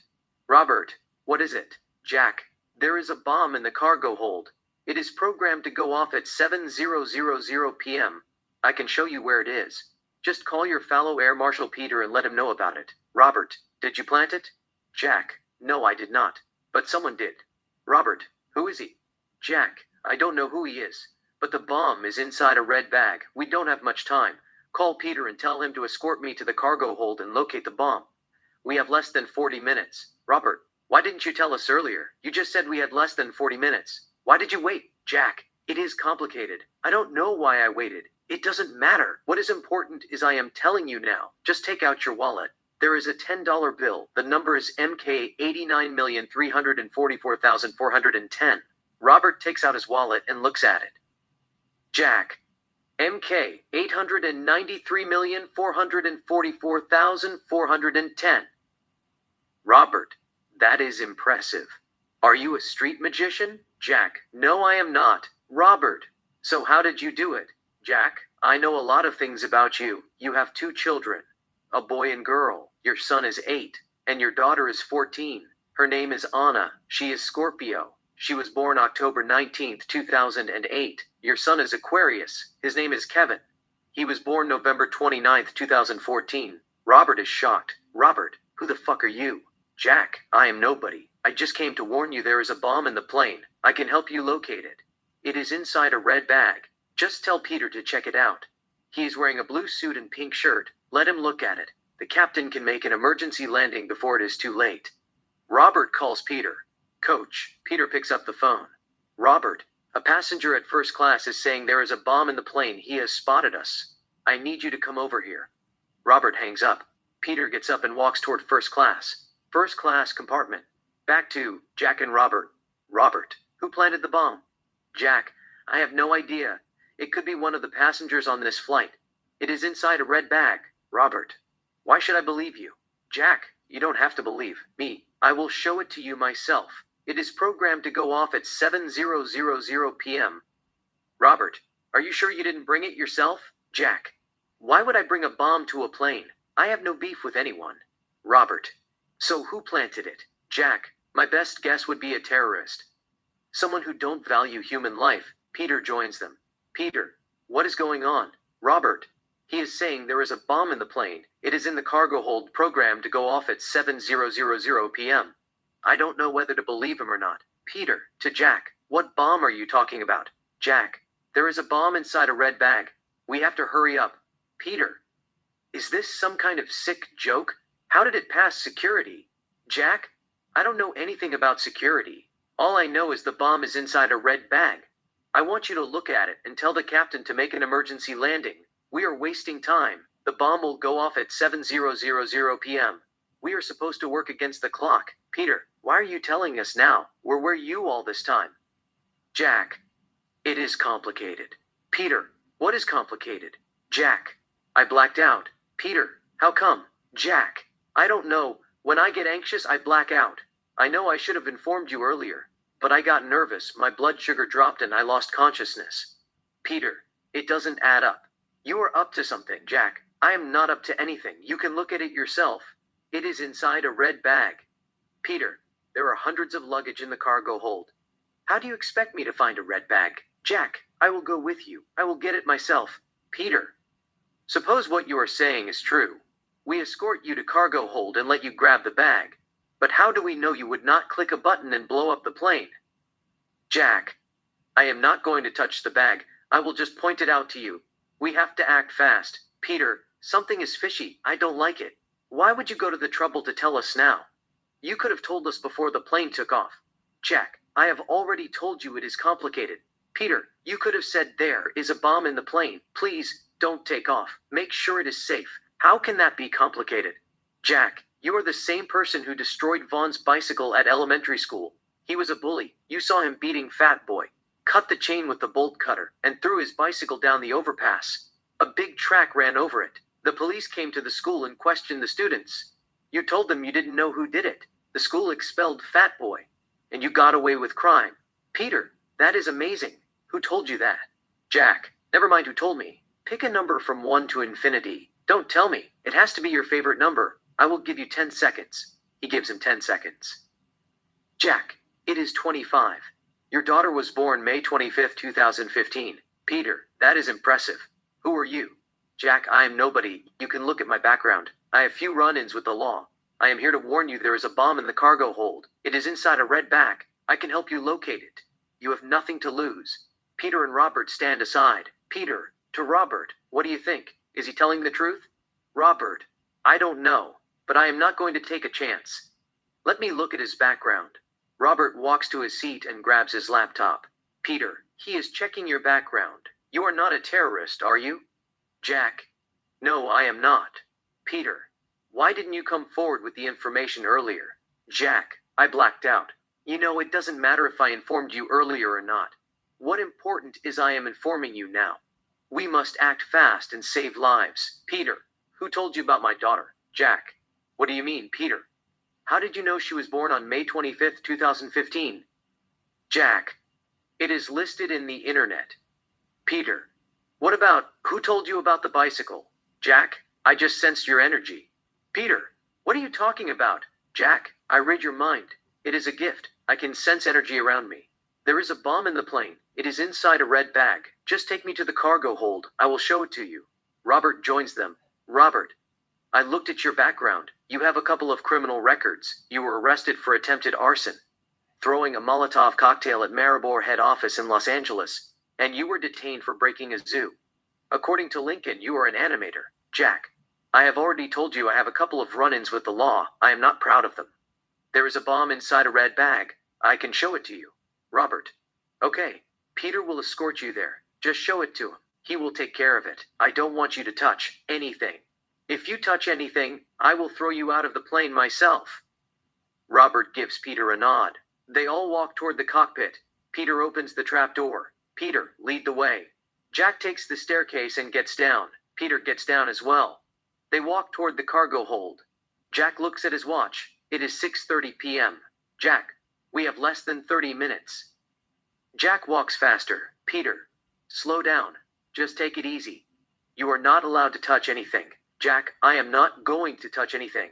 I am just going to point it out to you. Jack opens the door and enters the cargo hold.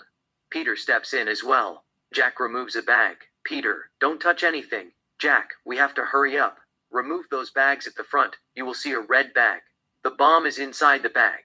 Peter removes the bags, revealing the red bag. Jack, you might want to be careful. Peter slowly grabs the bag, puts it on the ground and opens it. The bomb is ticking. Peter, what the fuck? Did you plant the bomb? Jack, no, I didn't. Why don't you look at the name on the luggage? Peter looks at the name on the luggage. It belongs to Omar Sharif. Peter, it says Omar Sharif. Jack, you have to tell the captain to make an emergency landing right away. We have less than 25 minutes. Peter calls Robert. Robert, what's going on? Peter, there is a bomb in the plane. You have to inform the captain now. Peter shows him the bomb via his cell phone. Peter, it's an RDX explosive. Robert, did he plant it? Peter, he said he didn't do it. The name on the luggage says Omar Sharif. Robert, just keep an eye on him. I will inform the captain. Robert hangs up the phone and calls Captain Richard. Interior, airplane, cockpit, night. Richard answers his phone. Richard, on the phone, what's up? Robert, on the phone, we got a situation. There is a bomb in the plane. It is ticking less than 30 minutes. You have to make an emergency landing. Richard, what are you talking about? Robert, there is a bomb in the cargo hold. You must land the plane and evacuate the Airbus before it goes off. Richard, who planted it? Robert, we don't know who planted it yet. A passenger in the first class informed us about 15 minutes ago. Peter went down there and found it. It is ticking under 30 minutes. Richard, can you deactivate it? Robert, I doubt it. It is an RDX explosive. I will go check it. At the same time, you might want to contact air traffic control and inform them that you are making an emergency landing. Richard, I will take care of that. Hurry up and update me. They both hang up. Robert, to Matt. There is a bomb in the plane. We have to make an emergency landing. Matt, what bomb? Robert, I don't know. The air marshal is going to look at it. Back to Robert. Roberts comes down the stair and walks toward the cargo hold. Robert enters the cargo hold, approaches Jack and Peter, and looks at the bomb. Robert, what the fuck? Who planted it? Peter, he said he didn't do it. Robert examines the bomb. Peter, it's an RDX explosive. It can't be disarmed. Robert, to Jack, who told you there is a bomb in the cargo hold? Jack, I just sensed it. I have a psychic power. Robert calls Richard. Richard, what is it? Robert, you can look at it yourself. Robert shows Richard the bomb via his cell phone. Robert, it is ticking under 20 minutes. We don't have much time. Just bring her down. Richard, I see what I can do. Give me 5 minutes. Robert, sure. They both hang up. Robert, whom does this luggage belongs to? Peter. The name on the luggage says Omar Sharif. Robert calls TSA head office in Los Angeles. Interior TSA head office, George's office night. George answers the phone. George on the phone. What's up? Robert, on the phone. There is a bomb in the plane. It is ticking under 20 minutes. We have to make an emergency landing as soon as possible. The passengers' lives at risk. George on the phone. What bomb are you talking about? Robert on the phone. It's an RDX explosive. It can't be disarmed. George on the phone. Can you deactivate it? Robert on the phone. I doubt if I can deactivate it or touch it, and if I throw it, the bomb will explode near the plane due to the low pressure outside the plane. It will not hold the trigger. George on the phone. Who planted it? Robert on the phone. We have sort of a suspect. George on the phone. What is sort of suspect? Robert on the phone. He is the one who told us about it. Without him, we wouldn't have found the bomb. His name is Jack. I looked at his record. He has few criminal records. You can look at it yourself. George on the phone. What does he want? Robert on the phone. He said that he didn't want anything. He is cooperative. I don't know if he has anything to do with it or not. The name on the luggage is Omar Sharif. Sharif. Can you check his background? It could be one of the passengers on this flight. His records might not show up in a regular database. George, on the phone. I will look at it and get back to you. At the same time, make sure nobody is panicked. You don't want the passengers to compromise safety protocols. Just follow the standard operating procedure. Robert. On the phone, sure. Both hang up the phones. We stay with the folks in the plane. Peter, how long is going to take to land the plane? Robert, it is going to take 10 minutes to make an emergency landing, 5 minutes to evacuate the passengers and clear the area, but it might take 30 minutes to reach the nearest airport. I don't think we are going to make it. Jack, they can still land the plane on the ocean, can't they?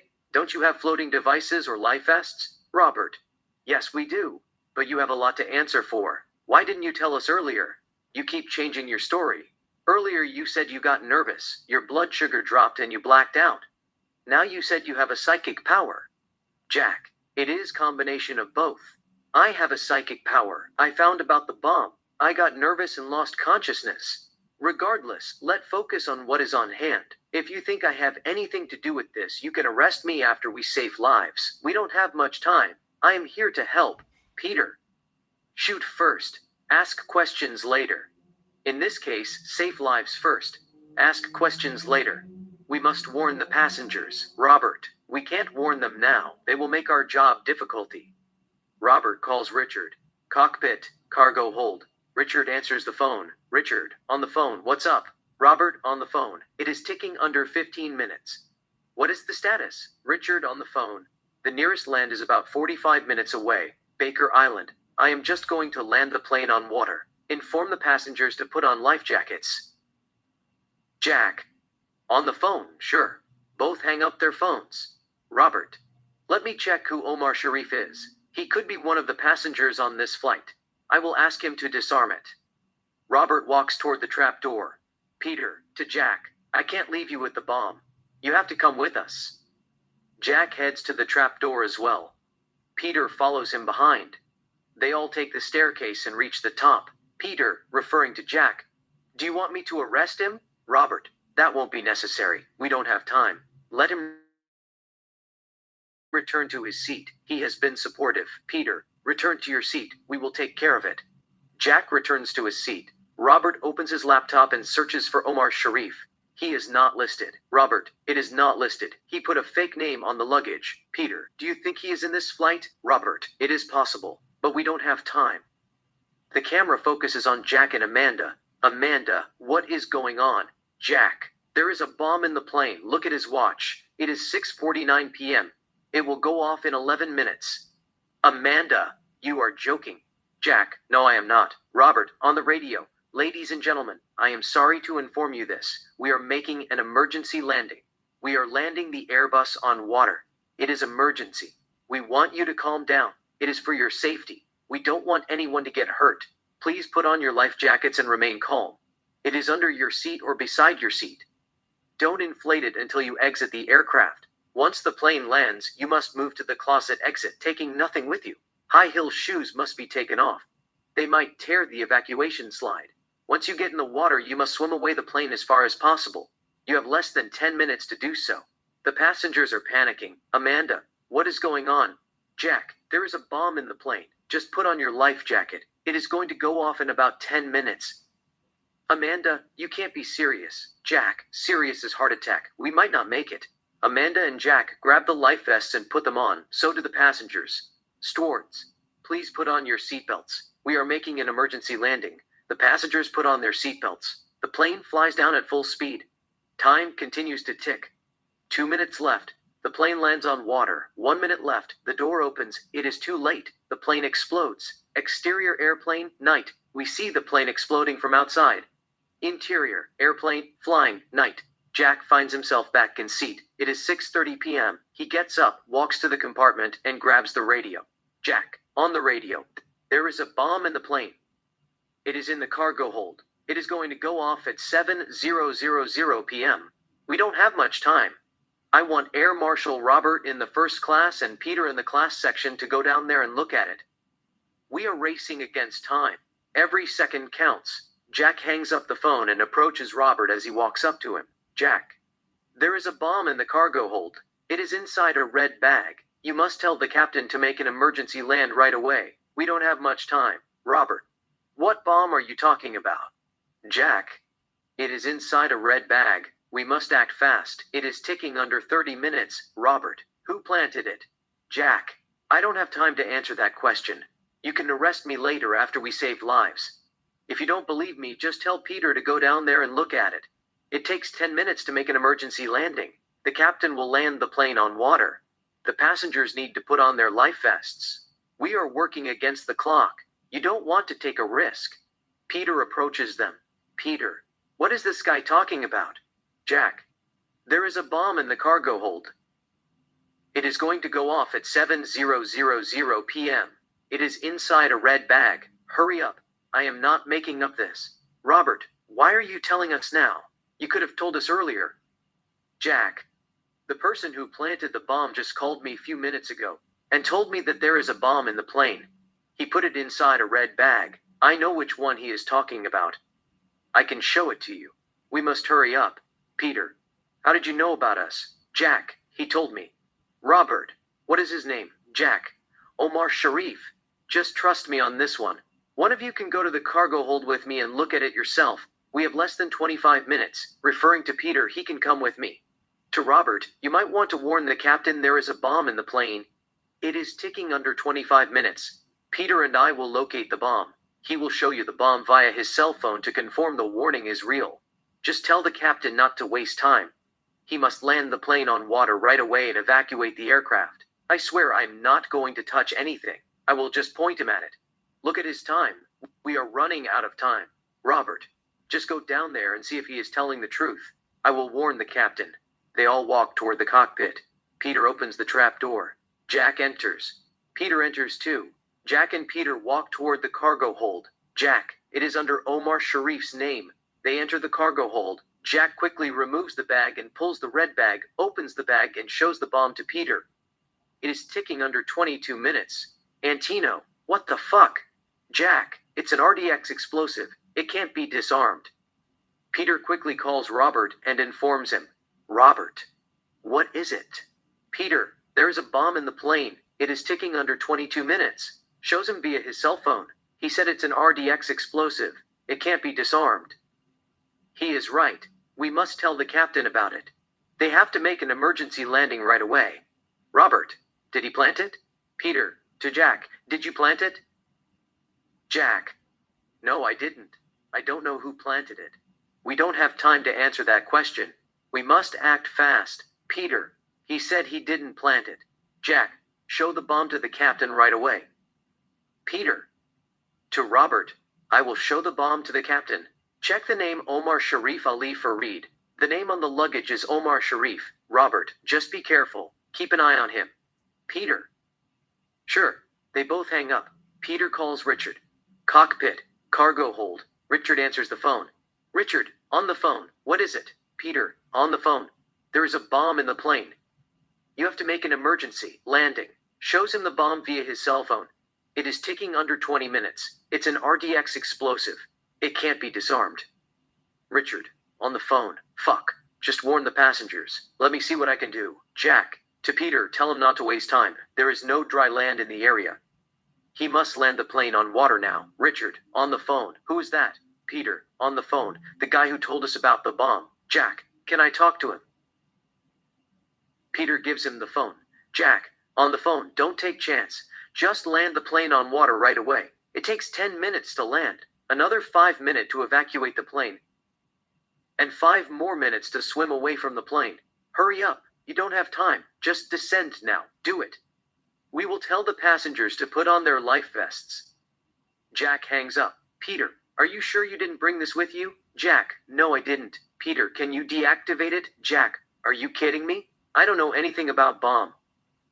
You know, I am trying to buy us time. It doesn't matter who planted the bomb or who can deactivate it or not. If you think I have anything to do with it, you can arrest me as soon as you get a chance. But let's save lives first, and ask questions later. I am here to help. We have less than 20 minutes. Peter. Okay, let's get out of here. It is not safe. They exit the cargo hold and climb back to the top. Robert joins them. Peter. To Robert. The captain is about to make an emergency land. Richard. This is your captain speaking. We are making an emergency landing. Please put on your life vests. It is located under your seat. You have 2 minutes. As soon as you put on your life vests, make sure you buckle up. Good luck. The passengers are panicking, asking all kinds of questions. Peter. To Jack. Return to your seat. Jack returns to his seat. Amanda. What is going on, Jack? There is a bomb in the plane. Look at his watch. It is ticking under 18 minutes. Just put on your life jacket and buckle up. Both Jack and Amanda put on the life vests and buckle up. Next, airplane flying, night. The plane descends down at full speed and lands on the water. Robert grabs the radio. Robert, on the radio. Take the nearest exit and swim away the plane as far as possible. Jack looks at his watch and takes Amanda's hand, as if he knew her. Jack, come on. We have less than 3 minutes. Amanda is a little bit surprised why he cares about her. She just tags along. There is chaos. Everybody is trying to exit the plane. Robert, on the radio. Ladies and gentlemen, there is no need to push each other. Calm down. Be patient. Take the nearest exit without pushing the person in front of you. Robert, make sure that the passengers are calm and exit the plane safely. Exterior, airplane, night. The passengers slide down on the slider, enter the water and swim away. Jack lets Amanda jump out of the plane first. Amanda slides down and enters the water safely. Jack jumps out, slides down and enters the water safely as well. Jack, we must swim away from the plane as far as we can. It will explode. Jack and Amanda swim away the plane as far as possible. So do the passengers. The captain is the last person to leave the plane. Captain Richard slides down and enters the water. The plane explodes. Nobody gets hurt except the captain. The blast sends a piece of metal. The metal hits Richard on the head and knocks him unconscious.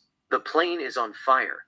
Robert swims toward Richard, pulls him to safety and checks for a pulse to see if he is alive. Captain Richard is alive. The passengers float on the Pacific Ocean. Jack makes sure Amanda is safe. Jack, are you okay? Amanda, I am fine, we take it with overhead shot. Exterior ocean, minutes later. A rescue helicopter flies above the water and comes near Captain Richard. The rescue crew get out of the helicopter, put Richard on a flat medical bed, and lift him. The passengers watch everything in wonder. The rescue crew place the captain in the helicopter and take him to the hospital. Exterior boat, night. The passengers are in a rescue boat. They are heading to Hawaii. Two men, Paul and David, approach Jack. Paul shows him a badge. Paul, I am Agent Paul, FBI. We need to have a word with you. Jack nods to Amanda and gets up. They walk toward the stern. Paul, did you plant the bomb in the plane? Jack, no, I didn't. Paul, how did you know there was a bomb in the plane? Jack, it is sixth sense. Paul, what is that? Jack, I just sensed it. You know, I have the power to see things before they happen. It is a rare gift. Paul, you are under arrest. Anything you said can be used against you. David cuffs him. Interior FBI head office, interrogation room, day. Paul and David question Jack. Jack, did you look at the security camera? I boarded the plane with a black luggage. The bomb was in a red luggage under the name of Ali. I am not a terrorist. Why would I put a bomb on a plane and tell them about it if I wanted to blow it up? Paul, we didn't say that you are a terrorist yet. We suspect that you tried to blow up the plane to get attention. Jack, what attention? David, you want to be famous. Jack, why would I risk my life and the passengers' lives to be famous? I could have died. We barely made it. Paul, so how did you know the bomb was inside a red bag? Jack, I have already told you it is sixth sense. I took a nap and saw it in my dream. It's one of those things that you can't explain. David, we don't believe you. We think there is something that you are not telling us. I can sense it from your voice. Jack, what is it? Paul, you have an accomplice. Someone helped you plant the bomb. You have to tell us who he is. Jack, you sound like kids. You are supposed to be professionals. It is common sense. Why would I board a plane that had a bomb? Unless I had a death wish. Paul, do you have a death wish? Jack, no, I don't. David, have you thought about committing suicide? Jack, no, I have never thought about committing suicide. I love life. Paul, so tell us who did it. Jack, I don't know, but my best guess would be someone who works at Sydney Airport. It could be an impersonator. You have to ask each employee, check their background, and round up the usual suspects. You know, work closely with the government of Australia and find out who is responsible for this despicable act. You guys are questioning the wrong person. I saved the passengers' lives. Doesn't that mean anything? David, thank you for saving the passengers' lives. It means everything. But you must tell us who Omar Sharif is. According to the air marshals, you told them that someone named Omar Sharif contacted you and warned you about the bomb. On the video that we saw, the name on the bag is Omar Sharif. How do you explain that? Jack, it is complicated. Paul, what is complicated? Jack, suppose I tell you I was trapped in a time loop. I saw the plane exploded 7 times. Every time I return from the time loop, I lose 10 minutes. Would you believe me? Paul, are you saying you were trapped in a time loop? Jack, no, I am not saying that. It is an example. If I told them I saw it in my dream, I knew they weren't going to believe me. I have to make up something and get their attention right away in order to save lives. Put yourself in their shoes. If I came to you with the sixth sense story, you would ignore the warning. And if you ignore the warning, everybody in the plane would die. I wasn't going to take that risk. It is reality versus phenomenon. People tend to believe something that sounds close to real opposed to supernatural. Paul.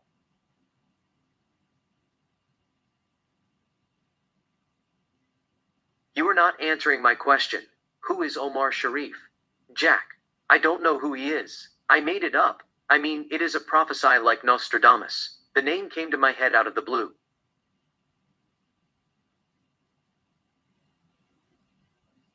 It is either pure coincidence or sortilege. Paul, what is sortilege? Jack, Foretelling the future. I didn't want to tell them that I had the power to see the future.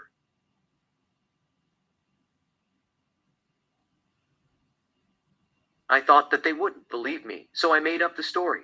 I told them Omar Sharif contacted me and warned me about the bomb. It was a lie. You can check my phone record. Nobody called me while I was in the plane. David, how do we know you are not lying to us? Jack, I am innocent. I believe in the justice system. I have no reason to lie.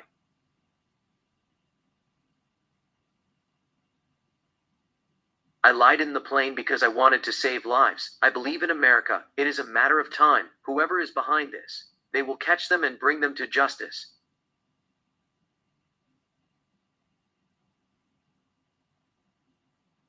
Paul, why did you say them? Why not him or her? Them is plural. Jack, I don't believe it was carried out by one person. I don't want to incriminate myself, but it could be a well-organized group.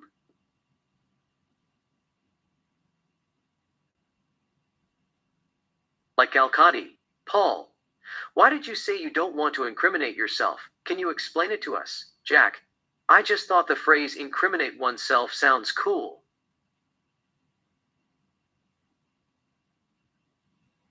It makes you credible. In fact, it means nothing.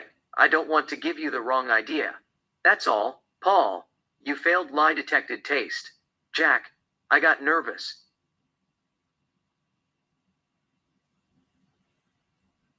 It was my first time doing it. I couldn't help shaking. David, your story doesn't add up. It has flaws. You don't expect us to fall for Sixth Sense, do you?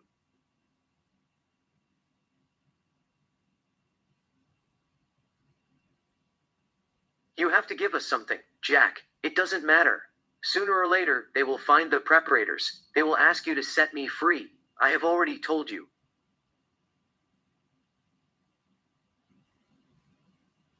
I believe in America. If they could catch Osama bin Laden, they can catch a terrorist who doesn't have a pot to piss. Paul, what does that mean? Jack, I don't care if it is singular or plural.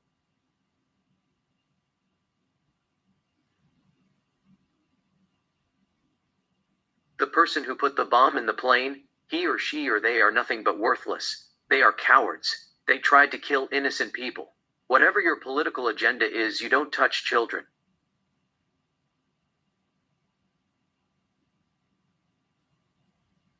That is the rule. That's where you draw a line. They were kids in the plane. They could have died if I didn't warn them. Trust me, CIA will find the bad guys and bring them to justice.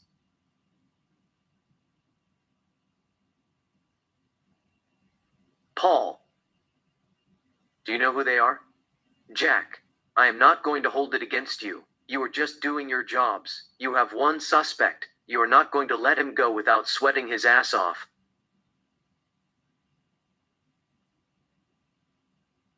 I hope you guys are not going to torture me or anything that is bad.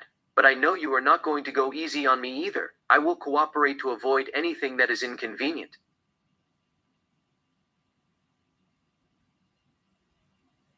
I don't like pain. I have seen this torture method in movies that they do with water. I don't know what they call it. But they pour water over a cloth, covering the face.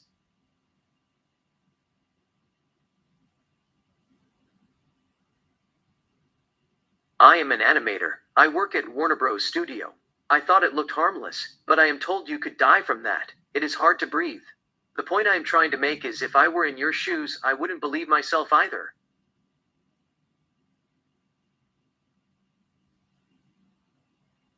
It is far-fetched, and I would get the bottom of it. How can a man see the future in his dream and warn the air marshals? How is that possible? And how did he know who the air marshals were in the first place?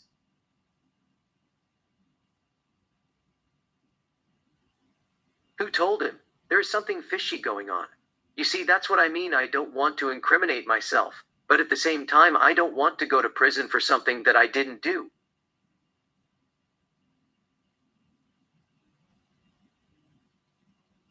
I will cooperate. Many people go to prison for crime they didn't commit. Paul, since you brought it, how did you find about who the air marshals were? David,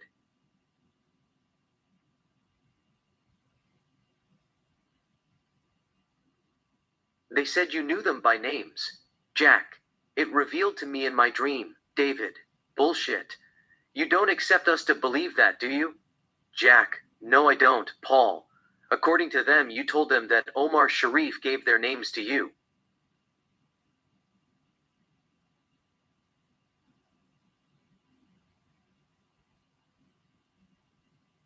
Why would he do that? Jack, he didn't give me anything. I made it up. Peter, you just said you knew who Omar Sharif was. Jack, you keep twisting my words. You can release me when you capture the preparators.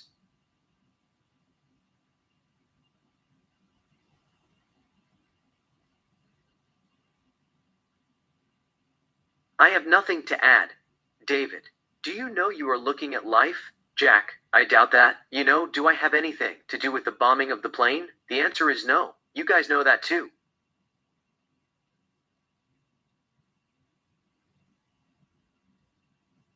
I am a hero. I have nothing to do with the bombing of the plane. But I understand how people think. They believe in things that make sense to them. It is the law of human nature.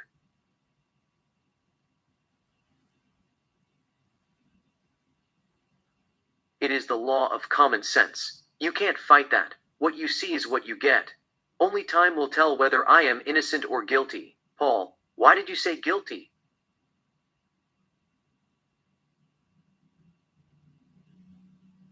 Jack, it is because you can't be found innocent before a crime is committed.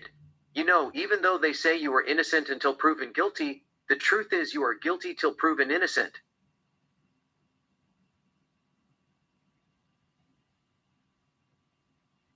You lose your freedom once a crime is committed, and they suspect that you might have committed the crime.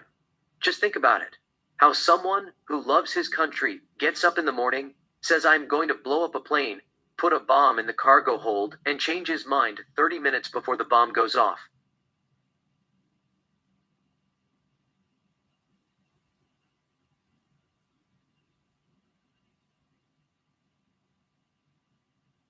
Give me a break. Where did he get the bomb in the first place? How did he pass security?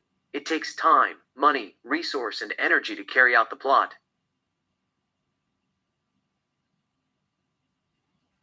It doesn't just happen overnight. If the bad guys are out there, the government of the US will catch them. I am not worried about that. I know they are out there.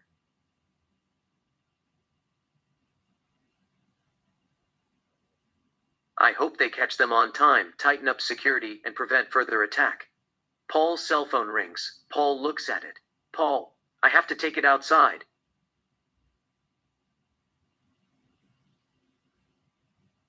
Paul steps out of the interrogation room. Interior CIA office, Agent Rob office, FBI head office day. Rob talks to Paul on the phone. Rob, on the phone. The Australian Secret Service just arrested a man named Ali.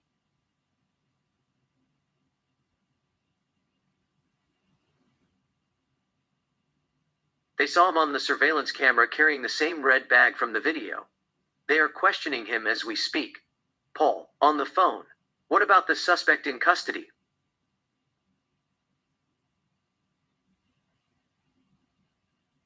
Are they related? Rob, on the phone. I doubt it. I am working on it. They have agreed to extradite him to the US. I will keep you updated. Paul, on the phone.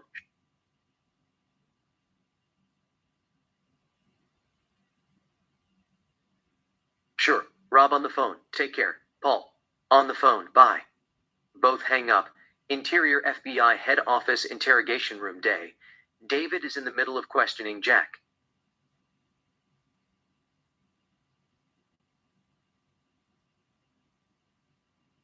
David. So, you are saying that you have superpower? Jack. No, I don't have superpower. Once in a while I see the future in my dream vividly. That is all. Paul enters the room.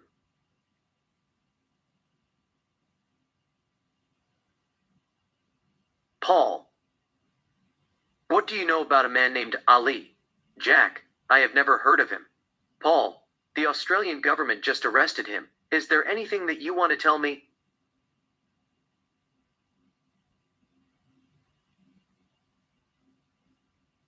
Jack. Like what? Paul. There is no sixth sense. You made it up. Jack. Believe what you want. They have already caught the bad guy. I don't want to say anything that is going to get me in trouble.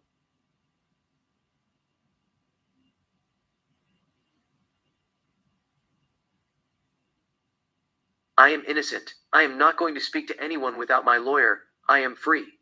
Paul, you could be his accomplice. David, your story has more holes than Swiss cheese.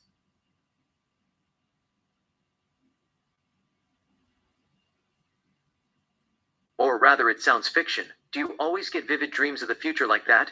Jack, I didn't do it. If you don't believe me, you can look at every move I made in the past 5 months or even year on a Google map. Go through my emails, question people that I work with, and check animations I did.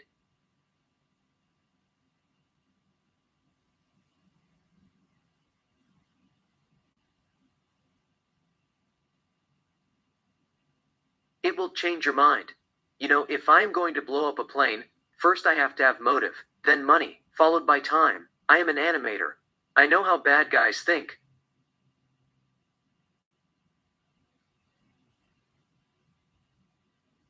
They have deep-seated psychological issues. Terrorists kill innocent people to make political statement. Don't forget about connection. There is a middleman who arranged deals.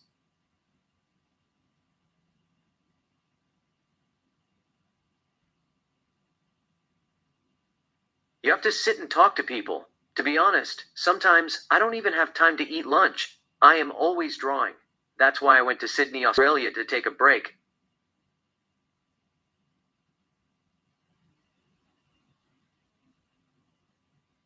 I am innocent. Paul, you are not off the hook yet. Something tells me you are a very good liar. I can sense it, but I don't know what it is. You are hiding something.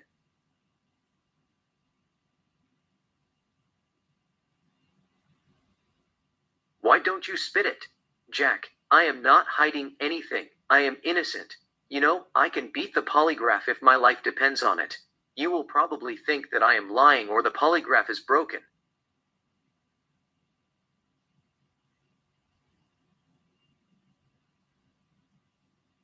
But it is what it is. Paul, what does that mean? Jack, people don't believe you when you tell them the truth, unless they experience it themselves. You have to be careful what you say.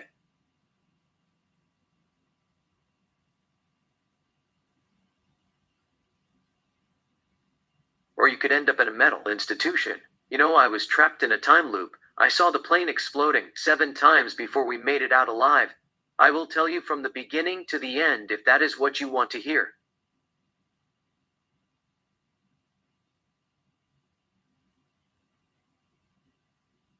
Paul, you are crazy.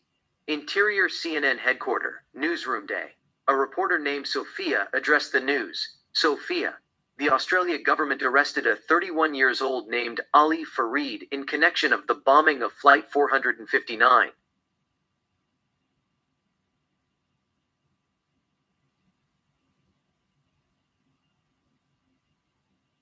Insert TV screen. They show his face on the corner of the TV screen. Sophia. He is a Yemen citizen. He moved to Sydney, Australia 10 years ago with a student visa.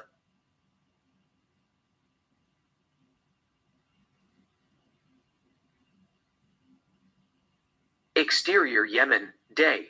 Ali, 13, and his twin brother Yusuf play football with a group of local kids. Young Ali passes the ball to Yusuf. Yusuf kicks the ball and scores a goal.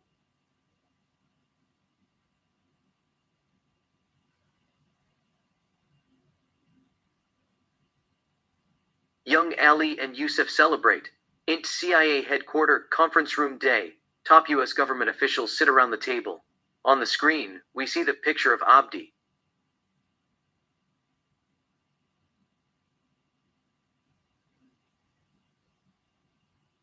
He's involved in a lot of terrorist activities. Agent Randall addresses the issues. Albert, United States Secretary of Defense, gives them the go-ahead to.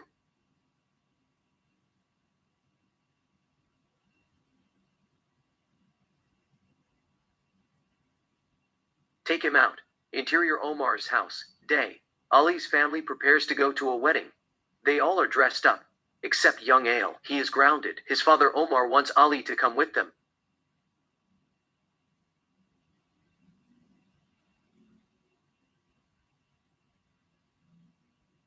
but his mother Sauda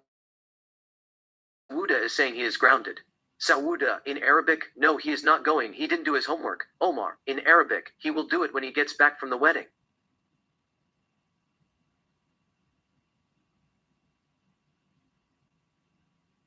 Sauda, in Arabic, no.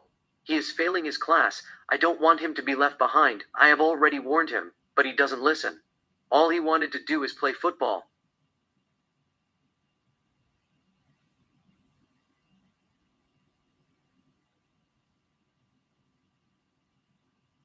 Omar, in Arabic, it is his aunt's wedding. Give him a break. Sauda, in Arabic, I don't care even if it is the Prophet Muhammad's daughter wedding. He is not failing his class.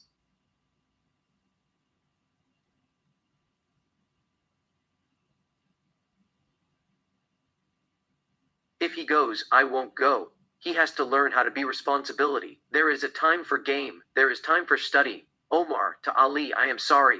I tried.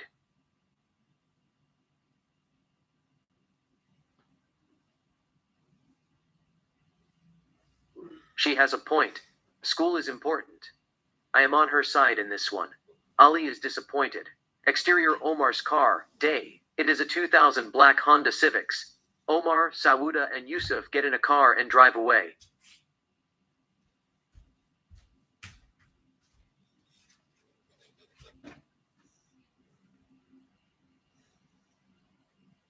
Omar is behind the wheel.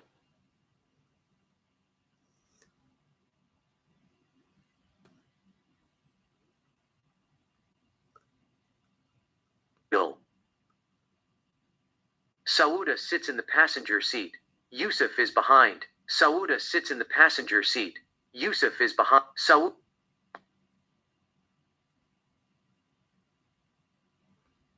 Omar's car, day. It is a 2000 black Honda Civics. Omar, Sauda, and Yusuf get in a car and drive away. Omar is behind the wheel. Sauda sits in the passenger seat. Yusuf is behind. On the soundtrack, music plays melodiously. Interior Air Force Base, Nevada, day. 5 Air Force officers sit behind military computers looking at a village in Yemen. They are responsible for flying drones. Lieutenant Jerry, the commanding officer, stands behind Officer Hawk, who is assigned to fly an MQ-9 Reaper drone. They look at 3 cars arriving at one of the houses. 7 men gets out from the cars. They are carrying guns. Abdi gets out of car 2 and enters a house. Interior house, day. There is a wedding in progress. We see about 25 people at the wedding. Omar, Sauda, and Yusuf are present. The groom is Abdirahman. The bride is Fatima. She is Sauda's sister. Abdi walks in. He greets his brother-in-law and his nephew and sister. We don't hear what they are saying due to the music on the soundtrack. Int Air Force Base, day. Lieutenant Jerry gives them the green light. Officer Hawk flies the drone and presses a button. Exterior Yemen, day. The drone glides in the air, fires a missile and strikes the house, killing everybody in the building. Exterior funeral, day. They have already buried the dead. Young Ale stand in front of the graves, holding a soccer ball. He puts the ball at his twin brother's grave and walks away. Into University of UAE in Dubai, day. Ali, 18, sits at the middle of the class. Professor Abdullah teaches physics. Ali looks at a bomb on his computer. He then types Sydney, Australia in the search engine and visits a page. Interior Sydney Airline Agency, day. Ali, 22, applies for a job as a luggage handler. On the soundtrack, music continues to play melodiously. Chris, the head of Sydney Airline Agency, accepts Ali's job application. Exterior, Sydney Airport, day. A truck drives carrying passengers' luggage. Int, airplane, cargo hold, day. Ali stacks bags. In the meantime, he studies the cargo hold and other security details. Interior Ali's apartment, day. Ali is in the middle of designing a bomb while watching Dr. Zhivago, starring Omar Sharif and Julie Christie. Interior Sydney Airport, day. Ali studies the airport, looking at surveillance cameras. Interior Sydney Airport, dressing room, day. Ali takes one part of the bomb from his vest bag and places it in his locker. Cut 2. Ali brings another part of the bomb and puts it in his locker. Cut 2. Ali brings more parts and places them in his locker. Interior luggage store, day. Ali purchases a red luggage. He pays in cash. Interior Sydney Airport, dressing room, day. Ali puts the bomb together. Interior Ali's apartment, night. Ali buys a plane ticket from Sydney to Los Angeles online. Interior Sydney Airport, day. Ali checks in his luggage and walks toward the direction of the camera. Interior Sydney Airport, day. We follow Ali's luggage going through security check process. Interior Flight 549, cargo hold day. Ali and Jeremy, an employee, stack the luggage in the cargo hold. Ali's luggage arrives. Ali stacks it. He opens his ring. It has a needle. He holds Jeremy on the arm, pretending to be losing his balance. Jeremy didn't feel the spike, yet it is poison. Jeremy starts sweating. He feels nauseating. He tells Ali that he has to go to the bathroom, excuses him, and leaves the cargo hold. Ale quickly opens the red bag, takes out the bomb from his vest bag, and places it in the red bag. He then removes the name tag from the luggage, changes it with a fake tag that has the name Omar Sharif, and stacks the bag. INT Australia Intelligence Office, day. Australia's Secret Service review all the surveillance's cameras. They see Ali checking in a red bag. They follow every step that he made. They see him stacking bag in the same flight. Interior Ali apartment, night. Australian SWAT break his door, storm in, and arrest him. Interior interrogation room, Australia, day. 2 Australian agents question Ali. We don't hear what they are saying due to the music on the soundtrack. They show him the photo of Jack. One of the agents asks him if he knows him. Ali shakes his head no. Interior, restaurant, night. It is a romantic restaurant. Jack and Amanda sit at a table. Jack is having shrimp pasta. She is having bourbon glazed salmon. Both have glasses of red wine. They are not really eating. They have barely touched the food. Jack. They asked me if I knew you. I told them. I didn't believe I've had the pleasure, but I want to make love to you.